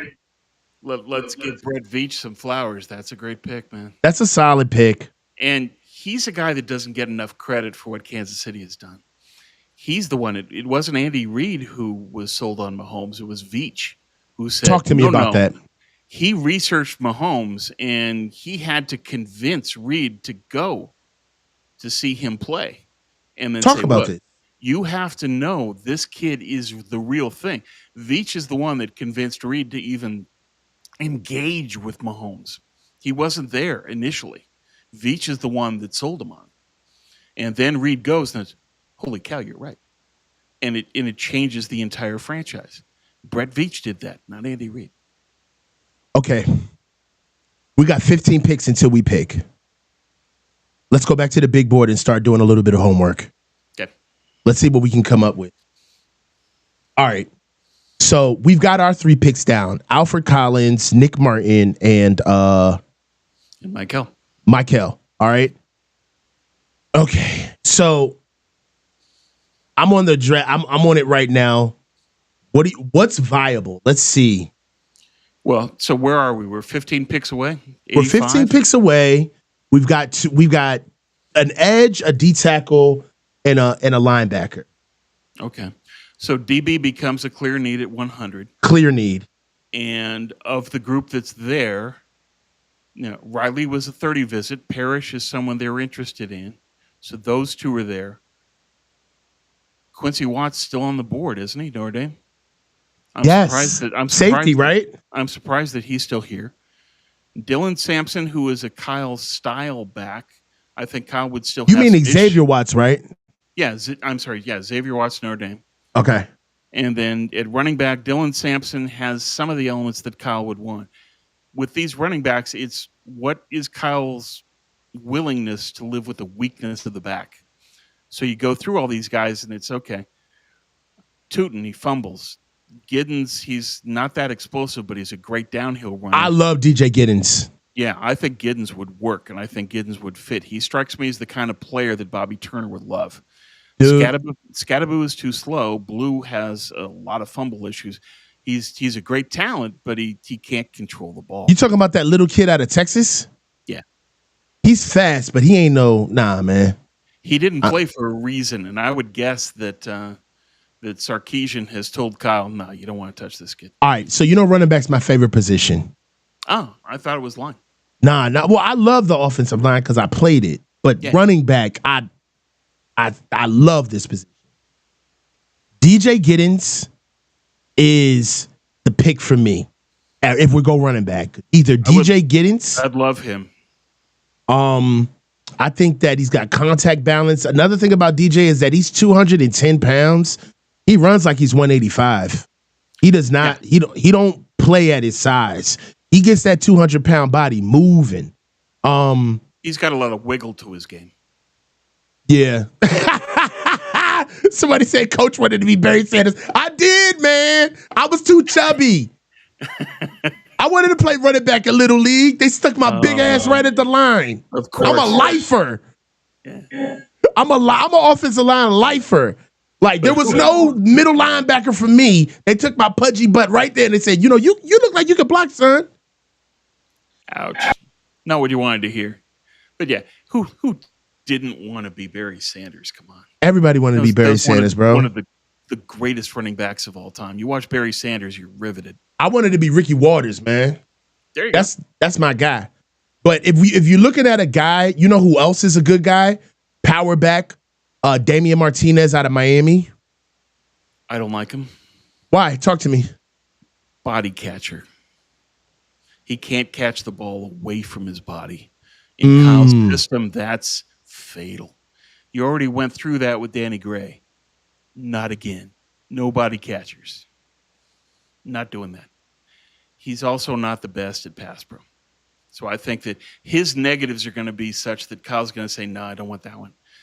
Again, his running back pick is going to be about which negatives he can live with. I think that he can't live with Martinez as a body catcher, Blue as a fumbler. I'm praying and hoping that he can't live with Scattaboo being this slow. And he looks at the rest of them. Sampson, Tootin, Giddens. But Tootin has fumble issues too. So really it's down to... I'm out on Tootin. Sampson or Giddens. Either one of those guys, I'm good. Anybody else, I think Kyle's going to have issues. Yeah. DJ. So are we in agreement that DJ Giddens is the pick if we go running back? If it's running back, I think he's the best value, yeah, and the best fit.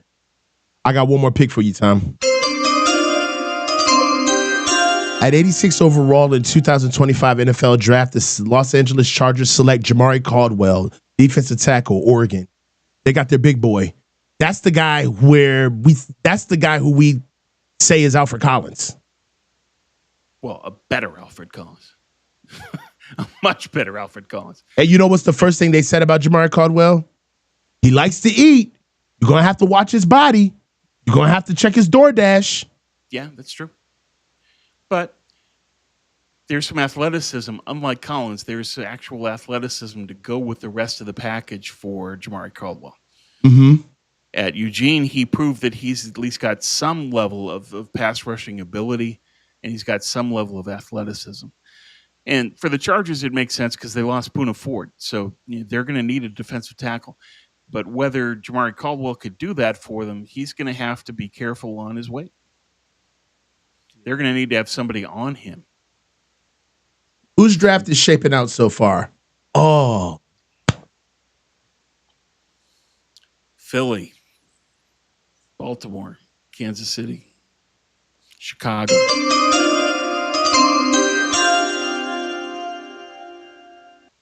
My guys, man. With the 87th overall pick in the 2025 NFL Draft, the Green Bay Packers select Savion Williams, receiver, Tennessee. Damn. That's my sneaky. That's the most underrated receiver in the draft, in my opinion. I love Savion Williams. I love Savion. Last time we were on for Faithful Review, we talked about Savion. Yeah, we both liked him better than Ted McMillan. We do. Yeah, I like Savion Williams over Ted. Yeah. Hell of a pick, man. It did good. He's nice. He gets the Debo comparisons because of the yak, but complete ball player. The only issue with Savion is his hands. He's got a 9% drop rate. Right. But every other element of the game he's got. Do you think we need to go get another D tackle here at 100? It's good value in that. I think Farmer is still there. Yeah, Franco, you're right. The 9% drop rate's the issue with Savion. Yeah. I don't know if Farmer's been taken. Robinson, I'm not that high on. Hamilton, I like. So there's still some DTs they could take. But my guess is they're going to want to cover positions and then come back to doubling down. So that would DB, safety, and the rest Jags of got this, back-to-back picks. Yeah, okay. Jags have the 88th and the 89th pick. Okay. The other one the Niners would need to look at is Grant, the offensive tackle from William & Mary. And Wilson, still on the board. He's still sitting there. Jared Wilson. Centers usually drop. Yeah. I mean, but there's only Drew Kendall is still there from Boston College. I like him. Yeah, and maybe Jonah Monheim from USC. He's not that strong. He's kind of big. He's kind of big for nothing. I get it, but he's fast. My issue with Monheim, he is, but Monheim has 30-inch arms. No, he's a center. I don't care. Even a center needs to have longer arms than 30. Man, don't be arm racist, man. I'm bad with that. I don't like the T-Rexes. I remember watching Kevin Willis play basketball. I think. All right. T-Rex. Here we go.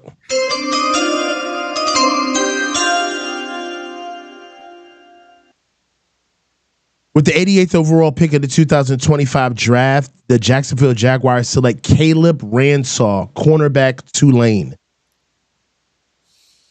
Reach, but eye of the beholder.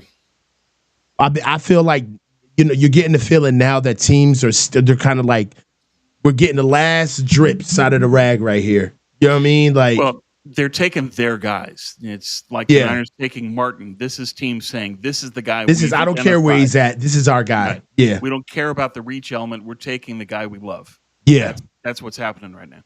Mm-hmm.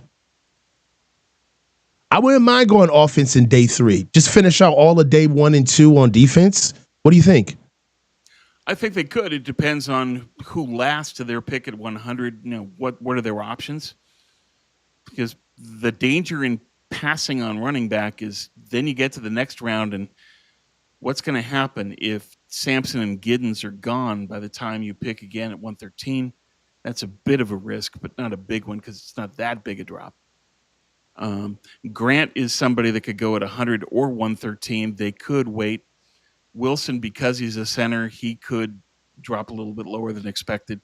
Mm-hmm. So they can. It's just that there's some inherent risk in waiting on some of these offensive players who might not last to 113. Okay, so let's go back and look at some. Let's go back and look at some names in the DBs. So Kobe Bryant is still out there.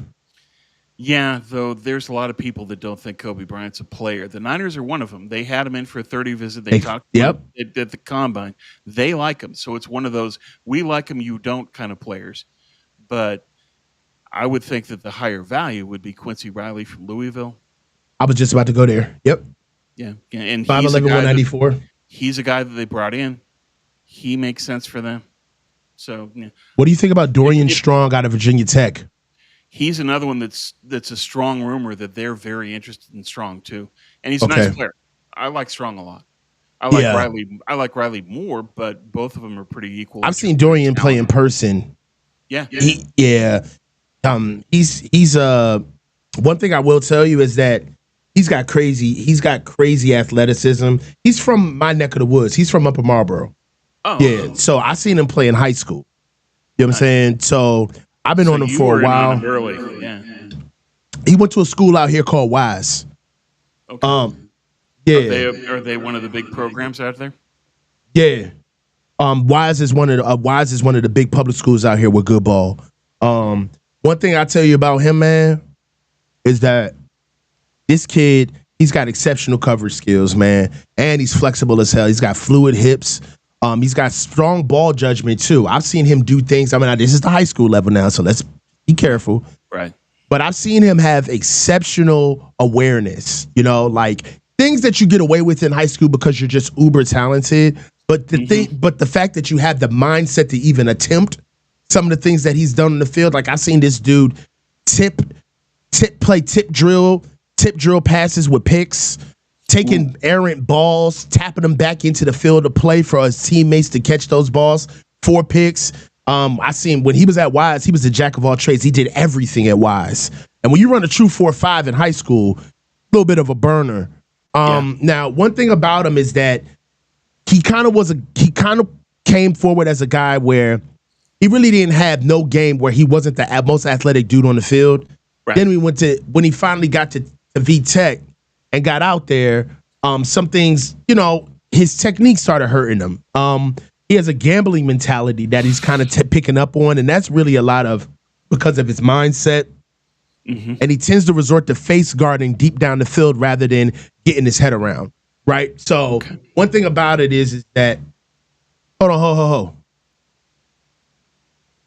Giala, we do 360-degree reports around here, man. That's right.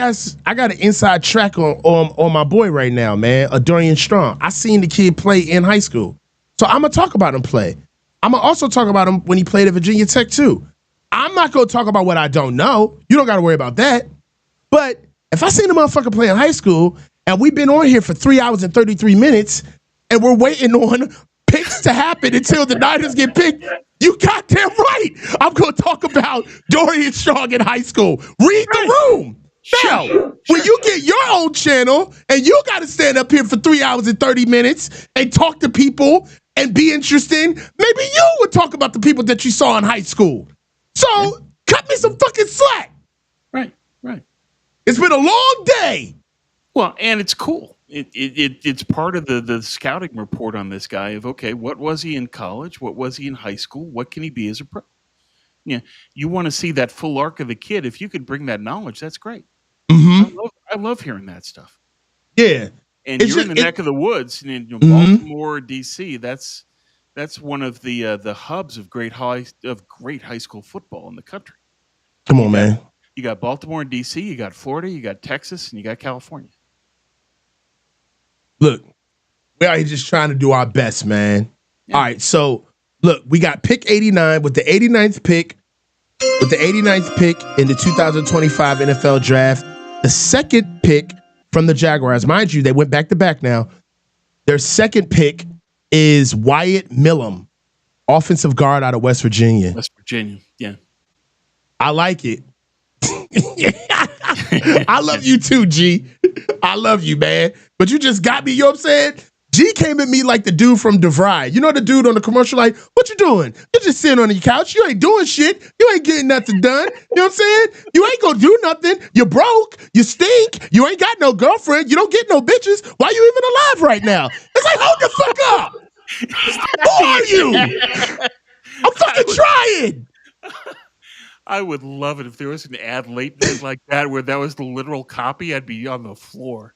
Bro, there is a commercial like that. Everybody knows about this dude, man. It's a black dude. It's a black dude with a hat on with like a dingy ass t-shirt. Yeah. And like while you're sitting there smoking the J, just chilling, out of nowhere, he just comes out like, hey man, what you doing? Sitting on the couch, ain't doing shit. You live with your mama. Your feet stink. You look like you haven't cut your hair. You don't get no hoes. What's wrong with you, man? You look ugly. Why don't you get your dumb ass out here and get that Everest? And you be like, man, what the hell, bro? Who is this dude? Truth in advertising. I love it. He killing me. That's hilarious. He's just going after people like that. Just yeah, you broke, your girl's a hoe, and everybody know. You be like, so, I love my baby mama. I never let her go. Too damn funny. Bro. Oh, man. So, all right, we got to pick. Where are we now? Here we go. 90th pick with the 90th selection in the 2025 NFL Draft. The Los Angeles Chargers select Josiah Stewart, edge out of Michigan. Harbaugh taking one of his boys. Pure They're going to get rusher, his guys. Fast. Mm-hmm. Josiah Stewart can run. Mm-hmm, mm-hmm. Shot out of a cannon speed. But he's a DPR. He's a designated pass rusher. 6'1", 249. Light, small. Gotta love it, man. Josiah Stewart. But he gets there. We're 8 picks away, Brody. And then just flexible burst, dog, motor.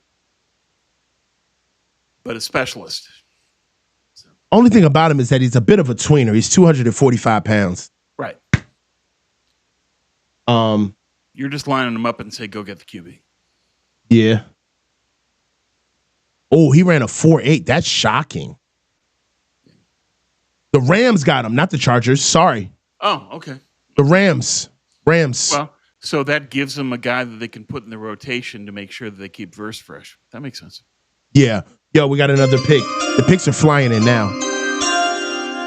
With the 91st pick in the NFL Draft, the Baltimore Ravens select Emory Jones Jr., offensive tackle out of LSU. Okay. Charles Grant is now the only tackle left. That puts pressure on this pick. Will Kyle do that, or will he gamble that Grant can make it to 113?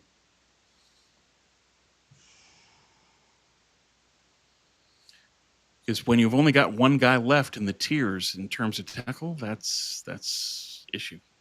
I don't even see Emory Jones. He's number 5 in the offensive tackle on the big board.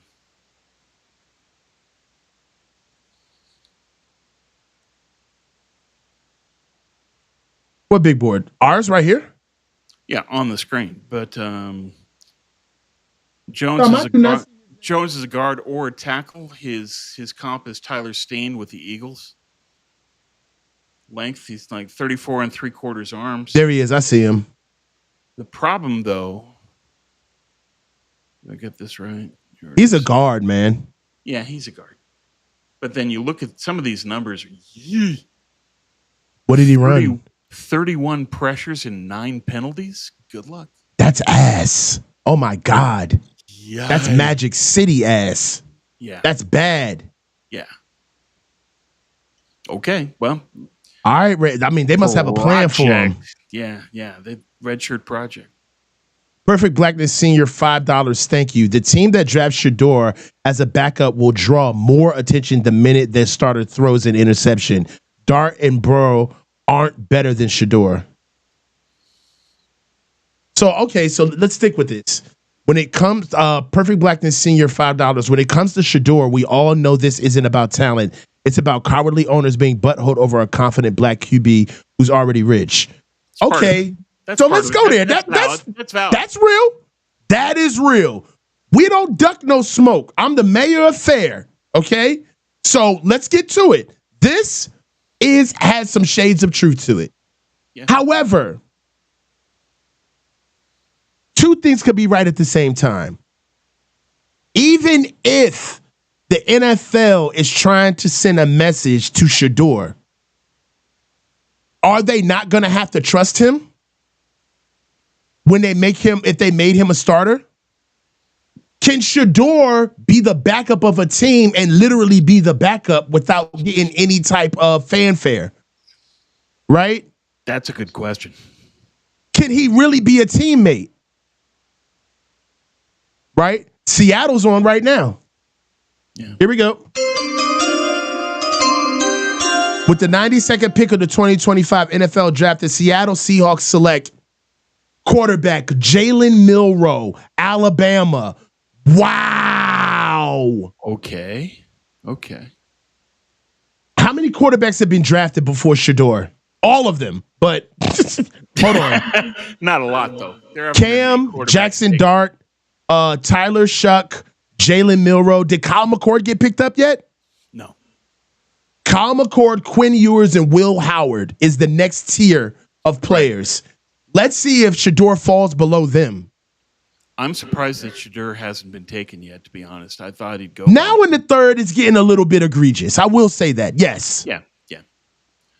So to Perfect Blackness's point, the NFL is certainly imposing their will here, saying, thou shalt not behave like this. Yeah. But at the same time, he's behaving like this when he knows better. Yes. Or should. Like, this is the thing. If I'm running a company and you my man and you work for the company, you're the last person I'm supposed to be coming to act right and fly straight. You feel what I'm saying? I think that Shador feels like he's bigger than the process. And his daddy does too. The number one thing is, when's the last time you seen Arch Manning?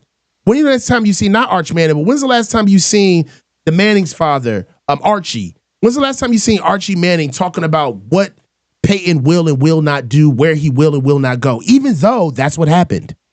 The same thing happened with the same thing happened with John Elway. When John Elway came out, he was he was one of the most can't miss prospects in NFL history, especially when it came to quarterback. And his father said, we're not playing at a certain place. We're going to play at Denver. The same thing happened with Eli. When Eli came in and they shook off the Chargers and said, nope, Eli's going to. So this is not new. That you've had fathers who want their kids to go to specific franchises because they understand that fit matters. But nobody gets on camera and talks about it for 4 months while he's playing. Right. You don't do that. The NFL doesn't take well to being dictated to. And that's part of what Deion did. Did you know Deion said that Shador and Shiloh was going to go in the first round this year? You know how many times he was saying that? Bro, no, you can't do that. People are saying, but that's Deion, which is true. But they ain't Deion, and that's true. That's true, too. Yeah. Deion was, you could look at Deion at Florida State and say, this kid is amazing. You knew. Nobody's saying that about Shador. No. And they're certainly not saying it about Shiloh. If Shador didn't play with his father, Shador wouldn't even have went to a D1 school. That's number one. Yeah. If Shador wouldn't have been coached by his father, Shador would have went to Jackson State and he would have played out the rest of his career, and that would have been all she wrote. There would have been nobody checking for Shador to go to a D1 school out of Jackson State.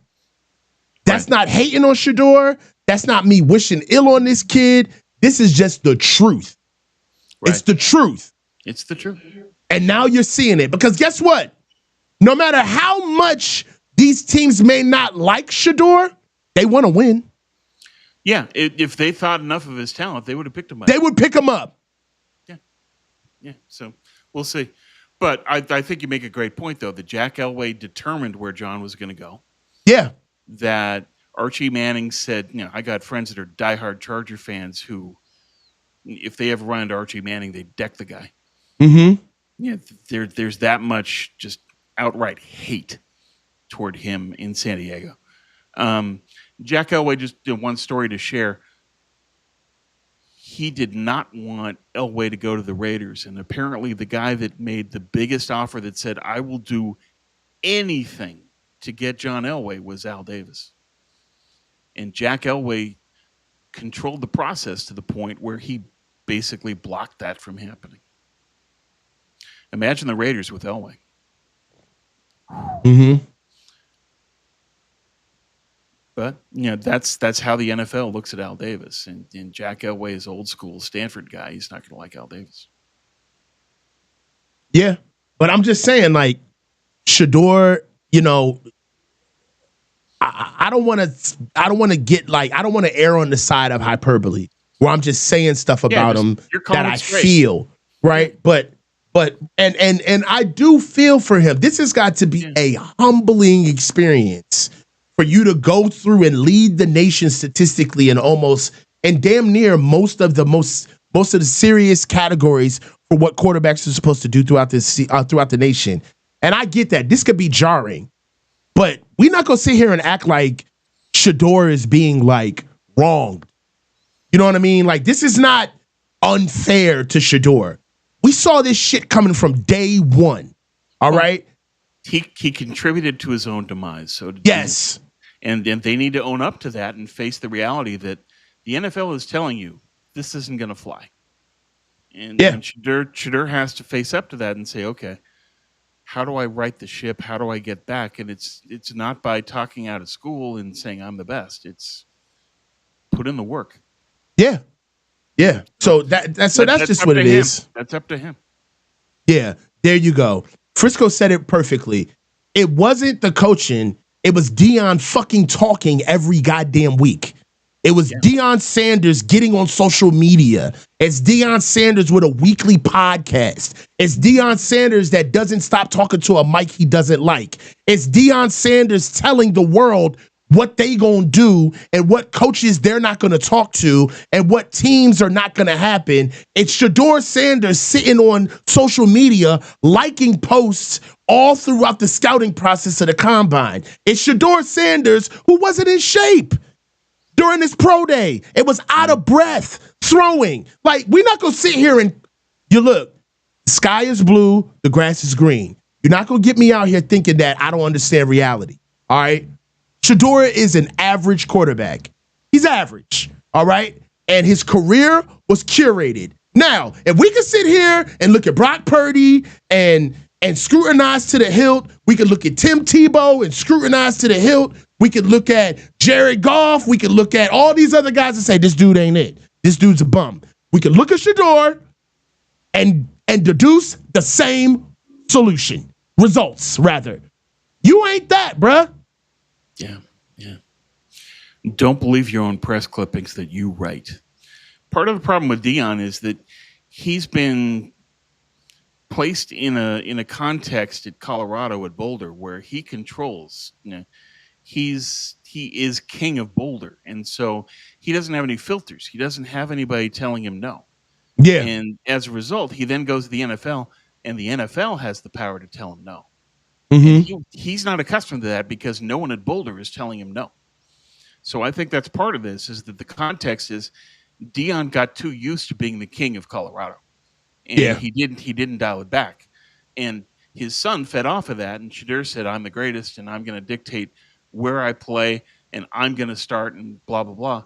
And there's plenty of people who said, the worst interview I've ever had. Yeah, it's just not the anonymous coach. Shedeur. Yeah, it's more than just the NFL putting its foot down saying, thou shalt not do this. I agree with Perfect Blackness that the NFL can be the National Plantation League on stuff like this. And that's real. And that's very true. But at the same time, you can't contribute to your own demise. And Shedeur and Dion have to take the L on this and learn from it. This motherfucker's rapping. You didn't get drafted, and you start rapping to the family? They put on a talent show, bruh. Please. Dion think that he's just risen above it all. Like, we could just do whatever. Well, again, got us looking crazy out here. Right. Well, it's his ego ran out of control because no one in Colorado told him no. And the problem is he's now applied that context to the country and the NFL. And been told. You ready for this? Here we go. With the 94th pick in the 2025 NFL Draft, the Cleveland Browns select quarterback Dillon Gabriel out of Oregon. Ooh. Dog, this is still... Dillon Gabriel is cheeks. He is cheeks. He ain't even both cheeks. He is one cheek. Well, I got friends in He Eugene. looks confused he got drafted. Do you see him in his house? Yeah. Well, no. It looks like they just got everybody in the house right now to sit down. It's like, oh, shit. I got drafted, Dad. You what? I got drafted. Hurry up and put on your shoes. The camera crew's here downstairs. Come on, bro. I got a lot of friends in Eugene because I'm a track guy, and Eugene's the track capital of the U.S. So they also watch football, and they call Dillon Gabriel Frodo. Bro, Dillon Gabriel looks like he was on his way to his shift at FedEx, and he got called in real quick. It was like, hey, Dillon, you want to play quarterback in the NFL, son? It's like, I haven't worked out in weeks. What are you talking about? Wait a minute, we're on live TV. Yeah. Well, suit up, kid. We love you. Welcome to the Browns. You were supposed to draft. No one's supposed to draft me for 2 more rounds. He's like, what the hell, bro? You know, I just got a job with State Farm. I'm an insurance man. I'm an insurance salesman. Just like, we're not anymore. See you at camp. Oh, man. Dillon Gabriel, we welcome you to Munchkin Land. Come on, man. Talented QB, but when you're that short. Here we go. With the 95th overall pick in the 2025 NFL Draft, the New England Patriots have selected Jared Wilson, center, out of Georgia. Damn. He couldn't last 6 more picks. We jinxed it again. We did jinx it. Tom, tell me to shut up. Jesus. Well, and you tell me to shut up too. Yes. I want is just zip. They look at the hand signals. We're gonna sign the rest of the stream. Dog. The Dillon Gabriel scene in his household. It really looks like they caught everybody off guard, bro. Oh yeah. No way they could have expected to pick that early. Yeah, it really looks. Garrett Wilson, Dillon Gabriel looks legit surprised. Yeah. We lost Jared Wilson though. These frantic hand gestures. Everybody give him a shot.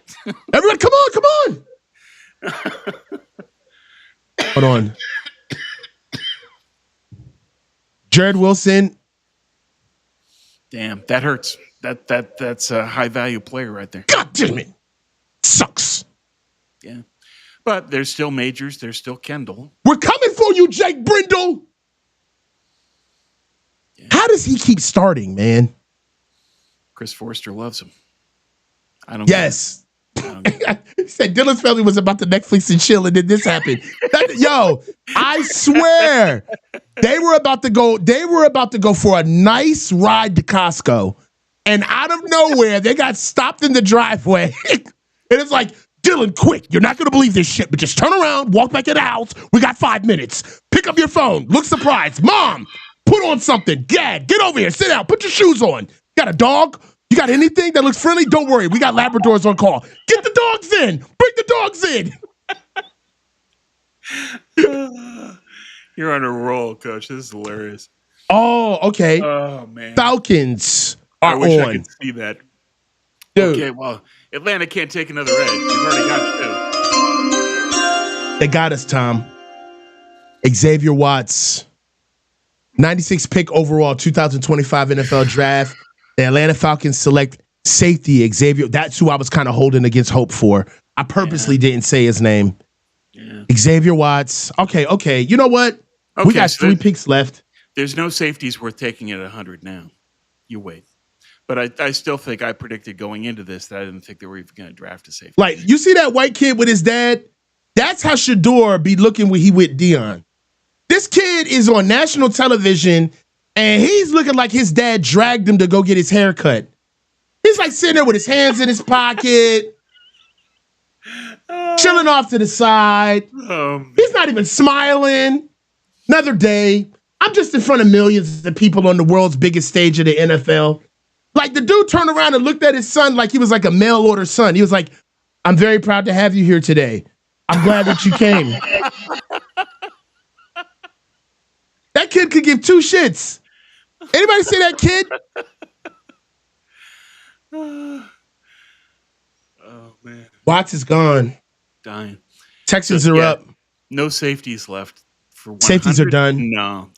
Safety at 100 would be way too rich now.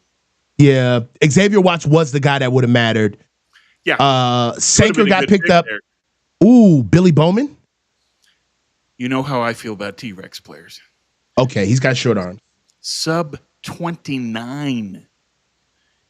He's got his missed tackle rate is astronomical. Yeah, anybody else's safety right now, we be reaching. T-Rex arms. No Billy Bowman. That ain't going to work. Lathan Ransom? He got hired as an extra in the next Jurassic Park. Yo, Lathan Ransom? Safety out of Ohio State? Yeah. At this point, I would wait for Keaton Crawford from Nevada and take him late. If they draft or trade into the 6th Crawford or early 7th, they could take Crawford. Ooh. Did Miles Frazier get picked up yet from LSU? I don't think so. That's the pick. So Frazier or Marcus Mbow from Marcus Bowe from Purdue. I don't like Bowe. I think it was 22 pressures, given up 9 penalties. Let me look it up and make sure that that's right. 22 pressures against, 3 sacks, 7 penalties. Jackson Slater out of Sacramento State. I liked him. I would take him over Bowe. So Jackson Slater for guard. So because we're what are we 2 picks out? Yeah. So we've still got your guy Caleb Rogers. We've got Caleb Rogers is there, but Caleb Rogers that's a little too rich. Yeah, it is. Jalen Rivers from Miami is also too rich. Yeah, I don't think Frazier's good value here. Whether they think that he fits, let's see.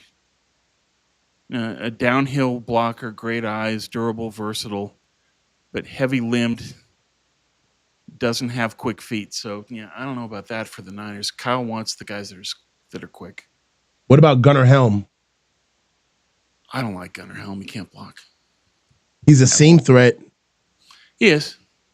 But they had a 30 visit with Conyers from Texas Tech, so I think that's who they would lean toward at tight end instead of Helm.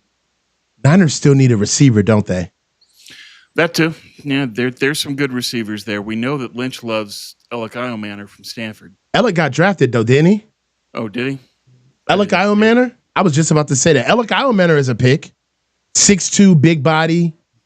A 4'5" guy.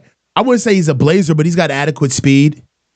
I think Alec Iomanner has not been picked up yet. Yeah, well, we know that Lynch loves him. Well-built, strong, explosive, good route runner, strong hands, run block, but not an athlete, and a drop problem, 8.7% drop rate in 23 and 24. Knee injury in his freshman season, tore his ACL, MCL, and meniscus. Prior year, he tore his PCL. So, Lord. Injury.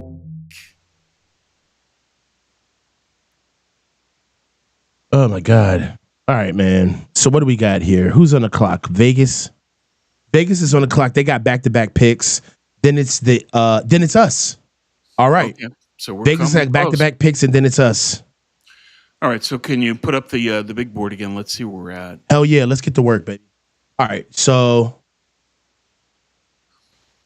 okay. So DT and edge, I don't think they're going to go there. Linebacker, no. DB, Quincy Riley, 30-visit player. They like him. He played well at Mobile. Yep.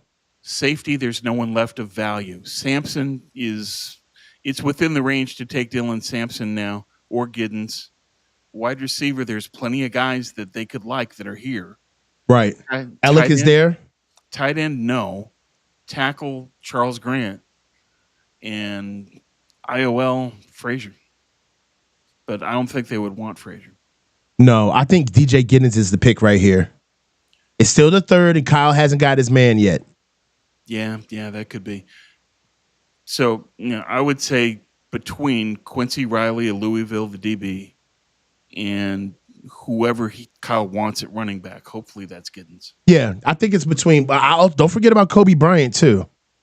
So I know you don't like him. I know a lot of people that are out on Kobe Bryant. I know, but I'm just telling you. So Kobe Bryant and Quincy Riley for DB.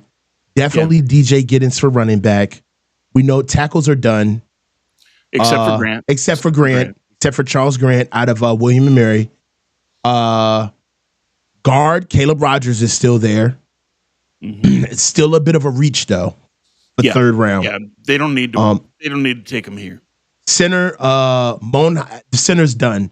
Even Drew Kendall, Jonah Monheim, Jake Majors, even Willie Lampkin, which they actually met with for North Carolina. Right. They're all a reach right now. Defensive tackle is absolutely done. Right. So Giddens, Grant, Riley, and whichever wide receiver Kyle likes. And that which probably would be Alec Ioman. Yeah, if Lynch has a say in this, Ioman. Mm-hmm.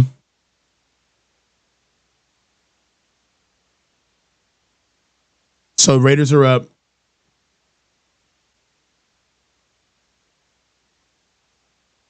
This guy keeps up this is like the third time the Raiders have been using the same guy all day to use their picks. And I, for the life of me, don't understand how he keeps having anecdotal stories before every pick. Just say the pick. Dude, nobody cares. Who's this man? Don't tell your campfire stories at the draft. Here we go. Here's who they want. 2025 draft, the Las Vegas. Oh, come on! Tom! Would they take? Caleb Rogers! Oh, man. Come on! That's a reach.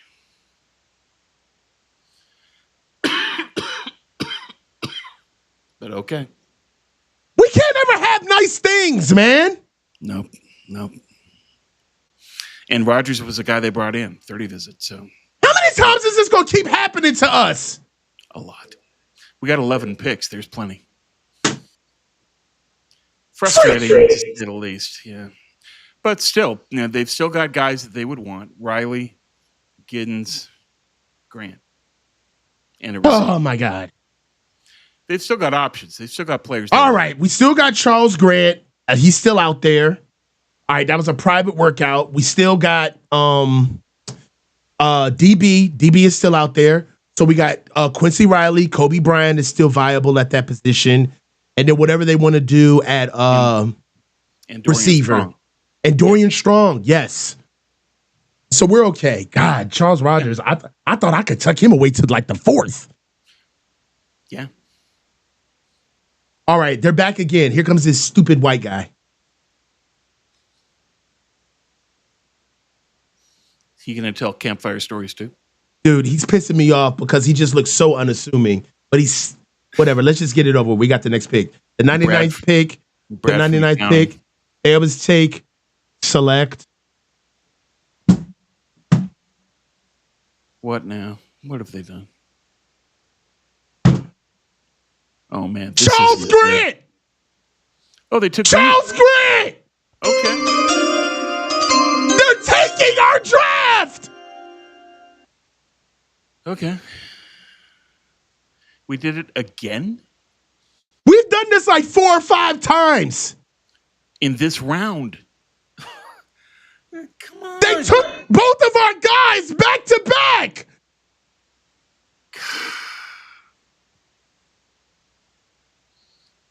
Damn it. Okay, well, I don't see who any.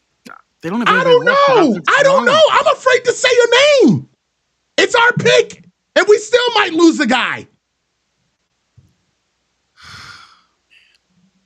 Well, we're on the clock now.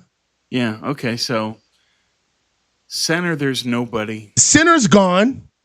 Guards, Bo, because they met with him, but I do not want that guy. Marcus Bo. Tackles, Grant just went. The guy that's left that tackle that I like is Logan Brown from Kansas, but too early for him here. So Billy Bowman's still there from Oklahoma. Tell me what you don't like about Billy Bowman. 28 1/4 inches. I know he's got short arms, man. It's just new. Okay, so Billy Bowman, 5'10", 198. His official, somebody has him at 29 3/8, but his measurements at the combine were a lot smaller than that. Has Jacob Parrish been taken?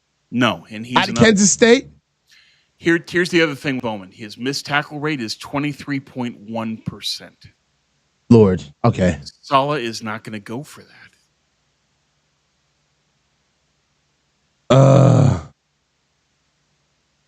I like Jacob Parrish though. I do too. Good slot DB. I take Jacob Parrish. Parrish, Riley, Dorian Strong, all good picks. Yes. And Giddens, I would think would be a possibility for Kyle here. I'm getting Dorian. Yo, if we draft Dorian, I'm getting him on here for an interview, bro. Marcus. Hold on, my bad. If we get Dorian, I'm getting him on here for an interview, bro. That'd be cool. Hell yeah.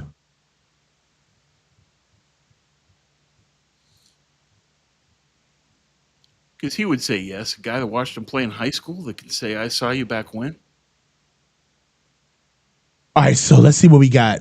Because we got and then Lathan Ransom, the safety out of Ohio State, man. I know you don't like him, but this is why I don't want Lathan, because he's a box safety. And we need a free. Correct. So getting him would basically be saying that we're replacing Jair Brown. Right. Because Jair Brown can't play free. Nope. He's proven that. Right. So, I mean, I understand Lathan Ransom would be good, but it would kind of be redundant. And we got Malik Mustafa, too. Right. Well, and Malachi Moore is still out there, isn't he? That's my boy. And that's a guy you love. I love Malachi Moore. And Saban loved him as a coach on the field. He's an exceptionally smart player. So you look at Malachi Moore, Keaton Crawford, my guy from Nevada, as a pure free safety special teamer. Ooh, yes. And he's somebody that you can get late, 6th or 7th, if they trade to get a 6th. Kenny Powers saying Yaya Black. Yeah, but they've already drafted Yaya Black. They already took Collins. Yeah, Yaya Black's gone.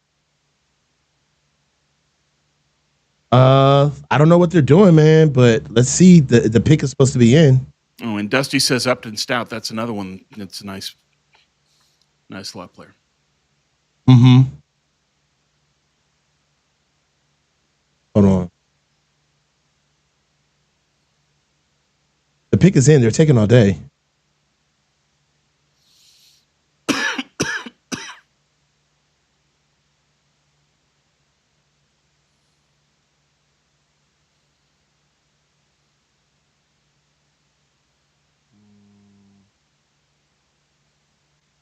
Here we go. They're walking up. Walking in. Here we go. We don't wait it. With the 100th pick of the 2025 draft, the San Francisco 49ers select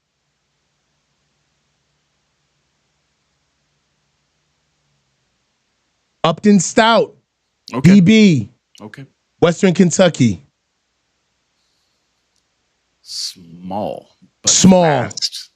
And a good He's cover 5'8", 191, 180. Yeah. But he's still willing to put his head in and make plays on the run game. Fluid hips, strong route recognition, blitz as well. But the size is a problem. But 4.44, 128 broad jump. He gives me K1 Williams vibes. Yeah. One pick, one PBU, one touchdown. And for a guy that small, missed tackle rate 7.9. But yeah, he's playing at Western Kentucky. This is a little bit of a reach. It's a bit of a reach, but he's a player that they like. So there we are. But why Upton Stout over Quincy Riley? Or Dorian Strong. I don't get that, man. Our draft is looking kind of shaky, man. This has been a bad day, too. I like the This is a bad day, too. Yeah. Nick Martin was a good pick, but the others, no. But Stout, we'll see if he makes it work, but 5'8", 190, that's a small dude. Severely undersized, 5'8", 180, 182 pounds. He's falling in the bottom 5th percentile for both height, weight, and among NFL defensive backs. He has a concerning injury history with multiple missed games over college career, raises durability and red flags. He struggles to disengage from blocks once bigger receivers latch on, frequently taken out of plays and thrown literally out of the field. Literally, limited length shows up repeatedly in contested situations against taller receivers, particularly in the red zone. Change of direction ability is just average for his size, allowing shifty slot receivers to create separation on what would be an advantage for a smaller athlete, but seems to be a disadvantage for Upton. This is not good. Well, once again, every pick today has been, this is our guy, reach. Every single one of them. Every pick has been a reach.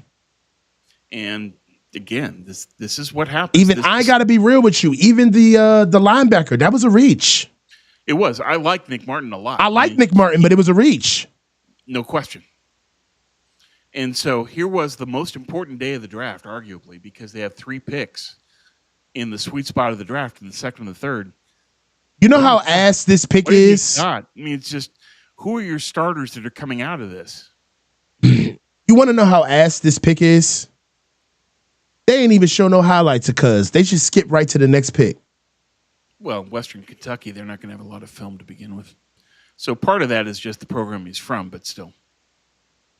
I really wanted to have a good... I'm sorry, Jay. Somebody said this live is a Debbie Downer. I'm in it, so it's going to be Debbie Downer no matter what, because that's who I am, but yeah. Savion Jones gets picked up by LSU. There's one more pick left. Yeah. It's just, I'm sorry that we're Debbie Downer, but we're calling it straight. We're being honest about what we think about these picks. Every single Quincy Riley, nothing. Kobe Bryant, nothing. Like, what are you talking about? Dorian Strong. He was right there. Yeah. What are they doing? They're identifying specific players that they've fallen in love with and paying no attention to reaches and positional value. You know what this feels and by like? Positional value, I don't mean position on the field. I mean position in the draft. You know what kind of kills me? What really fucks me up about this is that just what you said, Tom, it feels like they went out looking for what they like, but they didn't take the time to look at everybody and understand that what they like doesn't fit in the market. You've got to go get other guys. For every guy that they picked up, Tom, you and I can look at players that were below them, that were better than them, that could have been picked up. Yeah, but this is what the Niners do. They fall in love a lot. They reach a lot. There was a stat last week that basically analyzed this regime in the draft. No one reaches more than we are the ultimate reachers, bro.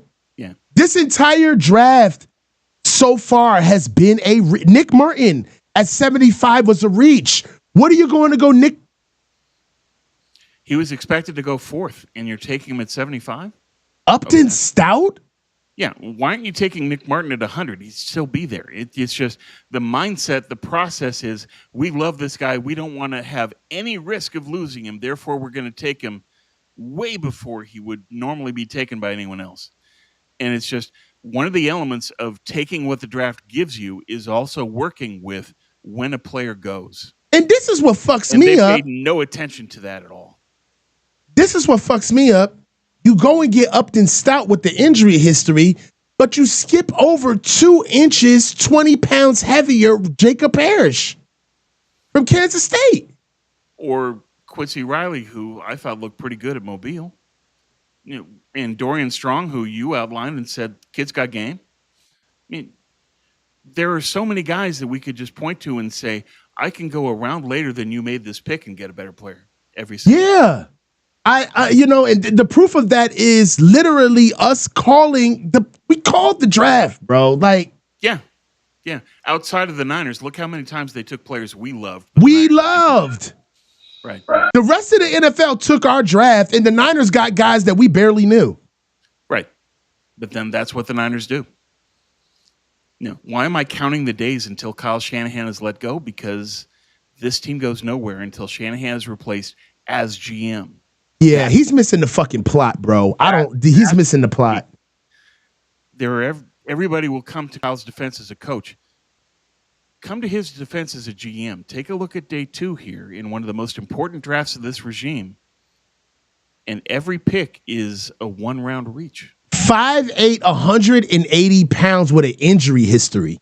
Yeah, what are you doing? How is that? Where's the upside here? Speed, 4.4. But Jacob Parrish runs a 4.35. He's a whole second faster than him. Yeah, 10th. But yeah, that'd be funny. Second faster 40. I'm sorry. A whole 10th. Sorry. But that'd be great. I bet he could run a second faster than Alfred Collins. Damn, man. What a bad day. This was a lackluster day. This was underwhelming. I got to be honest. After the high of yesterday, we started to drink our own Kool-Aid thinking, okay, they finally got it. They finally got know it. what they're doing. No, it's Kyle and John. They don't have a clue. Right out the shitter, they pick up Alfred Collins. Yeah, I got to be honest. The only reason why we liked Alfred Collins is because we were so gutted over it. That's the only reason why we liked Nick Martin, because we were gutted over Alfred Collins. Yeah, though I had included Nick Martin in a lot of my mocks. I liked him a lot, but I certainly didn't have him going at 75 though. I had Nick Martin going at 113 or the end of the 4th round. I'm looking at a mock draft right now. For us. They had us going Mykel Williams at 11, which we did. Talik Williams at 43, which Talik got picked up in the first round. Yeah, but the first pick. But that's fine. Darius Alexander was right there. Right. You know what I'm saying? Yeah, we could do the alternative draft and say which would you rather have. And so let's keep going through that. Okay, so guess who they had us get at 75? Who? Jared Wilson. Jeez. Ouch. Dude, this was a lackluster year, a lackluster day, man. Yeah. I feel like we were a day late and a dollar short. We had names that we wanted. Those names were gone. I think they just reached. They went and got everybody who they wanted, and they did not care who was below them. Well, this again is their process. They fall in love with a guy and they pick him no matter what, because their thinking is, we could lose this guy. We can't afford to lose this guy. We have to take him now. And who is here to say Alfred Collins doesn't go 3rd or 4th? Who's here to say Nick Barton doesn't go 3rd or 4th? Or 4th, really? So it's just, come on. The Niners did get lucky. Basically what happened is the Niners made a Super Bowl because Kyler Murray decided on football instead of baseball, and the Cardinals hired Cliff Kingsbury. And therefore the Niners got Bosa. And that set them up. And then Kyle, luckily, was coaching at Mobile, and he found Debo. Mm-hmm. And then Ayuk. How did that happen? John Lynch is friends with Herm Edwards, and Herm Edwards said, get this guy.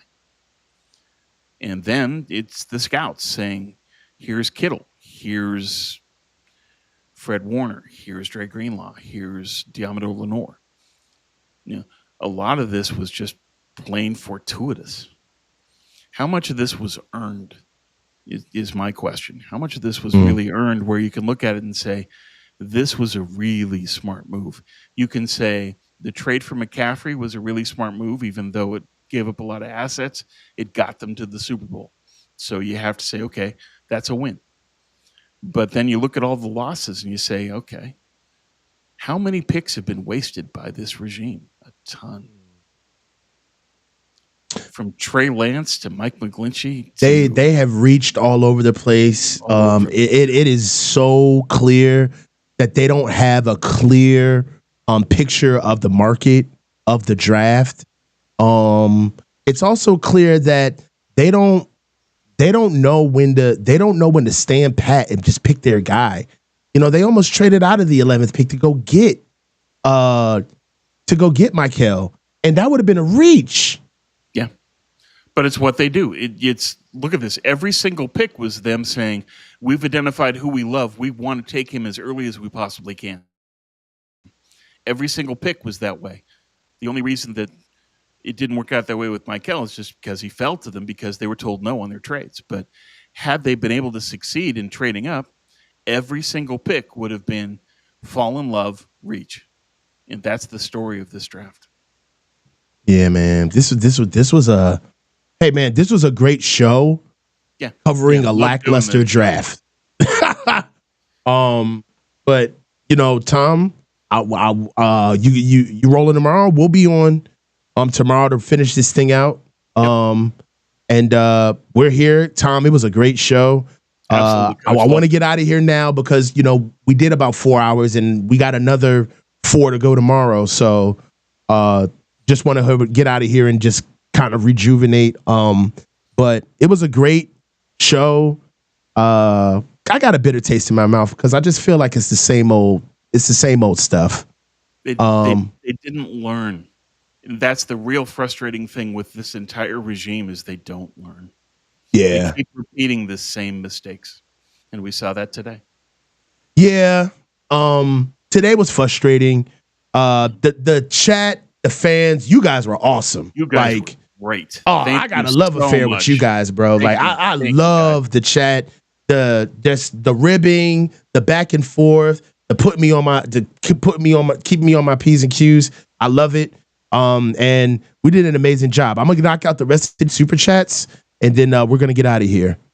So everybody let's go ahead and get some of these reactions. Let's go. I hate yogurt $4.99. Shador got prank called on stream thinking he was getting drafted. Oof. Also, rather have Will Howard as a backup. Me too. 100%. Yeah, Will Howard's my guy. Right. Smack Jones 919. Thank you. $4.99. NFL giving Sanders that QB speech. Algate Fox. You're not some flash in the pan receiver. You're the quarterback, son. The one that takes the top spot. You take all the hits when nobody else cares. He said, you ain't saying shit to me until Cap got hurt.